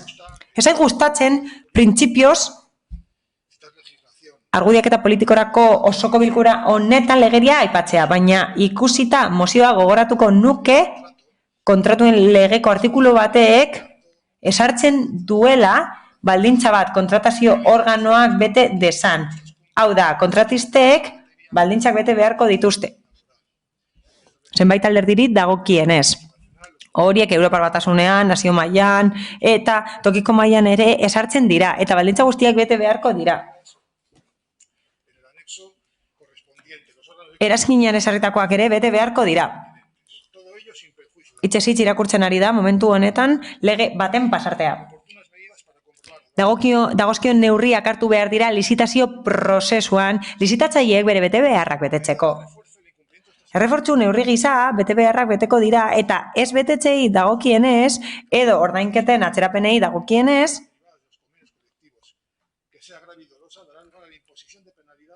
zigorrak esarriko dira eta hori artikulu batek sedatzen du eta besteak beste kontratuak indargabe daitezke. Egoera hori, zehazki, Getxon gertatu izan da, erakunde autonomoetan. Eta enpresa batekiko kontratua indargabetu egin zen. Hau da, ez betetxe hori egin zuen enpresarekiko kontratua indargabetu zen. Beraz, argi utzita kontratuen legeak esaten duena, ulertzen dut, Ibonek aipatutakoa egia dela. Hau da, gure eredua eta haiena desberdina da. Askotan esan dugun bezala, eredu desberdinak ditugu, ez gatoz bat ereduetan. Beraz, zein da helburua? Zein da mozioaren helburua? Ziur ados egongo zarela, ezin dugula indarreko legeria zalantzan jarri. Erakunde autonomoetako langileen lan baldintzak legerian jasota daude. Legeak dioen bezala, izendatuta daude kontratuak egikaritzeko. Eta mozioak etengabe aipatzen du zeintzuk diren gobernu taldearen erabakiak. Beraz, ulertzen dut bere ustez gure erantzukizuna dela benetako kontrola eta ikuskapena ez egitearen erantzukizuna. Hori guri leporatzen digu. Denok dakigu ez dela egia. Zergatik? Gobernu taldeak bere erantzukizuna egikaritzen duelako ez bakarrik indarreko legeria betez baizik eta bitartekoak emanez. Segimendu egokia egiteko eta horrez gain tresnak proposatzen ditugu helburu horiek betetze aldera. Eta nik uste dut kezkatzen gaituztela baldintza horiek, lan baldintza horiek, nola ez? Bestelako enpresa batzuetan lan egiten dutenen lan baldintzak ere. Baina, zen honez, fiskalizatu behar dugu araudia betetzen dela lan eremuan. Eta horretan sartzen dira hitzarmen kolektiboak eta eragozten gaitu bertan parte hartzean negoziazioaren parte delako. Eta gainera, epai irmoak daude horren inguruan. Argi dago, negoziazio kolektiboaren erantzukizuna langileen lege ordezkaritzarena dela, eta enpresen ordezkaritzarena. Eta inola ere ez dagokigu guri, administrazio publikoari, horiek ordeztea, aholkatzea, zuzentzea edo presionatzea. Hau da, aldeak ezin ditugu presionatu gure betebehar bakarra administrazio publiko gisa zera da. Lortutako akordioa eta izenpetutako akordio hori betearaztea. Eta ziurgabetasun aldi honi dagokionez, administrazio publikoak eta udalak bere erakunde autonomoekin bete beharra dauka koherentzia aplikatzeko kontratazioetan. Eta horrek zer esan nahi du? Horrek esan nahi du kontratazio horiek baldintza egokietan egikaritu behar direla, bai herritarrei, bai langilei dagokienez. Eta kontratutako helburuak bete behar dituzte. Nire iritzi pertsonala emango dut, oso pertsonala. Osasun larrialdiko egoera honetan beharrezkoa da kontuan hartzea gizarte gisa zein eremutan esku hartu behar dugun eta non hartu behar ditugun arriskuak oreka lortzeko. Eta aukera eman behar dugu aholku epidemiologikoak eta esperientzia egokiak eta gomendio egokiak aplikatzeko. Hain zuzen ere, arriskuak hartzeko sektoreak murrizte aldera. Eta hau, esaten dut, aipatutakoaren ildotik. Aipatu dira Getxo Kirolakeko kirol ikastaroak. Erabakia hartu da Getxo Kirolaken ikastaro horiek eteteko. Ez dira indargabetu. Eten dira. Eta hori egin da abuztuaren 19ko araudi batean oinarrituta. Horrek esaten du edukiera 160 murriztu behar dela eta gainera gomendio batzuk daude jarduera fisikoa ez egiteko espazio itxietan. Nik uste dut arteskaritza batzordean azaldu nuela zeintzuk diren espazio gehienen lan baldintzak eta baldintzak. Getxo Kirolaken eta horregatik guztiagatik erabaki hori hartu dugu. Eten ditugu ikastaroak, ez ditugu indargabetu. Gero hartzen duzu. Yo entiendo que el nuevo reglamento... Arautegi berriak monologoak bihurtu ditu gure hitzaldiak, baina elkarri entzun beharra dago. Alderdi Popularrari ezin diot erantzun. Guk proposatu ez dugunari buruzko iritzia eman du. Baina beno, PSeri eta EAJari zer esango diet? Ez dakit mozioa irakurri duten edo beste gauza batzuk aipatu nahi dituzten. Ez dakit benetan. Gonzalo, aipatu duzu etxez-etxeko zerbitzua. Guk hori eskatzen dugu. Eta hori egin daiteke. Mozioa ez da horren ingurukoa, hau da, ez da zentratzen enpresen betetxe mailan. Ez da horren ingurukoa. Baizik eta gaia da, zer egin dezaken administrazioak horiei kalterik ez eragiteko. Eta mozioaren helburua da langileen lana aitortzea eta 3. puntuan esaten den bezala, udalak ez dituela erabakiak hartu behar banin eta horiek kaltetuko badituzte langileak. Baina argudio gisa osasun egoera erabiltzen da, baina bitxia bada ere osasun irizpide horiekin Getxo Kirolakeko instalazioak erabiltzen dira klubek ikastaroak emateko. Beraz, norbaitek azaldu behar digu non dagoen argudiaketa hori, osasun argudiaketa hori, Getxo Kirolakeko ikastaroetarako argudiaketa hori erabiltzen da, baina horrek ez du balio antza beste klub batzuek ikastaroak emateko. Hori oso garrantzitsua da. Zergatik osasuna ez da aplikatzen eskola kirolean? Zergatik dekretu bera ez da aplikatzen Santurtzin Lehioan Bilbon? Zergatik daude kirol ikastaroak bertan?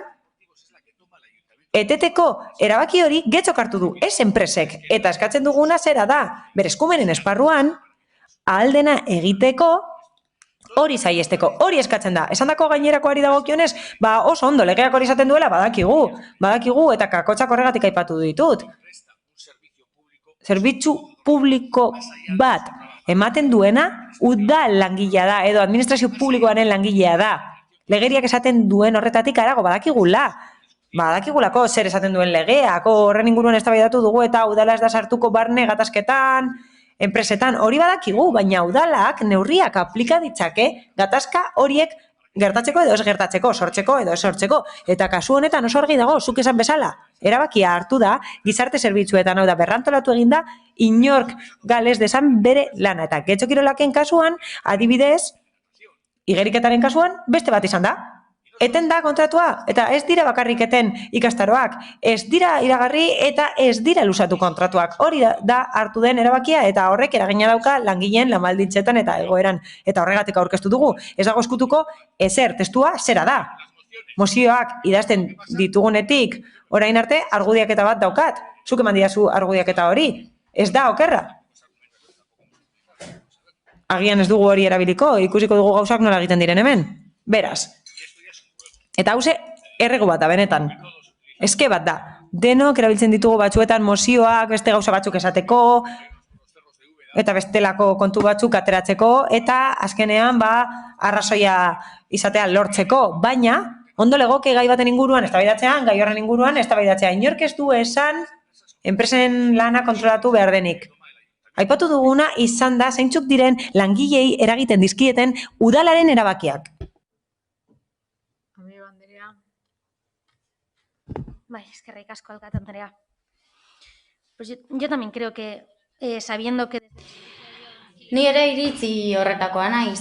Jakinda subrogazioa egingo dela etxezetzeko zerbitzuan langileen lana bermatzeko, nik uste dut eredutzat hartu behar dela.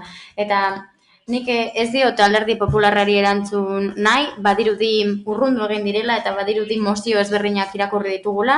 Izan ere, 4 proposamen hoien artean, proposamenaren 4 puntu hoien artean ez dut uste udalaren eskumena aipatzen denik, baina agian da nire interpretazioa. Gustatuko litzaidakena da, González jaunari galdetzea, EAJ-ari ea langileen, esan du langileen egoerak eskatzen dutela eta ez dugu zalantzan jartzen, orduan, espero dugu prestutasuna erakutsiko dutela gaur udaletxera gerturatu direnekin lan egitera. Gutxienez jakiteko azpimarratu dituzun eskumen horien barruan kontratua bete egin den eta kontratuaren helburuak bete diren, ze azken finean hori da udal honek daukan erantzukizuna kontratazioari dagokionez. Noski jarraitu egin behar ditugun osasun arloko gomendioak, ez dut uste hemen dagoen inor kontrakoa esango duenik.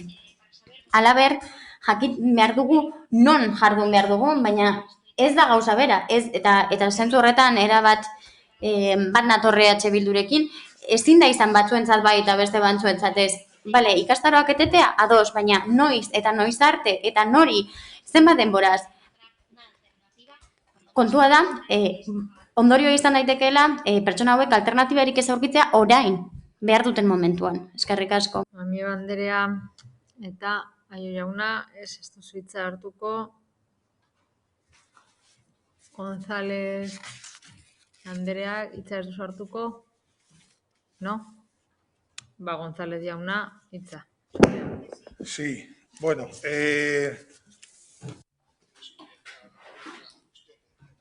Gaia zehazki jorratzen hasiko naiz. Zergatik batzuk bai eta beste batzuk ez. Zergatik legeak kirol federatua baimentzen duelako eta kirol ez federatua ez. Hori da argudioa.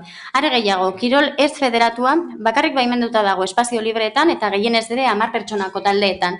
Beraz, gauza bat da egin nahi duguna eta beste bat egin dezakeguna. Hori da lehenengo puntua. Bigarrena, nik legea bazterrutzi dezaket beste batzuk egiten duten bezala? Bai, baina nik ez dut nahi.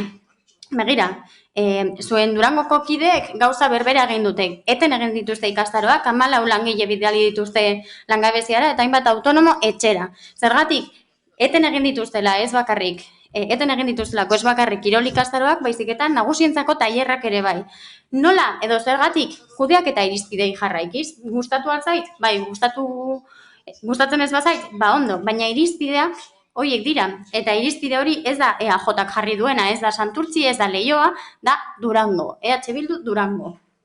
Beraz, galdetu zuen kidei, ea zergatik eten dituzten kirol zerbitzuak. Guk, eta Paula, barkatu, gure asmoa zen, eta ja, prentsaurrekoan esan genuen, apurka, ikastaroak eskaintzen joatea osasun egoerak hobera egiten duenean. Eta artezkaritza batzorrean esan genuen, nolabait erdipurdika egin behar badugu, erdipurdika egingo dugula, baina hain zuzen langileengan pentsatzen. Orduan, noski, behar baldin bada faktura bat artezkaritza batzordera eramatea, ezin izan zelako bere garaian behar bezala izapidetu, eramango dugu, eta ez bada honesten, printzipioz honetxi behar da gehiengoa daukagulako, eta ez bada honesten, pentsatu beharko dugu artezkaritza batzordeak bete egiten duen langileekiko daukan konpromiso hori edo ez. Baina niri egia esan, pelota hau denona da. Pilota denona da. Nik jolastu behar dut, baina pilota denona da. Eskerrik asko. Bozketara pasatuko gara, beraz. Mozioaren aldeko bozkak, EH Bildu eta Elkarrekin Podemosekoak. Kontrakoak, aurkakoak, PP, PS Euskadiko Ezkerra eta EAJ-PNV-koak ditu. Eta honekin, 118. puntura pasatuko ginateke, EH Bildu alderdiko udal taldeak aurkeztutako mozio bat, San Nikolaseko lurrazpiko aparkalekuan alokairua sustatzea. Zeinek Gijarrubi Anderea, zeurea daitza. Eskerrik asko. San Nikolaseko lurrazpiko aparkalekuan alokairua sustatzeko mozioa. 7 urte igaro dira, Getxoko Udarak lurrazpiko aparkalekua eraiki zuenetik. Txikiotegi edo San Nikolas plazaren azpian. Obra horrek, 3.500.000 euro baino gehiagoko inbertsioa izan zuen. Ten bat urte hankaz gora utzi zuen Algortako plaza. Horrek inguruko auzokide, dendari eta ostalariengan sortu zituen kalte guztiekin. Plazaren itxura berriak ere hautsak harrotu zituen, kioskoa desagertu zen, alde zahar itxuraren galdera ekarri zuen, nortasun gabeko plaza geratu zen, bankuak Amazonaseko lusuzko egurrarekin eraiki zituzten, hori guztia noski alboan eraikitako musikebarri eraikinak izan dituen arazo tekniko eta birus auketa guztia kontuan hartuarik. Halaber, plazaren azpian lurrazpiko aparkalekua eraiki zuen udalak. Inguruko herrietan autoak erdigunetatik kanpo usteko politikak sustatzen ari ziren bitartean. Getxoko udalak erabaki zuen Algortako bihotzean aparkaleku bat eraikitzea, okotzaren erabilera sustatzea. Horrek bada Algortako mugikortasun politiken etorkizuna hipotekatu zuen. Zailtzen duelako gaur egun Algortako erdigunean oinezkoentzako guneak zabaltzea eta autoen joan etorri mugak ezartzea. Hori gutxi balitz, argi geratu da auzokideek ez dutela interes handirik erakutsi aparkaleku horretan leku bat erosteko aukerarekin. 2013 urtean libre zeuden 105 lekuetatik 15 leku saldu ziren. 7 urte igaro dira eta ez dirudi aparkalekuak arrakasta handirik lortu duenik. Ekaineko lurralde batzordean, EH Bildutik galdetu genuen zein zen aparkaleku horren egoera eta udal gobernuak azaldu zuen 16 leku bakarrik saldu zirela. Hau da, 7 urtetan leku bakar bat gehiago saldu da. Gainontzeko lekuei dagokienez, 17 leku musika eskolako irakasleek erabiltzen dituzte eta beste bat udal langile batek. Orotara 79 leku libre daude gaur egun. Datua begiratza besterik ez dago ikusteko aparkaleku honen kudeaketa negargarria izan dela ondorioztatzeko. Plaza txikitu, diru alferrik zautu, autoen erabilera herrien erdigunean sustatu, eta dena gainera auzokide eta bizitariek erabiltzen ez duten azpiegitura bat egiteko. Aipatu bari gainera, aparkalekuak ere arazo teknikoak dituela, bere sarbide bakarrak trafikoan arazoak sortu eta erabilera berriak bilatzea zailtzen duelako.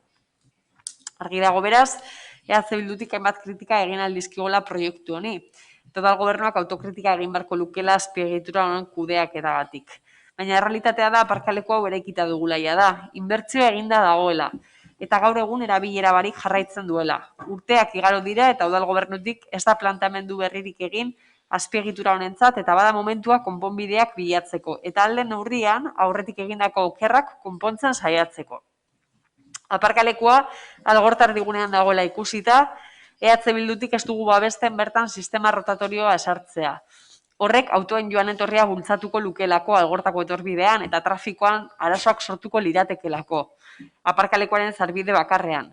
Ikusita erosteko baldintzek ez dutela auzokideen interesa piztu, EH Bildutik proposatzen dugu epe laburrerako alokairu sistema ere esartzea. Hori auzokideentzat interesgarriagoa izan daitekelakoan.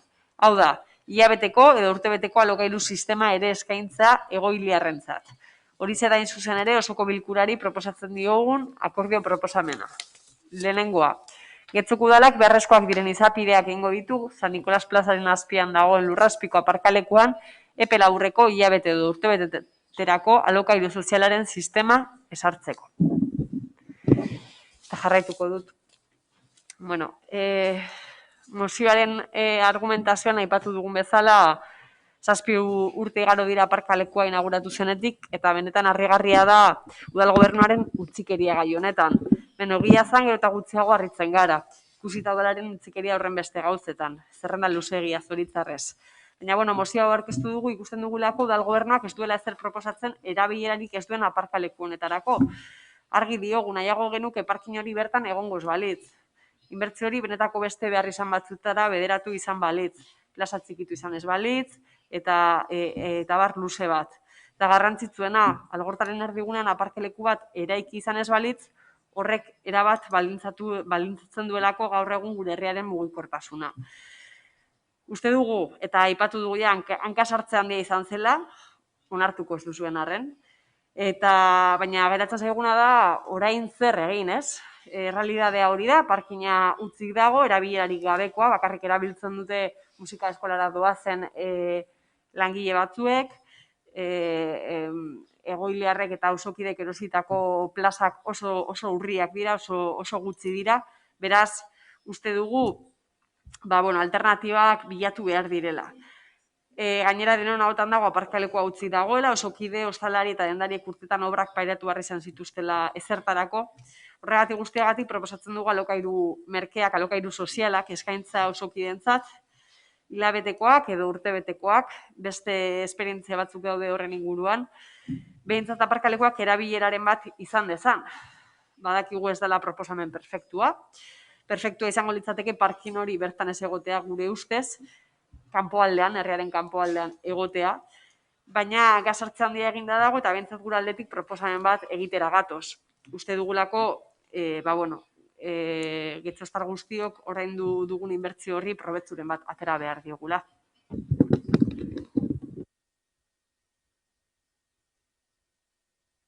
Vale, eskerrik asko Ijarrubia anderea eta zeinek Elkarrekin Podemosek Uribe anderea hitza hartuko duzu.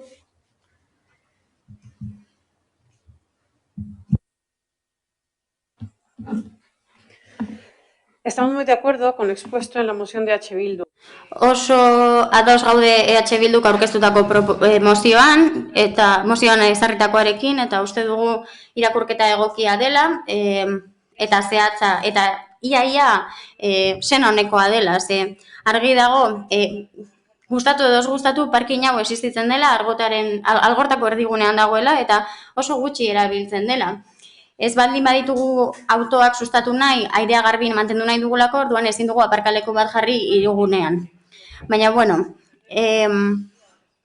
ulertuko dugu parkin hau aurreko udal taldearen ondore bat dela, jaso dugula erentzian, orduan egin behar duguna da, gure herritarrentzat positiboa izango den erabilera bat ematea. Argazkia hori da, 69 plaza huts daude gaur egun, EH Bilduko kideek esan duten bezala, eta aintzat hartu behar dugu, beraz parkin honek ez duela betetzen helburu nagusietako bat, eta da kamioi material teknikoak dakartzaten kamioiei tokia ematea, eta kontua da kamioiek ez direla kabitzen, ez dira kabitzen. Orduan, gutxienez, eskerrak eman beharko genituzke, Musikebarriko langileek parkina erabiltzen dutela, ze egia esan bisitarientzat eta ikuskizunak ikuste datozenentzat ere ez dagoelako aukera hori. Errealitatea da, denon artean pagatu genuela gaur egun utzi dagoen parkin hori, eta kezkatuta gaude hori berriro gertatzearekin Manuel Gaintza parkinean. Jakin nahiko genuke zenbat plaza bideratuko diren horretara. Hori bai, Musikebarriko langileek Manuel Gaintzan aparkatu behar izatea, San Nikolas plaza azpian parkin bat egonda, horrek ez dauka zentzurik. Guk proposatzen duguna da gure hauteskunde programan proposatu genuela, ziur gaude auzokideak prest egongo liratekela epe logiko baten barruan plazak alokatzeko, 15 urte denbora gehiagi delako, eta are gehiago momentu honetan ziurgabetasun handia dagoenean, eta jendeak ez dituenan horrelako erabakiak hartu nahi. Uste dugun gobernu taldeak baloratu egin beharko lukeela, eta momentu egokia dela horrelako apustu bat egiteko. Eskerrik asko. Eskerrik asko. Díaz anderea. Y es que, Kate Andrea, estamos de acuerdo. ¿Qué ha pasado? Ados gaude, denbora nahikoa pasada, ja konponbide bideragarri bat aurkitzeko aparkaleku hauei erantzun bat emateko, hasiera batean planteatutako eredua, hau da, lagatzeak argi dago ez direla arrakastatxoak izan, 16 plaza saldu dira 105-etik, eta argi dago gehienak okupatu gabe daudela. Badakigu hori ezin dela horrela izan eta konpondu behar dugula. Horregatik alderdi sozialistak uste du aukera aprobetxatu behar dugula eta ez dugula parkinaren existentziari buruz hitz egin behar, ja hori iraganeko gauza bat izan zelako, baina orain hartzen diren konponbideak ezin dira izan parkina eraiki zeneko konponbideen berdina. Izan ere, orain beste parkin bat eraiki da eta nolabait bilatu beharko genuke lotura bi parkin hauen kudeaketaren artean. Ados gaude eredu horrekin, konpondu beharreko arazoak konpontzeko, Gobelako aparkalekuan egin zen bezalaze, eta espero dugu epealdi jakin batean ekarriko dugula batzorde honetara kudeaketa kombinaturako edo biak kudeatzeko plan bat. Eta Andrea jauna, zeure deitza. Gracias, señora alcaldesa. Eskerrik asko, alkate Andrea. Grazia egiten dit, orain epe laburrean ekarriko dugu plan bat aparkalekuak kudeatzeko. aparkalekua zehazki martxan jarri zen 2011 garren urtean, eta momentu honetan gaude 2020 garrenean, eta itxita jarraitzen du 89 plaza Algortako erdigunean eta okupazio hori gabe batez ere utzikeriagatik. Hasieratik ikusi zen lagatze sistemak ez zuela funtzionatzen, baina momentu horretan erabaki behar zen irizpideak aldatzea. Momentu hartan hitz egin behar zen aukera ezberdinei buruz, baina nik ez dakit zer gertatzen zaion udal talde honi. Beti doaz, berandu eta gaizki. Gobela polikiroldegia, erreferentziatzat aipatzen den adibide hori, 2005an ireki zen, eta 4 urte beranduagoa zen, gure alderdiak milaka proposamen egin eta gero, alokairu sozialeko proposamenaren alde atera zen. Bitartean, eskatu dugu irekitzeko Arenas taldearentzako partiduetarako igandeetan ezerrez. Alangoseko parkinean hemen ondoan dagoena 2018an bukatu zen, baina orain ari gara partzelak esleitzen. Zergatik, udala oso astiro doalako. San Nikolaseko aparkalekuarekin, aintzat hartu behar dugu, Getxo Antzokiarekin gertatu zen guztiak gehiegikeria hutsa izan zela, eta aparkalekuaren kasuan guk bereziki eskatu genuen aparkaleku hori gehitzeko, ez genuelako imaginatzen instalazio kultural bat aparkalekurik gabe. Aparkalekua beharrezkoa da, jakin badakigulako nola mugitzen diren gure herritarrak. Eta kontrako esaten duenak ez du hori ezagutzen. Baina, klaro, honek ez dauka zentzurik ikusleek ezin badute parkin horretarako sarbidea izan. Parkin hori bakarrik erabiltzen dute musika eskolako langileek, ez dakit zergatik ez datozen bizikletan, horren beste hitz egiten dugu bizikletaren inguruan, ez dakit zergatik ez doazen bizikletan, jartzen dizkiogu aparkalekuak kotxez joan daitezen, eta beraz, aparkalekuak ez du funtzionatzen. Baina nik ez dut partekatzen EH Bilduk adierazitako irizpidea. Nik ez dut uste alokairu erregimenean eskaini berdenik. Horrondoan, Telepitzako parkina ere badago 100 plaza dauzkanak. 2018an EH Bilduk osoko bilkura honetara ekarri zuen aparkaleku rotatorio edo txandakakoa nahi zuela, baina gaur irizpidea aldatu du. Esan du, ez duela txandakako parkinik nahi eta alokairukoa nahi duela adierazi digu. Guk ulertzen dugu aparkaleku hau ezin dela erabilia hasierako helburu kultural horretarako, baina hori, asmoa zen hasieran ikusleak joatea eta bertan aparkatzea, zergatik metroak gauez izten duelako, eta herritarrek horretarako ohitura daukatelako, eta kanpotik baldin badatozte, kotxez etorri behar direlako, baina aintzat hartu eta egin diren kudeaketak, ez din dira egin. Orduan, guk proposatzen duguna da txandakako aparkaleku bat. Are gehiago, proposatu dugu, gabonetan, barrerak altxatzea erosketak egitera datozenek erabiltzeko. Eskatu dugu, otak edo tao kudeatzen duten enpresak kudeatu dezan. Guk uste dugu, parkin horrek gure herriko kontsumoa sustatu behar duela. Ze gure arazoa da, kontsumitzaileak kotxez joaten direla erosketak egitera, eta orduan herritik ateratzen direla. Eta beraz, Algortan erosketak egitera datozenentzako parkin rotatorio edo txandakakoa izan beharko luke. Eta horrela, bonoak edo deskontuak jasoko lituzkete erosten duten dendetan, eta horrela merkeago egingo lukete. Kontsumoa sustatuko genuke horrela.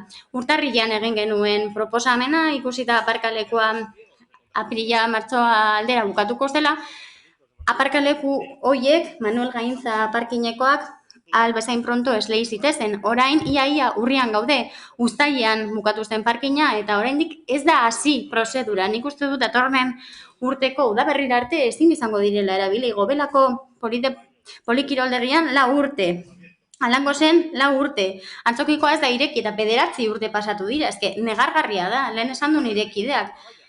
Ia, goialdea ere alde berde hori itxita dago. Ez dira pleguak hasi ere egin. Eta esan dute, orain, zinegotzi sozialistak esan du, elkartu egingo dituztela eta plangintza integral bat egingo dutela, baina, errealitatea da, Algortako erdiguneak aparkaleku hori behar duela. Merkataritza, lokalek behar dute hori, kontsumoa behar dute. Zer gertatzen da hemen utzikeria dagoela. Ez daizua, sola. Ni enintzateke lasai joango era, jakinda, parkin bat bukatuta eta etxita daukagula. Nik ez dunke lasai lo egingo. Ez que uler gaitza da. Nik ez dakit nola zinegotziko talde batek lasaitasun osoz hori esatea, jakinda toki bat daukazuela eginda prestatuta aparkaleku bat, eta itxita eta urteak igaro daitezkela ez egin gabe. Beraz, ni txandako sistemaren aldekoa naiz, Bilduk 2018 esan bezala, eta abstenitu egingo gara. Zeinek hemen, González jauna, zeurea da hitza. Sí, bueno. El Parque de San Nicolás es una obra puesta de... San Nikolaseko aparkalekua 2011an bukatu zen, baina zerbitzuan 2013an jarri zen. Kontzesio dolagatze sistema baten bidez egin zen, partzelaren titulartasunari buruz, den bidez. Horrelako lagatzeek behar dute heltze garai bat eta 3 eta 5 urte artekoa izan daiteke. Herritarrek 15 plaza erosi zituzten, eta bueno, argi dago bazirudiela denborak aurrera egin ala, eskaerak ere gora egingo zuela eta horrela parkinaren plaza gehienak okupatu egingo zirela. Hala baina, krisialdiak iraun egin zuenez, 2013 eta 2014 bitartean, aurreikuspenak ez zirela bete, eta argi geratu da, inoiz baino gehiago, ezinbestekoa dela beste eredu bat aplikatzea, gainerako plazekin zerbait egiteko. Aztertu da errotazio edo txandakako eredua, eta badirudi arazoak daudela parkinaren hasierako banaketarekin eta distribuzioarekin errotazio sistema hori antolatzeko, eta gure ustez aplikatu beharreko eredua izan daiteke Gobelako polikiroldegiko ereduan, hau da, zozketa bidezko plazen esleipena eta denboran egin ala, zerrenda baten bidez egitea. Hori, orain aztertzen ari gara parkinerako sarbidea, berritzen ari gara sistema elektroniko guztia, sarbideko sistema elektronikoa, eta laster jarriko da abian, alokairu sistema martxan jartzeko. Eskerrik asko. Eskerrik asko. Beste norbaitek hitza hartu nahi du? Bai, Gijarrubia Anderea. Bai, lehenik eta eskertzea emandako erantzunak eta erakutsitako jarrera gaiaren inguruan. Nik uste dugu bi aukera dagoela, horrelako egoera baten aurrean. Alde batetik ezerrez egitea, immobilismoa beste alde batera begiratzea, edo errealitatearen aurrera begiak irekitzea eta konponbide eraginkorrak bilatzea. Beraz, uste dugut iritziak entzunda bigarrenaren alde egiteko asmoa edo nahia badagoela behintzat, eta hori ez da gutxi. Rotazioaren inguruan, esan du Andrade jaunak 2018an ekarri genuela mozio bat hori eskatzen, bai, klaro, guk beti lehenengo horren alde, aipatu dudan lehenengo aukera horren edo bigarren aukera horren alde egiten dugulako, konponbide eraginkorrak bilatzen saiatzea behintzat. Eta rotazioa aukera bat izan zitekeen, baina bertan zeuden edo espazio horrek dauzkan ezaugarri teknikoek badirudi horretarako bide ematen ez dutela, eta beste gauza bat garrantzitsuagoa iruditzen zaiguna, eta denboraren joanaz ere konturatzen edo behintzat gero eta nabariagoa egiten dena, da erdigunetik autoak atera behar direla. Errealitatea izan daiteke Andrade jauna zuk irudikatu berri duzuna guztion aurrean. Beste gauza da nora heldu behar garen eta puntu horretara heltzeko ze neurri hartu behar diren instituzio bezala ere bai. Autoa bigarren, hirugarren plano batera eraman da. Beraz, hori da gure nahia eta uste dugu gaur egun egokiagoa izango litzatekeela aparkaleku sozialak bertan egikaritzea. Eskerrik asko. Eskerrik asko, beste norbaitek. Bozketara pasatuko ginateke Andrade jauna, zeurea da hitza. Sí, gracias, señora alcaldesa. Eskerrik asko, alkate Andrea. Nik argi daukat gauza bat, eta nik uste denok eduki behar dugula argi, ze bestela ez goaz ondo. Ez baldin badago aparkalekurik gure herrian, merkataritza ondoratu egingo da, desagertu. Ez baldin badago aparkalekurik, ez da egongo kontsumorik. Eta hori izan zen, Manuel Gaintza aparkalekua egiteko premisa nagusia. Eta gauza bera gertatzen da, aretan ere. Ez baldin badugu merkataritzarik nahi baldin badugu lo egiteko hiri bat eukitzea, jendean lo egitera etortzea, orduan ados, baina bestela aparkalekuak behar ditugu, merkatariek aparkalekuak behar dituzte. Eta gaur egun ja berdin dit errotazio sistema bidez, alokairu sistema bidez, edo dena delako sistemaren bidez ezartzea. Garrantzitsuena da, oraingo egoera kontuan hartzea. Iaz ere hitz egin genuen honi buruz, baina eske urteak pasa egiten dira eta ez duzu ezer egiten. Daramagu urteak hitz egiten aparkaleku hori irekitzeari buruz. Alkate Andrea, Manuel Gaintza parkina ezin da itxita eduki denbora gehiagoz. Eta San Nikolasekoak gauza bera. Arazo bat baldin badago, arazo teknikoak ezaugarriengatik, nik proposamen bat ekarri nuen, Andres Cortina kaletik beste aldapa bat irekitzea errotazio sistema esartzeko. Esan nahi dut. Horrekin posible litzateke Lurrazpian autobus geltoki bat eukitzea, errotazio sisteman eukitzea, eta obra hori oso erraza da eta parkina irekitzea albidetuko luke. Errekuperatu egin behar dugu, garai hartan desbideratu egin zen zirkulazioa, bidezabalera bideratu zen, baina eske horrek zaildu egin du Andres Cortinatik Arrigunagara bideko tarte horretan bizi diren auzokideen bizitza. Mesedez, ireki aparkalekuak. Berdin dit, nahi duzuen sistemarekin, baina ireki. Andela de jauna. Bozketara pasatuko gara. Bai, mozioaren aldeko bozkak, Bildu eta Elkarrekin Podemos, kontrakoak eta abstentzioak, Partido Popularra, PS Euskadiko Ezkerra eta EAJ-PNV ditugu. Eta 19. Pasatuko ginateke Elkarrekin Podemos udal taldeak aurkeztutako moziora, Getxoko garbiketa ereduan parte hartzeko prozesua. Bai, Amiga Anderea.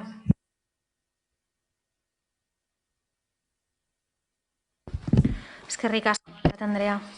Bueno, nos encontramos Zeharo aparteko egoera bizitzen ari gara eta egoera horrek oraindik hilabete batzuk iraungo duela aurre ikusten da. Horren bestez, egoera horri egokitu beharra daukagu. Pandemia hau ikasgai asko ematen ari zaigu eta uste dugu horietatik ikasketarik onenak atera behar ditugula.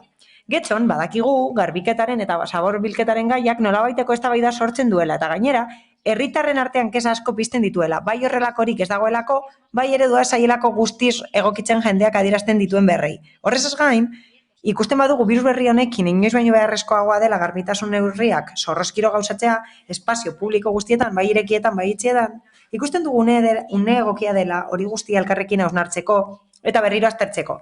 Egungo ereduari dagokionez, herritarron nahiak kontuan hartuz. Un historikoa ere bada, Getxoko zaborbilketaren kontratua epe laburrean amaituko delako eta gure udalerrian garrantzia handieneko kontratua delako. Bai horretara setaturik dagoen aurrekontuagatik, bai herritarren eguneroko bizimoduan duen eraginagatik. Ez dugu ahaztu behar, gainera, lurralde mailan Bizkaiko uri hondakinak kudeatzeko plan integrala berritzea eta eguneratzea planteatzen ari dela. Plan horretan Getxo neurri handi batean eragina izango duen hiri hondakinak kudeatzeko eredua jasotzen baita. Uste dugu garaiz gabiltzala, un egokia dela ere bai, partaietza prozesu inklusiboa zeharkakoa, disiplina anitzekoa eta hainbat fasekoa planteatzeko. Prozesu horrek gure kaleen garbitasuna nola hobeto hausnartzen lagunduko digu. Bai eta herritarrek zerbitzu handi hori COVID-19arekin bizi dugun egoera berriari egokitzeko beharrezkoak diren aldaketen inguruan duten iritzia ezagutzen ere. Gure esku dago herritarrak ahalik eta hobekien babestea. Eta ez bakarrik erantzukizun individuala eta kolektiboa eskatzea. Hain zuzen ere, arlo zehatz honetan iritzi publikoa kontuan hartuko duten eta zerbitzuak pandemia honek ekarri dituen eskakizun berriei egokitzen lagunduko duten politika publikoak abian jarri behar ditugu. Horregatik guztiagatik, Elkarrekin Podemoseko erabaki proposamena aurkezten dio Getxoko udaleko osoko bilkurari bat. Getxoko udala konpromiso hartzen du, partaidetza prozesu zabal, zeharkako eta lotesle bat abian jartzeko, gizarte kolektiboen nahiak eta eskariak kontuan hartuta. Gaur egun Getxon dugun zaborbilketako ereduari buruz denok batera eta elkarrekin eztabaidatu eta hausnartze aldera zaborbilketari dagokion urrengo kontratua betzeko eta pandemiak sortutako egoerari berriro egokitzeko asmoz. Bi, Getxoko udala gure kalen garbitasunari buruzko galderak eta eztabaidak sartuko ditu prozesu horretan iradokizunak eta betzeko proposamena jasotzeko eta horrela zerbitzu publiko hori gure auzo guztietan orekatu eta egokitzeko. Como explicamos en esta moción que Mozio honetan azaltzen dugun bezala, Proposamen hau egiten dugu arrazoi desberdinatik. Batetik kontratua amaitzera doa eta handienetarikoa da. Hondakinen bilketako kontratua handienetarikoa da eta gainera pandemia garaian gaude. Eta momentu honetan are garrantzitsuagoa da garbitzea eta eztabaida berriak sortu dira. Horregatik uste dugu patxadas eta zabaltasunez kudeatu behar dela eztabaida herritarrak eta kolektiboak kontuan hartuz. Gainera beharrezkoa da gure ustez parte hartzailea den prozesu baten bidez egitea. Eta zergatik ekartzen dugu ona? Hilabete batzuk dramatzagulako edo urteak berriz aktibatzeko eskatzen. Hau da, hondakinen taldea berriz aktibatzeko eskatzen. Beti bezala, esango digute urrengo hilabetean bilduko dela, mantra bat bezala. Foro horretan eskatuko dugu dagokion unean, baina horrez gain eztabaida sortu nahi dugu hemen. Bakoitzaren iritzia entzuteko gai honen inguruan. Uste dugu zenbaitetan taldeek esan dutela ideia desberdinak dituztela, adibidez nola bildu behar diren hondakinak, eta ez da behar beste eztabaidatu. Neurri handi batean, indarreko kontratuan esleituta eta ezarrita zegoelako. Oso gai zabala eta konplexua da, eta garaia da, bada garaia, eztabaidatzeko eta garaiz egiteko faseka egin beharko litzateke prozesua zeharka eta erabat. Modu errealean egin behar da eta inklusiboa izan behar da herritarrentzat banaka, zein kolektiboki. Gainera, garbiketa ereduarekin lotuta dago, konfinamenduan, eta aurretik ere bai, kesa asko irakurri ditugulako. Izan ere, asko esaten dute, garbitasun maila ez dela nahikoa getxoko gune desberdinetan, eta tratu desberdina ematen dela auzo desberdinetan. Eta gainera, jendeak ez du ulertzen zergatik inbertitzen dena inbeste diru garbitzeko, baldin eta gero herritarren sentsazioa beste bat bada. Azken finean, jende antzun behar dugu eta logikoena da garbiketa eta hondakin bilketa jorratzea herritarrei kezkatzen dieten gaiak direlako. Hala, eztabaida bat egitea gustatuko litzaiguke edukiontzien inguruan eta pandemia bete-betean dagoenean, are garrantzitsuagoa da bere iritzia entzutea eta balizko neurriak aztertzea plegu berriak idatzi aurretik zerbitzu hauen inguruan. Eta aipatu nahi dugu aurretik aurrekontu parte hartzaileei buruz esandakoa. Zentzu horretan, etengabe eskatu da pedala edukiontzietan. Eta Elkarrekin Podemosetik askotan eskatu dugu pedala jartzeko. Eta beste, eskaera batzuk daude ardatzekin lotuta, pintura margotxarekin lotuta, eta organikoen edukiontzean poltsak jartzearekin. Eta horiek dira boska gehien dituzten iradokizunetako batzuk. Orain, prozesu irekia planteatzeko aukera daukagu. Jendeak ikusteko garbiketa sakonki aztertzen dela eta helburua getxo betzea dela. Hori da, hori egiteko unerik onena da. Izan ere, herritarrek gehien eskatzen dituzten gaiak hor daude, gai horrekin lotuta daude. Eta beharrezkoa da horregatik, eztabaida egitea iragazkirik gabe. Beraz, aprobetxa dezagun denbora. Mila esker. Eskerrik asko, Andrea, Díaz Andrea, zeurea da txanda. Esker, alkate Andrea. Alderdi sozialistatik ikusten dugu Elkarrekin Podemosen proposamena gai desberdinak nahazten dituela. Gauza desberdinak aipatzen ditu garbiketa, hondakinen bilketa, lizitazioa, zerbitzuaren lizitazioa, herritarren parte hartzea, eta COVID-19ak eragindako egungo egoera.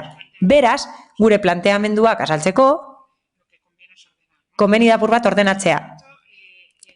Une honetan, premia daukagu. Batetik, bide publikoen garbiketa zerbitzua lizitatu egingo da. Momentu honetan, indarreko esleipen bat dago luzapenik gabe eta okerez banago,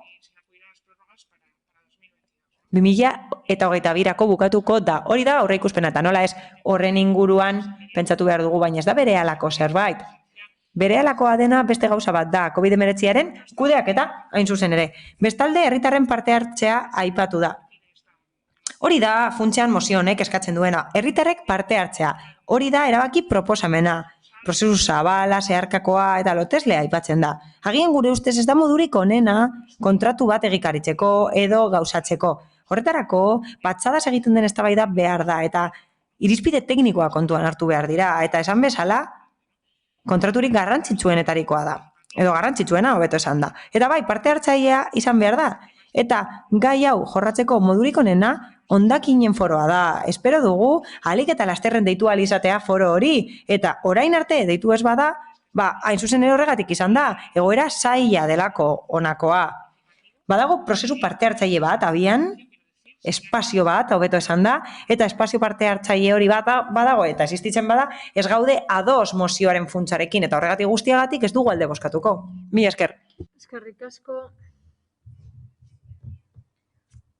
Bai, Maseda Andrea. Bueno, mozioaren izaerarekin bat egiten dugu. Hondakinen bileketaren eredua gizarteratzeko beharra eta herritarrak ere parte egiteko aukera ondo ikusten dugu. Tenemos algunas dudas, ya que... Hala ere, zalantza batzuk ditugu. Zeregin horiek guztiak ez liratekeen hondakinen foroan ere egin beharko. Eta Paulak esan bezala, agian hobe litzateke hondakinen foroan jorratzea gai hau esan bezala. Eta aprobetxatzen dugu aukera hau abian jartzeko eskatzeko. Hau guztia egin aurretik udalak edo udal gobernuak hondakinen politikek norantza eraman behar gaituzten argi izan behar dutela herritarrei ere norabide horri begira jartzen joateko. Ba ez dakigu une hau aproposena den. No obstante, como ya se ha dicho y como compartimos... Esan den bezala, eta mozioaren zentzuarekin bat egiten dugunez, alde bozkatuko dugu.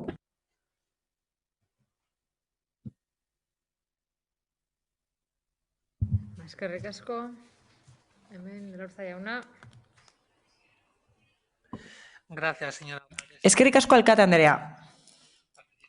Parte hartzailea, prozesu parte hartzea, Alderdi Popularrak beti pentsatu du prozesu parte hartzaileak onak eta aberasgarriak direla. Hori da monurik onena, gure lana errasteko, herritarren ordezkari gisa daukagun lana errasteko. Hautetxiak garelako, herritarren parte hartzeak helarazten dizkigu herritarren kezkak eta guk bideratzen ditugu iritzi horiek. Baina ez engainatu, Amie Banderea, interesgarria da parte hartzerako bideak ezartzea, baina arazoa ez dira bideak. Ez da, existitzen direnak ere, ez da horretarako bideak ere. Badaude prozesu parte hartzaileak orain, agian eskasak dira, agian gutxi dira, bai, eta kategoria desberdinetakoak dira, bai. Baina aukera ematen digute, herritarren iradokizuna jasotzeko. Arazoa beste bat da, eta nik esango dizut zein den. Gobernu taldeari esaio bat ere inporta herritarren iritzia, eta horren seinale asko ditugu. Adibide gisa, batetik getxotxukut daukagu, eta bestetik prozesu parte hartzaileak. Horiek dira bi adibideak. Bietan, aldarrikatu zaio gobernu taldeari pedala jartzeko edukiontzietan, eta askotan aipatu izan dugu osoko bilkura areto honetan. Benetan, aldarrikapen hori urte askotan egin du Alderdi Popularrak, eta azkenean herritar guztiek eskatzen duten zeharkako aldarrikapena da. Gizarte talde desberdinek egiten dute aldarrikapena, ideologia desberdina duten herritarrek gauza bera eskatzen dute pedala jartzeko.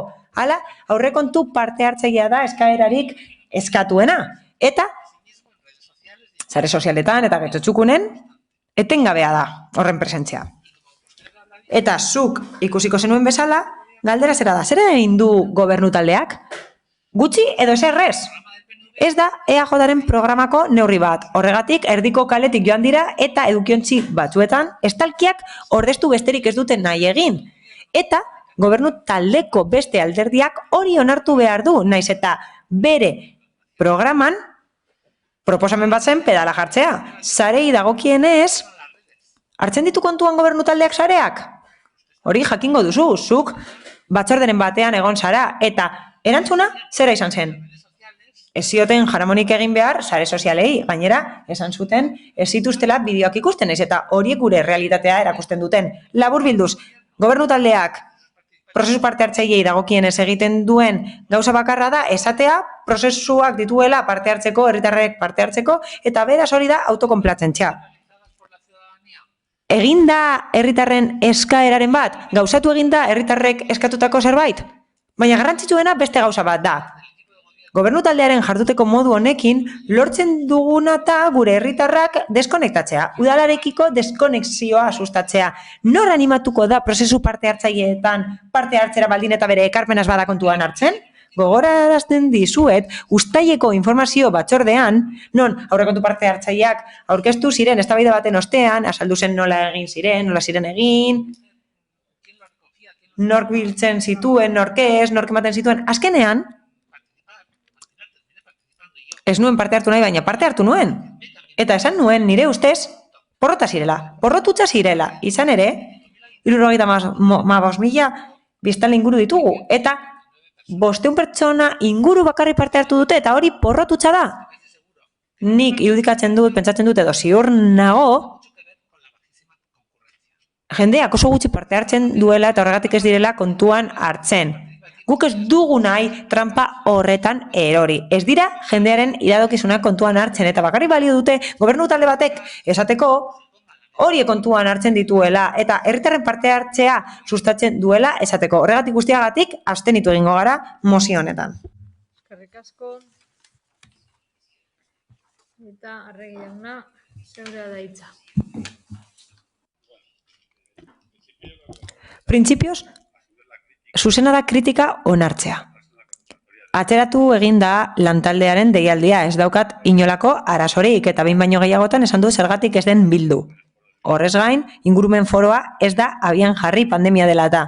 Dakizuen bezala, ingurumen foroa giltzarria da lantalde horretarako eta aipatutako zerbitzuak hobetzeko, baina horren ostean, eta zuen proposamena ikusita, uste dut ezaretera bat ere sentiberak.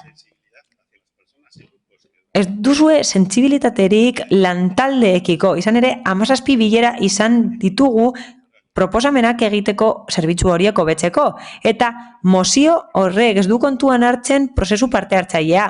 Izan ere, baldintza tekniko enplegutik abian jarri zen lantaldea orain dela 8 urte, akordio politiko zabalarekin gainera. Bertan, parte hartzeko sistema bat jasotzen zen, hau da, zehazten zen lantalde bat sortuko zela, eta bertan ingurumen foroak parte hartuko zuela. Lantalde, hau da, alderdi bakoitzeko kide bat, kontratuaren arduradunak eta kudeaketaren arduradunak. Kasu honetan, UTEarenak. Baina ez hori bakarrik. Horrez gain, ez dira aipatzen beste pertsona batzuk, eta horiek guztiek azterlan desberdinetan parte hartu dute 2018an eta 2019an. 250 pertsona baino gehiago hartu dute parte, eta urtero pertsona askok parte hartzen dute iradokizunekin, kesekin, eta orain arte, abuztura arte, 400 baino gehiago egin dira. Mozioan aipatzen da prozesu bat egingo dela, galderak eta eztabaidak egiteko garbiketaren inguruan eta iradokizuna jasotzeko. Hori, lantaldeak egin du eta prozesu parte hartzaileek egin dute. Eta horrez gain, badago 2020erako eta 2021erako prozesu parte hartzaileen plan bat da. Plan bat dago eta lantaldeek informazio guztia izan dute. Eta horren guztiaren ondorioz 2018ko azaroan sinatutako akordio bat lortu egin zen eta memoria egiteko, eta oso garrantzitsua da memoria egitea udalerriak kudeatzen direnean, parte hartzea eta herritarren implikazioa sustatzea jasota dago baldintza teknikoen pleguan, zehazki 2. artikuluan, eta hori egiten da komunikazio plan bat eta kontzientziazio plan bat ezarriz. Adierazleen eta pertzepzioaren sistema bat ezarriz eta lantalde horren bidez. Eta nola ez, lantalde hori kontsultiboa da eta egonkorra da, eta ondorioz, errespetatzen dugunez pertsona guztien lana eta parte hartzea, eta errespetatzen dugunez egindako guztia, prozesu parte hartzaile horretan egindako guztia, eta jakinda egikaritzeko proposamenak ateratzen direla, eta zerbitzuak hobe daitezkeela aurka bozkatuko dugu.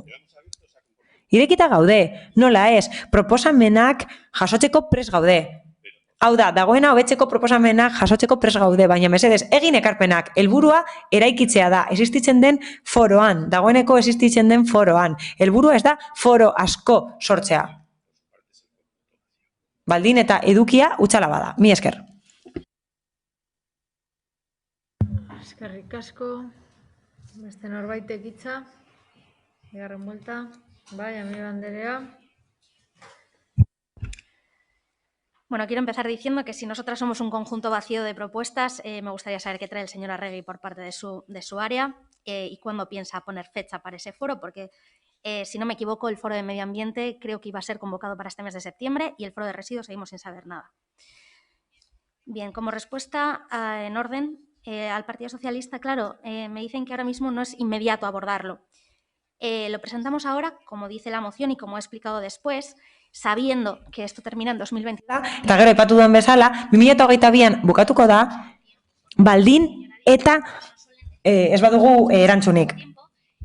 Askotan esan diguzue, zerbait aurkezten dugunean ez dagoela denborarik. Normalean, denbora falta da dena egiteko. Eta prozesu parte hartzaile bat proposatzen denean, beti esaten digute berandu gabiltzala. Horregatik, denbora daukagu orain, foroa aktibatzeko, hori jorratzeko, osoko bilkurak honen inguruan eztabaidatzeko eta garai zibiltzeko. Beti gertatzen zaigulako gauza bera. Arrazoizko denbora bat daukagu, proposamen bat daukagu, agian ez zaudete ados, baina gutxienez proposamen bat da. Eta foroari aurkeztuko diogu elkartzen denean. Nola ez, EH Bilduri, eskerrik asko. Bueno, es que su apoyo con el tema del foro ojalá sea importante para...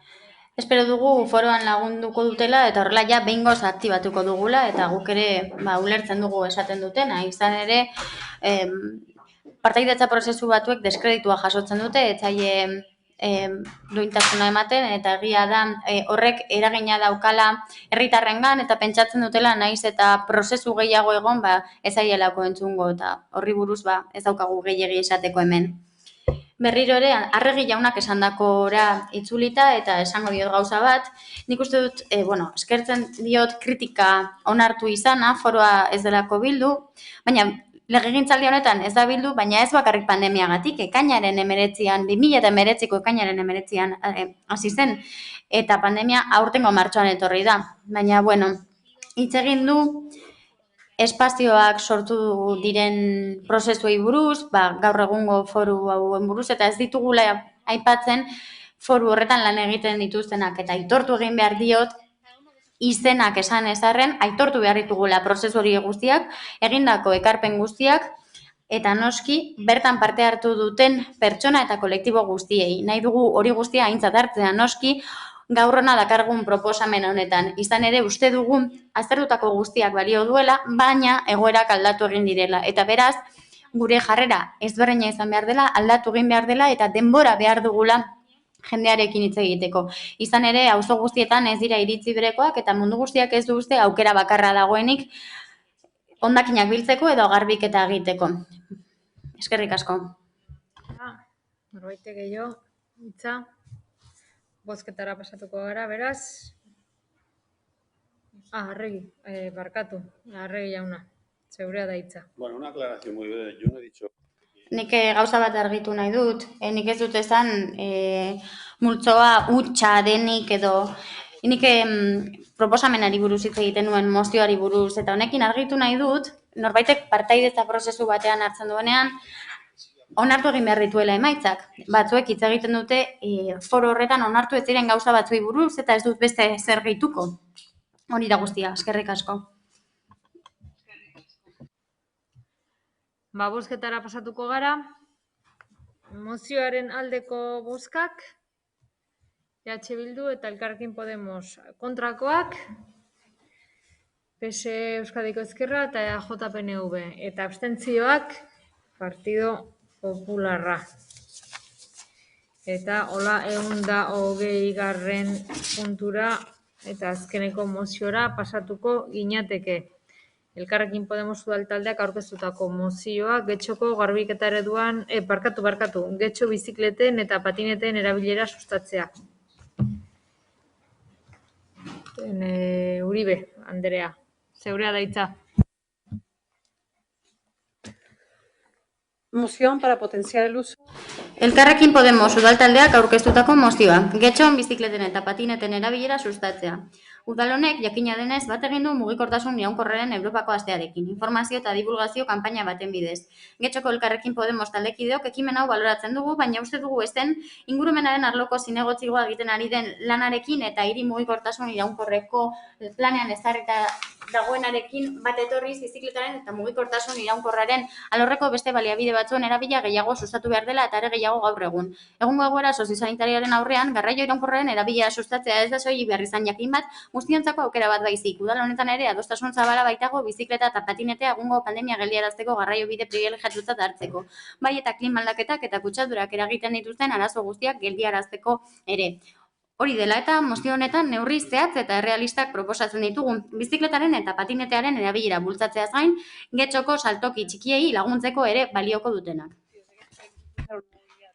Getxotik mugikortasun iraunkorra eta segurua bultzatu nahi badugu, hotz, kerik, zaratarik eta karbono emisiorik gabeko mugikortasuna sustatu gura badugu eta aire garbiagoa eta osasungarriagoa duen udalerri baten alde egin nahi badugu, garapen iraunkorraren helburuak erdiesten laguntzaz gain, bizikleta eta patinetea mugikortasun iraunkorrerako beste bitarteko batzuen artean erabiltzearen aldeko apustu irmoa eta etengabea egin behar dugu. Horregatik guztiagatik, honako erabaki proposamena aurkezten diogu osoko bilkurari bat. Getxoko udalak, bizikletaren eta patinetearen erabilera bultzatuko du.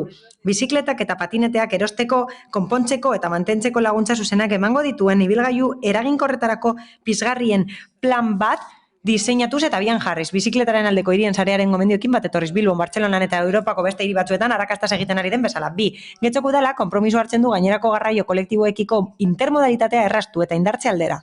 Garraio kolektiboetan bizikleta igotzeko, murrizketak gutxitzeko eta getxo bizi deritzo mailegu sistema garraio kolektiboko tituluekin Metro Bilbao Bizkaibus integratzeko tarifen arloari dagokionez. 3. Getxoko udala konpromiso hartzen du bere eskumenen barruan lan egiteko inguruko udalerriekin eta edo Bizkaiko Foru Aldundiarekin beharrezkoak diren akordioak bilatzeko eta getxo biziko bizikleta publikoak udal perimetrotik kanpo ere erabil daitezen sustatzeko. 4. Getxoko udalak bere eskumenen barruan ondoko konpromiso hau hartzen du. Udalerriko metro geltoki guztietan bizikleten eta patineteen aparkalekoak abian jartzea. Horien guztien erabilera garraio publikoarekin kombinatu ahal izateko. De estos con el transporte público. Vale, procedo a la defensa. Desde Elkarrekin Podemos. Defentsa egingo dut. Elkarrekin Podemosetik oso ondo iruditu zaigu udalak bat egitea mugikortasunaren nazioarteko astearekin eta balioan jarri nahi ditugu abian jarritako kanpainak aurrera egiteko eta hitzez esandako hitzak erabiltzen ditugu. Mugikortasun jasangarrirako eredu osasungarria eta emisiorik gabekoa. Neurri guztiak ezagutzen ditugu. 30 km/h abiadura, street marking, ekimenak niretzat oso egokiak direnak eta bizikletaren erabilera sustatzeko lantegiak. Horrez gain, beste divulgazio kanpaina batzuk egiten ari dira bidegorriekin lotuta eta esartzen ari direnak. Horregatik aurkezten dugu mozioa nahi dugulako bultzada hori mantendu.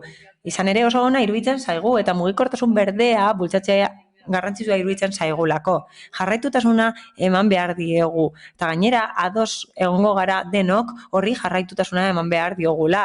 Pandemia garaietan, askok pentsatzen dute bizikleta eta patinetea elementu estrategikoak direla, osasungarria den mugikortasuna sustatzeko, kutsadura murrizten delako eta pertsonen arteko distantzia mantentzen delako. Hala, Biziz bizi, Kalapie eta beste sektore askotako elkarteak ditugu bizikletaren aldeko elkarteak direnak eta neurriak eskatu dizkiete administrazio publikoei. Ogasunarekin lotutakoak ere bai, eta hori guztiak eskatu dizkiete administrazio publikoei COVID-19 krisiari aurre egiteko eta esfortzuak batzeko neurri egokiak abiarazteko herritarrek berme guztiak dituen mugikortasuna eskaintzeko.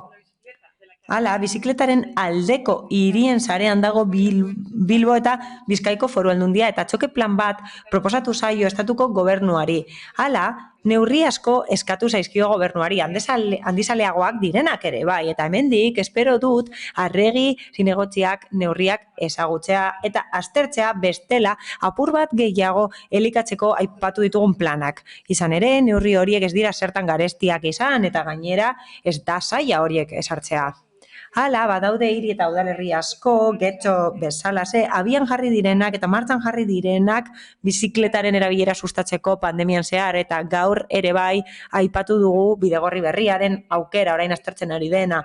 Adibidez, Frantzian gobernuak iragarri egin du aurrekontua bideratuko dela bizikleta sustatzeko eta Parisen bidegorri edo bizikleta biden 1000 kilometro baino gehiago gaitu dira, Londresen ere bai, deseskaladarako neurriak hartu zituen bizikleta sustatzeko eta maila globalean bizikletaren eta patinetearen erabilera itzela da eta egungo osasun egoeran bere erabilera sustatzea abagune historikoa da. Horregatik uneo baliatu behar dugu neurri berriak hartu.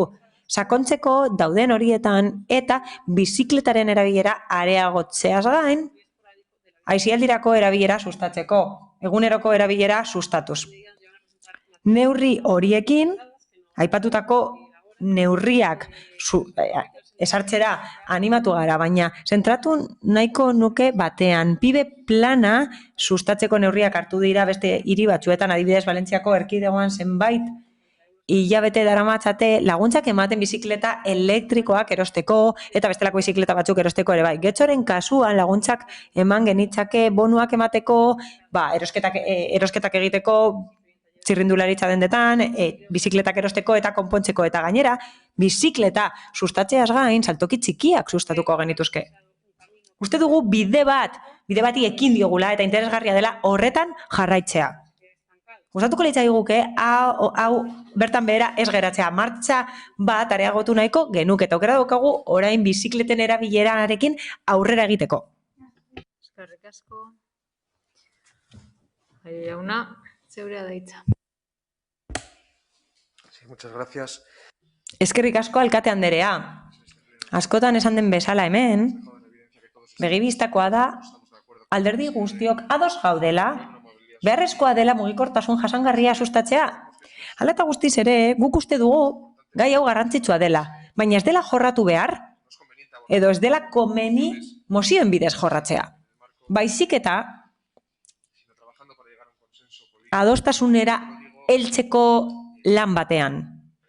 Eta hori esaten dut, hain zuzen ere, momentu honetan bide ireki bat daukagulako, gobernu taldeak bide bat abiarazi du hori jorratzeko. Hau da, alderdien txanda bat, burutu eginda ingurumen zinegotziarekin eta azpiegituren zinegotziarekin. Eta horretan, alderdi politiko guztiok gure proposamenak egin ditugu eta hori egiten jarraituko dugu aurrerantzean ere bai. 3. txanda bat egingo dugu hurrengo egunetan eta horretan ekarpenak egin halko ditugu. Hala, moziora eta proposamenetara itzuliz, lehenengoari dagokionez interesgarria izango litzateke hori jorratzea txanda horretan, alderdien txanda horretan. Hala eta guztiz ere gustatuko litzaidake zera esatea. Pibe plana aipatzen da, eta horri dagokionez proposatzen dena oroar, edo normalean, beste administrazio batzuek lantzen dute. Hau da, udalaz gaindiko administrazio batzuek lantzen dute. Adibidez, Bartzelonak diruz laguntzen ditu, bizikleten erosketa, baina metropoli arlotik egiten da, ez udalerritik bertatik. Adibidez, Valentziako erkidegoan eta Madrilgo erkidegoan gauza bera egiten da. Eta hori egiten badute da, besteak beste, Ministerioaren MOVES 2 planak ez duelako aurre ikusten da, zentratzen delako beste gauza batzuetan, hau da, bere helburua da, bizikletaren erabilera sustatzea. Ez erosketa eta salmenta. Maileguen sistemak sustatzen dira, eta ez bizikletak erostea eta saltzea. Beraz, hausnartu behar da. Beharrezkoa da, berez bizikleten salmenta sustatzea, edo bestela, agian hobe liteke Bilbon bezala maileguen sistema bat esartzea. Hemen ere bai, patinete elektrikoen erabilera sustatu eginda eta getxobizi sistema esarri eginda. Eta bigarrenik, kasu horretan, ez dakit udala izan beharko litekeen, hori diruz lagundu beharko lukeen edo udalaz gaindiko erakundeek egin beharko luketen, adibidez Foru Aldundiak edo Eusko Jaurlaritzak izan ere, ditu diru laguntzen lerro desberdinak erabilera horiek sustatzeko eta intermodalitateari dagokionez eta tarifen integrazioari dagokionez eta udalerrien arteko garraioari dagokionez, hildorretatik lan egiten ari da dagoeneko eta dakizuen bezala, kontu hauek dira Bizkaia egiten ekimenaren ideietako batzuk, eta gu ados gaude horrekin, eta bereziki nire alderdia ados dago garraioaren gaian.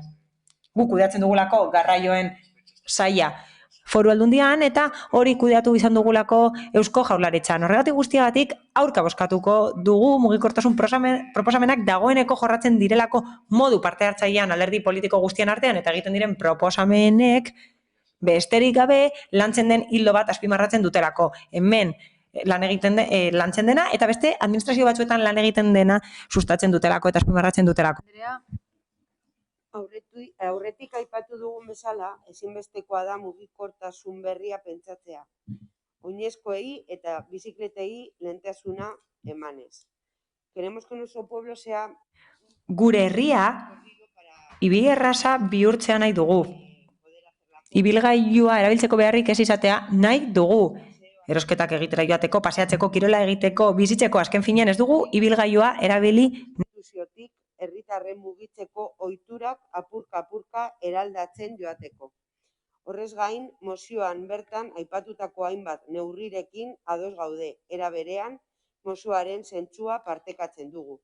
Beraz, ezin dugu baiezkoa baino bozkatu. Eskerrik asko. Bai, Andrade jauna. Sí, gracias, señora alcaldesa. Nosotros brevemente, porque yo creo que ya lo han dicho casi todo. Labur hitz egingo dut, uste dut dena esan duela kide sozialistak, eta argi dago mozio hau oso ondo dagoela, baina gauza batzuk soberan dituela eta beste batzuk faltan. Hitz egin dugu da bizikleta elektrikoaren aldeko apustua. Hitz egin dugu aurrentzako bizikletei buruz ere bai, gure pasieretan gurekin joan daitezen.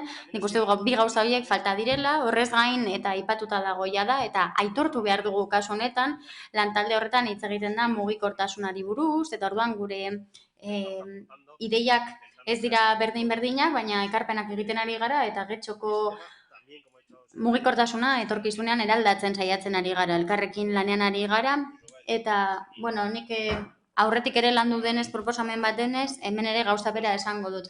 Dena zuzena da, mugikortasunari dagokionez, ideala da, eta bat dator guk defendatzen dugunarekin, pertsona batek, baina ez, erosketaren ikuspuntutik, baina, guk ez dugu babesten erosketa hori, baina egokiena litzateke pertsona batek barik txartelarekin bizikleta bat hartu eta metro geltokian bizikleta hori utzi, horretarako Podemosek esan duen bezala beharrezkoa da bizikleta aparkalekuak eukitzea, metro hartzea Bilbora eta Bilbon barik txartel horrekin beste bizikleta bat hartzea getxoko bizikleta sistemanekin eta horrela behin eta berriro.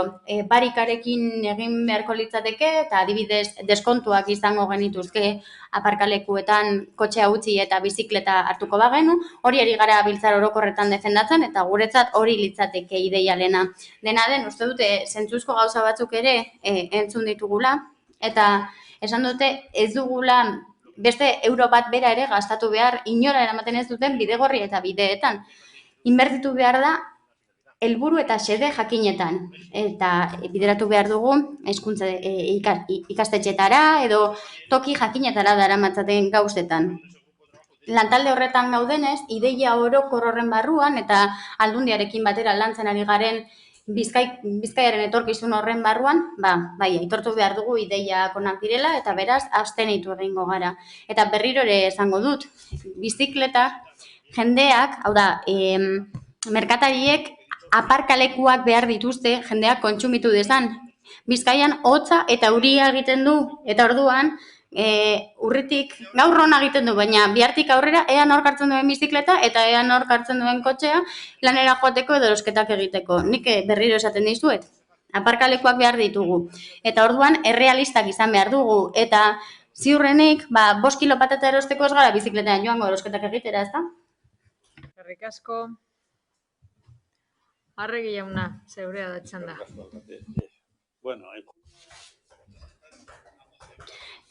Ekainean pizgarri ekonomikoen mozio bat aurkeztu zen bizikletaren aldi eta gaur beste bat dakarte bizikletaren erabilera sustatzeko. Berriro ere esango dugu, ekainean esan genuen bizikletaren erabilera eta mugikortasun pertsonaleko ibilgailuak udal honek daukan helburuetako bat da, baina duela urte askotik. Getxoko mugikortasun planean sartuta dago eta hainbat proposamenarekin, 30 km/h murriztea abiadura, sarea hobetzea, getxo bizi barik txartelarekin erabiltzea, eta bat gatoz alternatibak bilatu behar ditugunarekin. Eta horregatik, 3. txanda bat eduki dugu beste taldeekin mahai gainean jarritako proposamenak jorratzeko.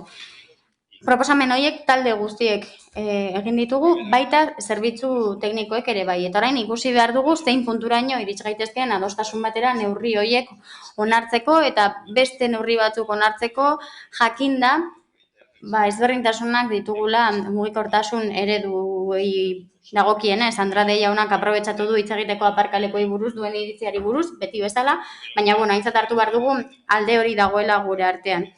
Laguntzei buruzko mozio horretan jasota geratu ziren gure posizioak eta kasu honetan aipatzen da getxo bonoak erabili ahal izatea bizikleta konpondu eta erosi ahal izateko getxoko saltokietan eta beraz edukia uste dugu ekainean eztabaidatu zela, oraindik eztabaidak martxan daudela eta momentuz eta batez ere ikusita ez dakigula zein punturaino iritsiko garen akordioetara, ez bozkatuko dugu mozio honetan, baina argi eta garbi aldi gaude mugikortasun kolektiboan intermodalitatea sustatzearen alde, ari gara getxo biziren tarifa sistema aldatzearen alde, eta beste udalerri batzuekin akordioak sinatzearen alde. Baina honek jartzen gaitu orain martxan dauden eztabaida batzuen aurreko egoeran. Proposamen honen aurrean uste dugu proposamen komun bat egin daitekeela eta beraz ez esango diogu.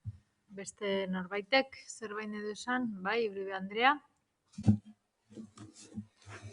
Bueno, con las intervenciones me voy a quedar con un par de cosas. Primero, Gauza pare bat esango ditut, egindako parte hartzei buruz, orduan bai iruditzen zaigu egokiak direla orain arte egin diren bilerak eta proposamenak egin ditugu, baina uste dugu oso interesgarria dela entzutea zer nolako posizioak dauzkazuen, zuek ondo ulertzeko zer pentsatzen duzuen, zein gauzatan sakondu daiteken edo ez, orduan ona izan da mozioa, interesgarria izan da zuen iritziak entzutea, eta gorde egingo ditugu esandakoak.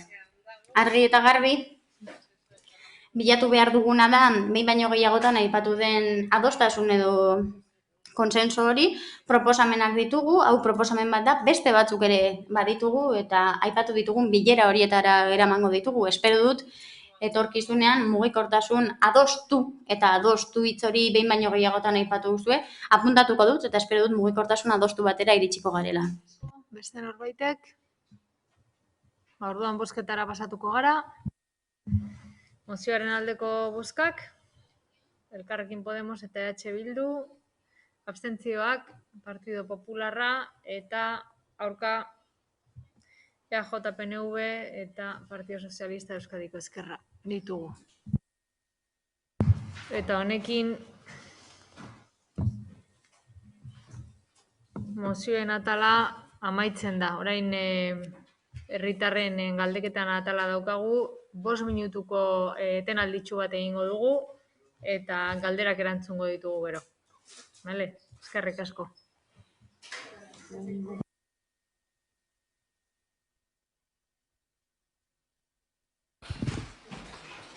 Yo tenía una pregunta. Es que hay ruegos y preguntas primero del Pleno y entiendo que después se contestan las ciudadanas. Lehenengo, osoko bilkuraren galderak egin daitezke, eta orain konturatu naiz, baina itzultzean egingo ditugu alderdien galderak. Mila esker.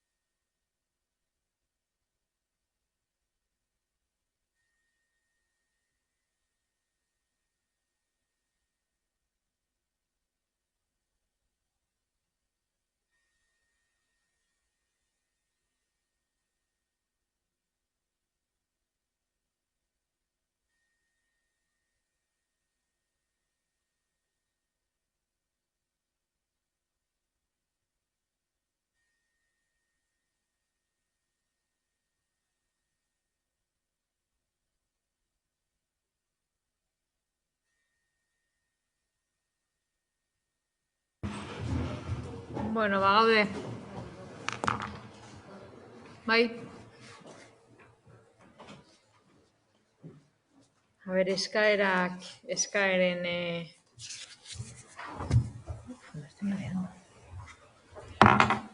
Eskaeren atalean, galdera eskaeren atalean, uste dute Amio Banderak eskaera bat zeukala. Sí, gracias. Quería hacer una... Bai, eskerrik asko, zehazki galdera bat da. Ea erantzun dezakezuen, galdera da zein dira irizpideak erakundek eta elkarte sozialek Getxoberrian argitalpenak egiteari buruz. Badakigu espazio bat dagoela horretarako, eta jakin nahi dugu zein diren irizpideak. Da jakiterren bakarrik, datorren urriaren batean pertsona nagusien eguna dela, eta badakigu batzuek eskatu dutela egingo den ekintzaren bati buruzko argitalpen bat egitea Getxoberrin, azken finean egun garrantzitsua delako, eta ezetz esan zaie, eta orduan jakin nahi dugu bereziki osasun neurriak errespetatuko baldin badira eta baimena izango badute hori egiteko, zein diren irizpideak Getxoberrin argitaratzeko.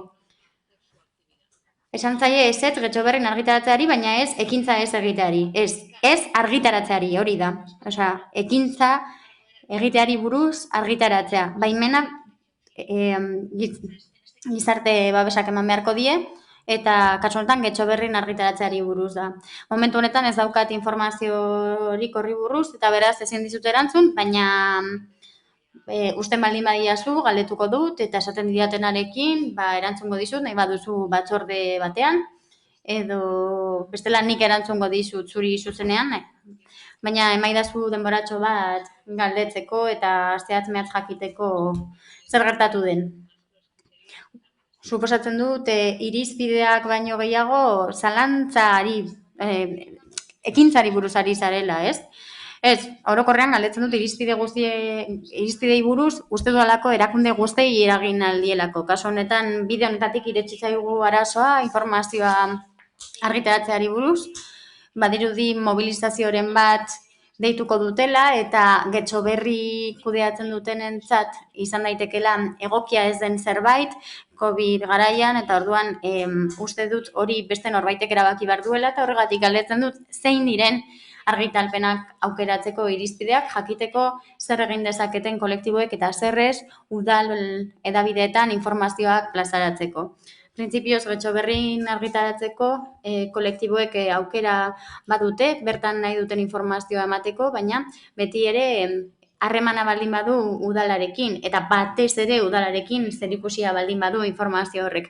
Dena den, berrikusiko dut, esango dizut zehatz-mehatz zein diren irizpideak, baina planteatzen duzun beste kasuistika horretan, ze ikusten dut benetan inporta zaizuna hori dela, ez dakit, momentu honetan ezin dizut erantzun, eta erantzungo dizut eta batzordeetan edo zuk nahi duzunean.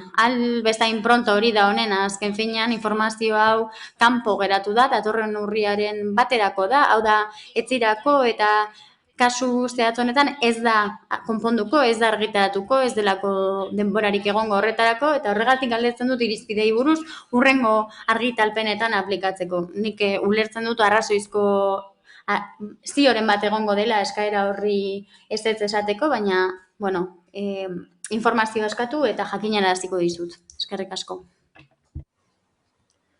Bueno, ¿hay alguna pregunta más? Beste galderarik badago? ¿Alguna otra pregunta? Herritarren galdeketaren atalean sartzen gara. Eta, bueno, horre idazkariak hitza hartuko du. La primera pregunta es la formulada por Jesús Urrutia Oleaga. Jesús Urrutia Oleagak egindako galdera, Andra Mari Gure Lurra elkarteko bozeramailea. Hirigintza planaren berrikusketa fase garrantzitsu honetan, inoiz baino garrantzitsuagoa iruditzen zaigu gure elkarteak alderdi politikoekin eta talde idazlearekin harremanetan egotea. Eta horregatik eskatu genuen bilera bat eta oraindik zain gaude. Gure dokumentua udalbatza honetan onartutako dokumentu bat da, eta indarrean dago eta oso garrantzitsua da Andramariko herritar guztien eskubideak bermatzeko. dokumentu horretako hitzek garrantzia, dokumentu horretako hitzen balioa benetan demostratzen da gertakariekin eta egintzekin demostratzen direnean. Pertsonen kredibilitatea eta sinesgarritasuna beren ekintzetan oinarritzen da eta hori egintzen bitartez lortzen da. Beraz, eskatzen dugu gure eskubide eta interesak, Andramariko bizilagun guztien interesak eta eskubideak erabat bermatu egin direla hirigintzaren antolamendurako planean. Planteatzen diren aldaketa guztiek izan beharko lukete bat izaera integratzailea aldi berean bizilagun guztien interesak eta eskubideak bermatzeko eta baita Getxoko gainerako biztanleen sentsibilitateak eta interesak ere. 2. Izan behar da talde idazlearen lanaren emaitza eta fase ezberdinetan egindako berrikuspenaren emaitza. Izan ere, hasiera batean elkarte eta auzokideek egindako proposamenak berrikusi egin behar dira eta horiek gainbegiratu egin behar dituzte udal talde politikoek beren eraginaren arabera. Baina horiek dute azken hitza, hori da beraien lana. Andramariko herritarren interesak eta eskubideak zati batean denonak dira eta zati batean partikularrak, baina oso aintzat hartu behar ditu idazketa taldeak, hain zuzen Getxon eragina dutelako, gure zergekin ordaintzen direlako eta bertan izango dutelako eragina. Gure adierazpen instituzionala eta proposamena xede dute Andramariko auzolagun guztien interesak eta eskubideak aintzat hartuta eta errespetuak izan daitezen beren ezaugarrien arabera. Horretarako garrantzitsua da gaur egungo nukleoak eta proposamenak aintzat hartzea eta non egin behar diren aldaketak. Adibidez, aurreko 2 ataletan sartu ezin izan diren atalak edo daukaten kokapen geografikoagatik aintzat hartu ezin izan diren eremuak eta lur urbaniza ezin gisa, hondartzak adibidez, Bolueko ezegunea eta bar. Galderak, lehenengoa, badago datarik aurreikusita naiz eta probabilitateak edo litekenak izatea dokumentu hori argitaratzeko. 2. Talde idazleak eman beharko lituzken azalpenen inguruan eta jendaurrean ikusgai jartzetik eman beharreko azalpen horiek arira, aurreikusten da beste alternatibarik auzolagunak hemen egon daitezen horiek entzuteko.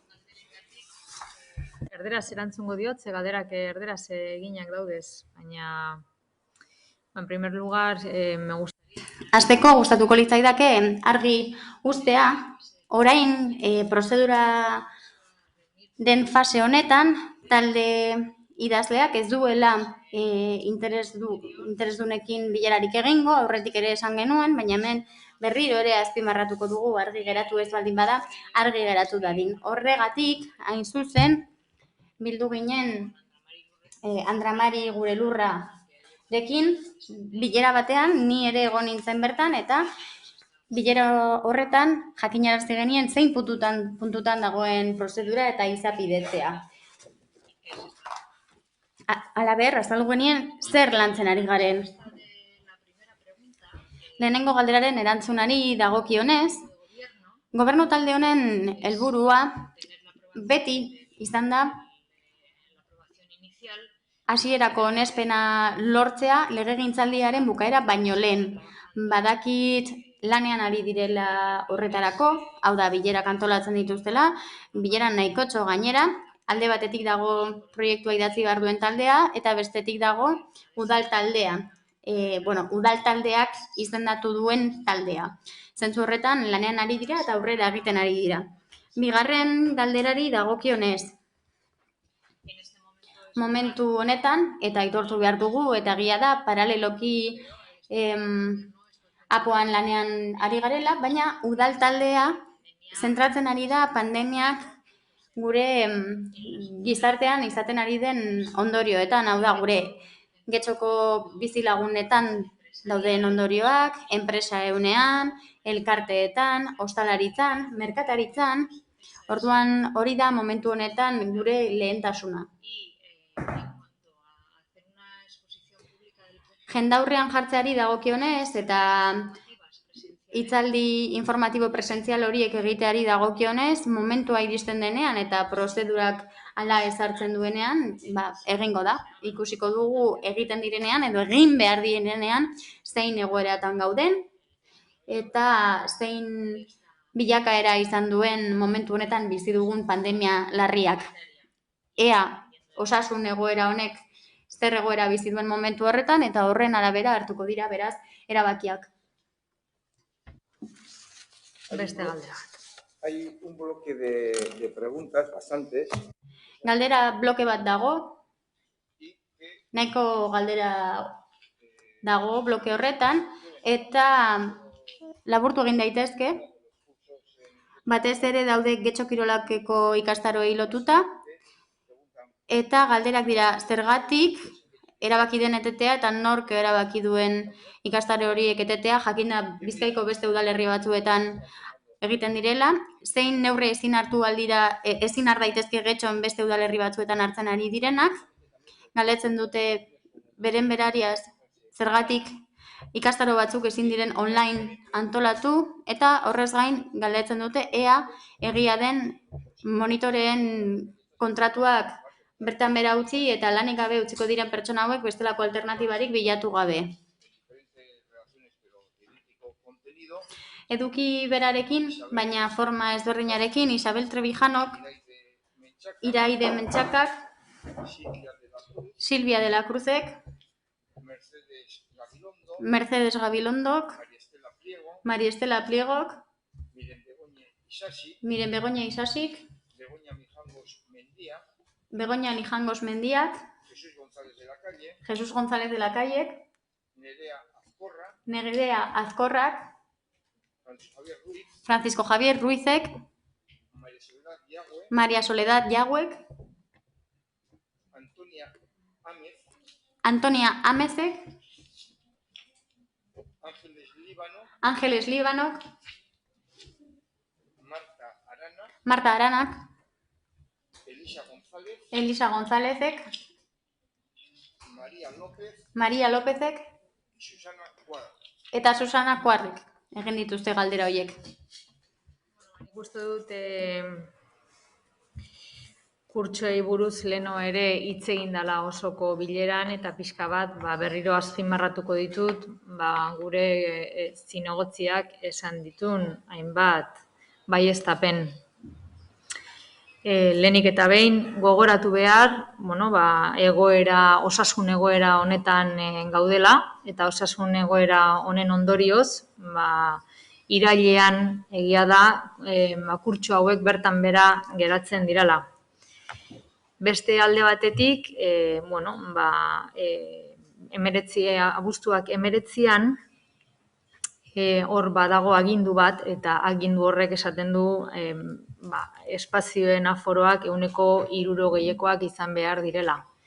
Eta baita rekomendazio batzuk egiten ditu COVID-aren prebentzio mailan lan egiteko eta da altzen enean espazio irekitan egitea, haizea edo korrientea dagoen espazioan, itxiak balin badira ez zuen gomendatzen kirola egitea, eta hainbat baldintza jartzen ditu osasun egoera honek. Beraz, zer egin du Getxo Kirolak? Getxo Kirolak egoera horren aurrean eta baldintza guzti horien aurrean erabaki zuen kirol aktibitatea bertan behera uztea. Baina ez federatua eta ez eskola aktibitatea. Beraz, momentuz egoera horretan gaude. Egoera ikusten duzuenez, hilabetero, edo batzutan 15 egunero ere aldatzen joaten da. Baina, bai hemen, eta nik uste dut garrantzitsua dirala azkeneko 2 puntu hauek, Getxo Kirolakek esfortzua eta orain lana egiten ari da klaseak ahalik eta lehenbailen online formatuan eskaintzeko, eta beste alde batetik lanian ari da ere bai, pertsona, momentu honetan monitore horiek lan gabe geratu diran monitore horien lana ere berreskuratzeko, formatu batean edo bestean. Momentuz, erteen irudia erabili da langile hauek babesteko. Orduan, bi hitz gaztelaniaz esango dut. Bueno, pues como bien ha comentado antes el concejal de... Lehen kirol zinegotziak adierazi duen bezala, mozio hau ja aztertu dugu eta eztabaidatu dugu saio honetan eta errepikatu egingo ditut lehen esandako baieztapen batzuk, besterik gabe azpimarratu nahi dut. Iraileko lehenengo astean prentsa ohar bat atera genuela, esanez bertan bera utziko genituela kirol ikastaroak eta apurka-apurka berriro ere hasiko zirela osasun egoera horretarako aukera ematen zuenean.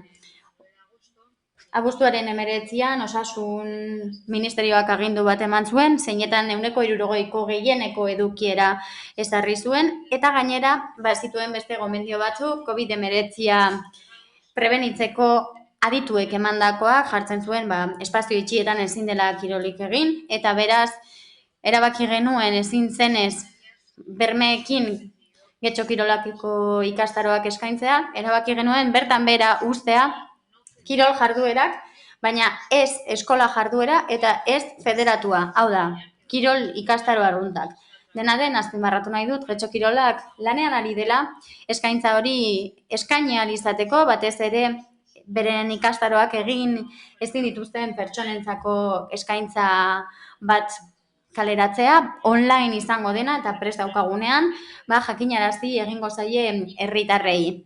Bestalde, nabarmendu nahi dut eta bizi dugun egoeraren argitan langileek bizi duten lan egoerari dagokionez, azpimarratu behar dugu gaur egun estatuak langileak babesteko sistema berezi bat sortu duela, ERTE izenarekin gaztelaniaz ezagutzen ditugun sistema horiek eta posible den neurrian langileak apurka-apurka lanera itzultzen hasiko dira ikastaroak berriro eskaintzen diren neurri berean.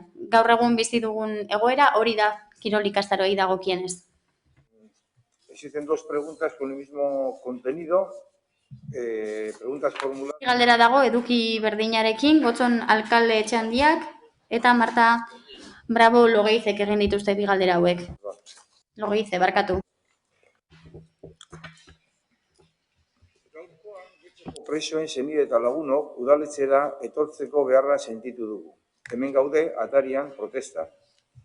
Protestan jakin izan dugulako gure etxekoek, seme-alabak, guraso edo bikoteak, 100 kilometrotara daudenean horre familioi suposatzen digun kostu ekonomiko arintzeko diru laguntzak kentzeko asmoa adierazi duelako udal honek.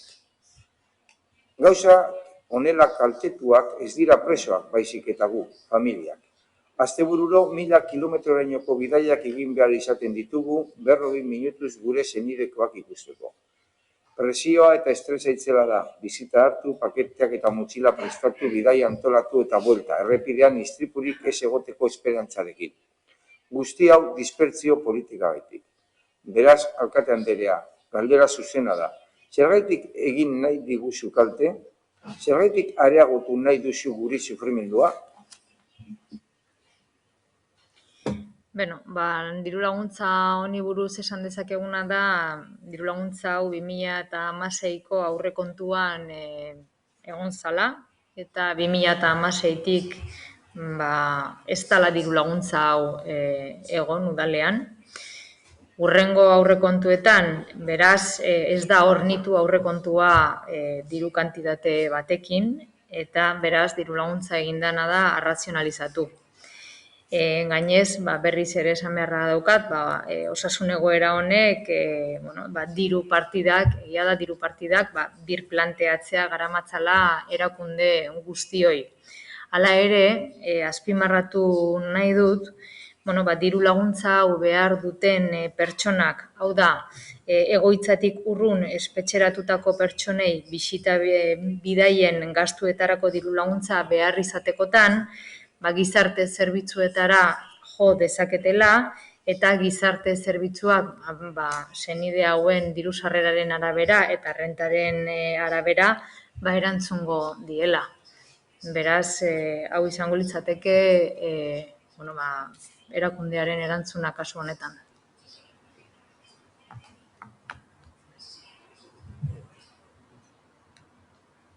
Eta honekin Ez dago besterik, ez dago beste galderarik.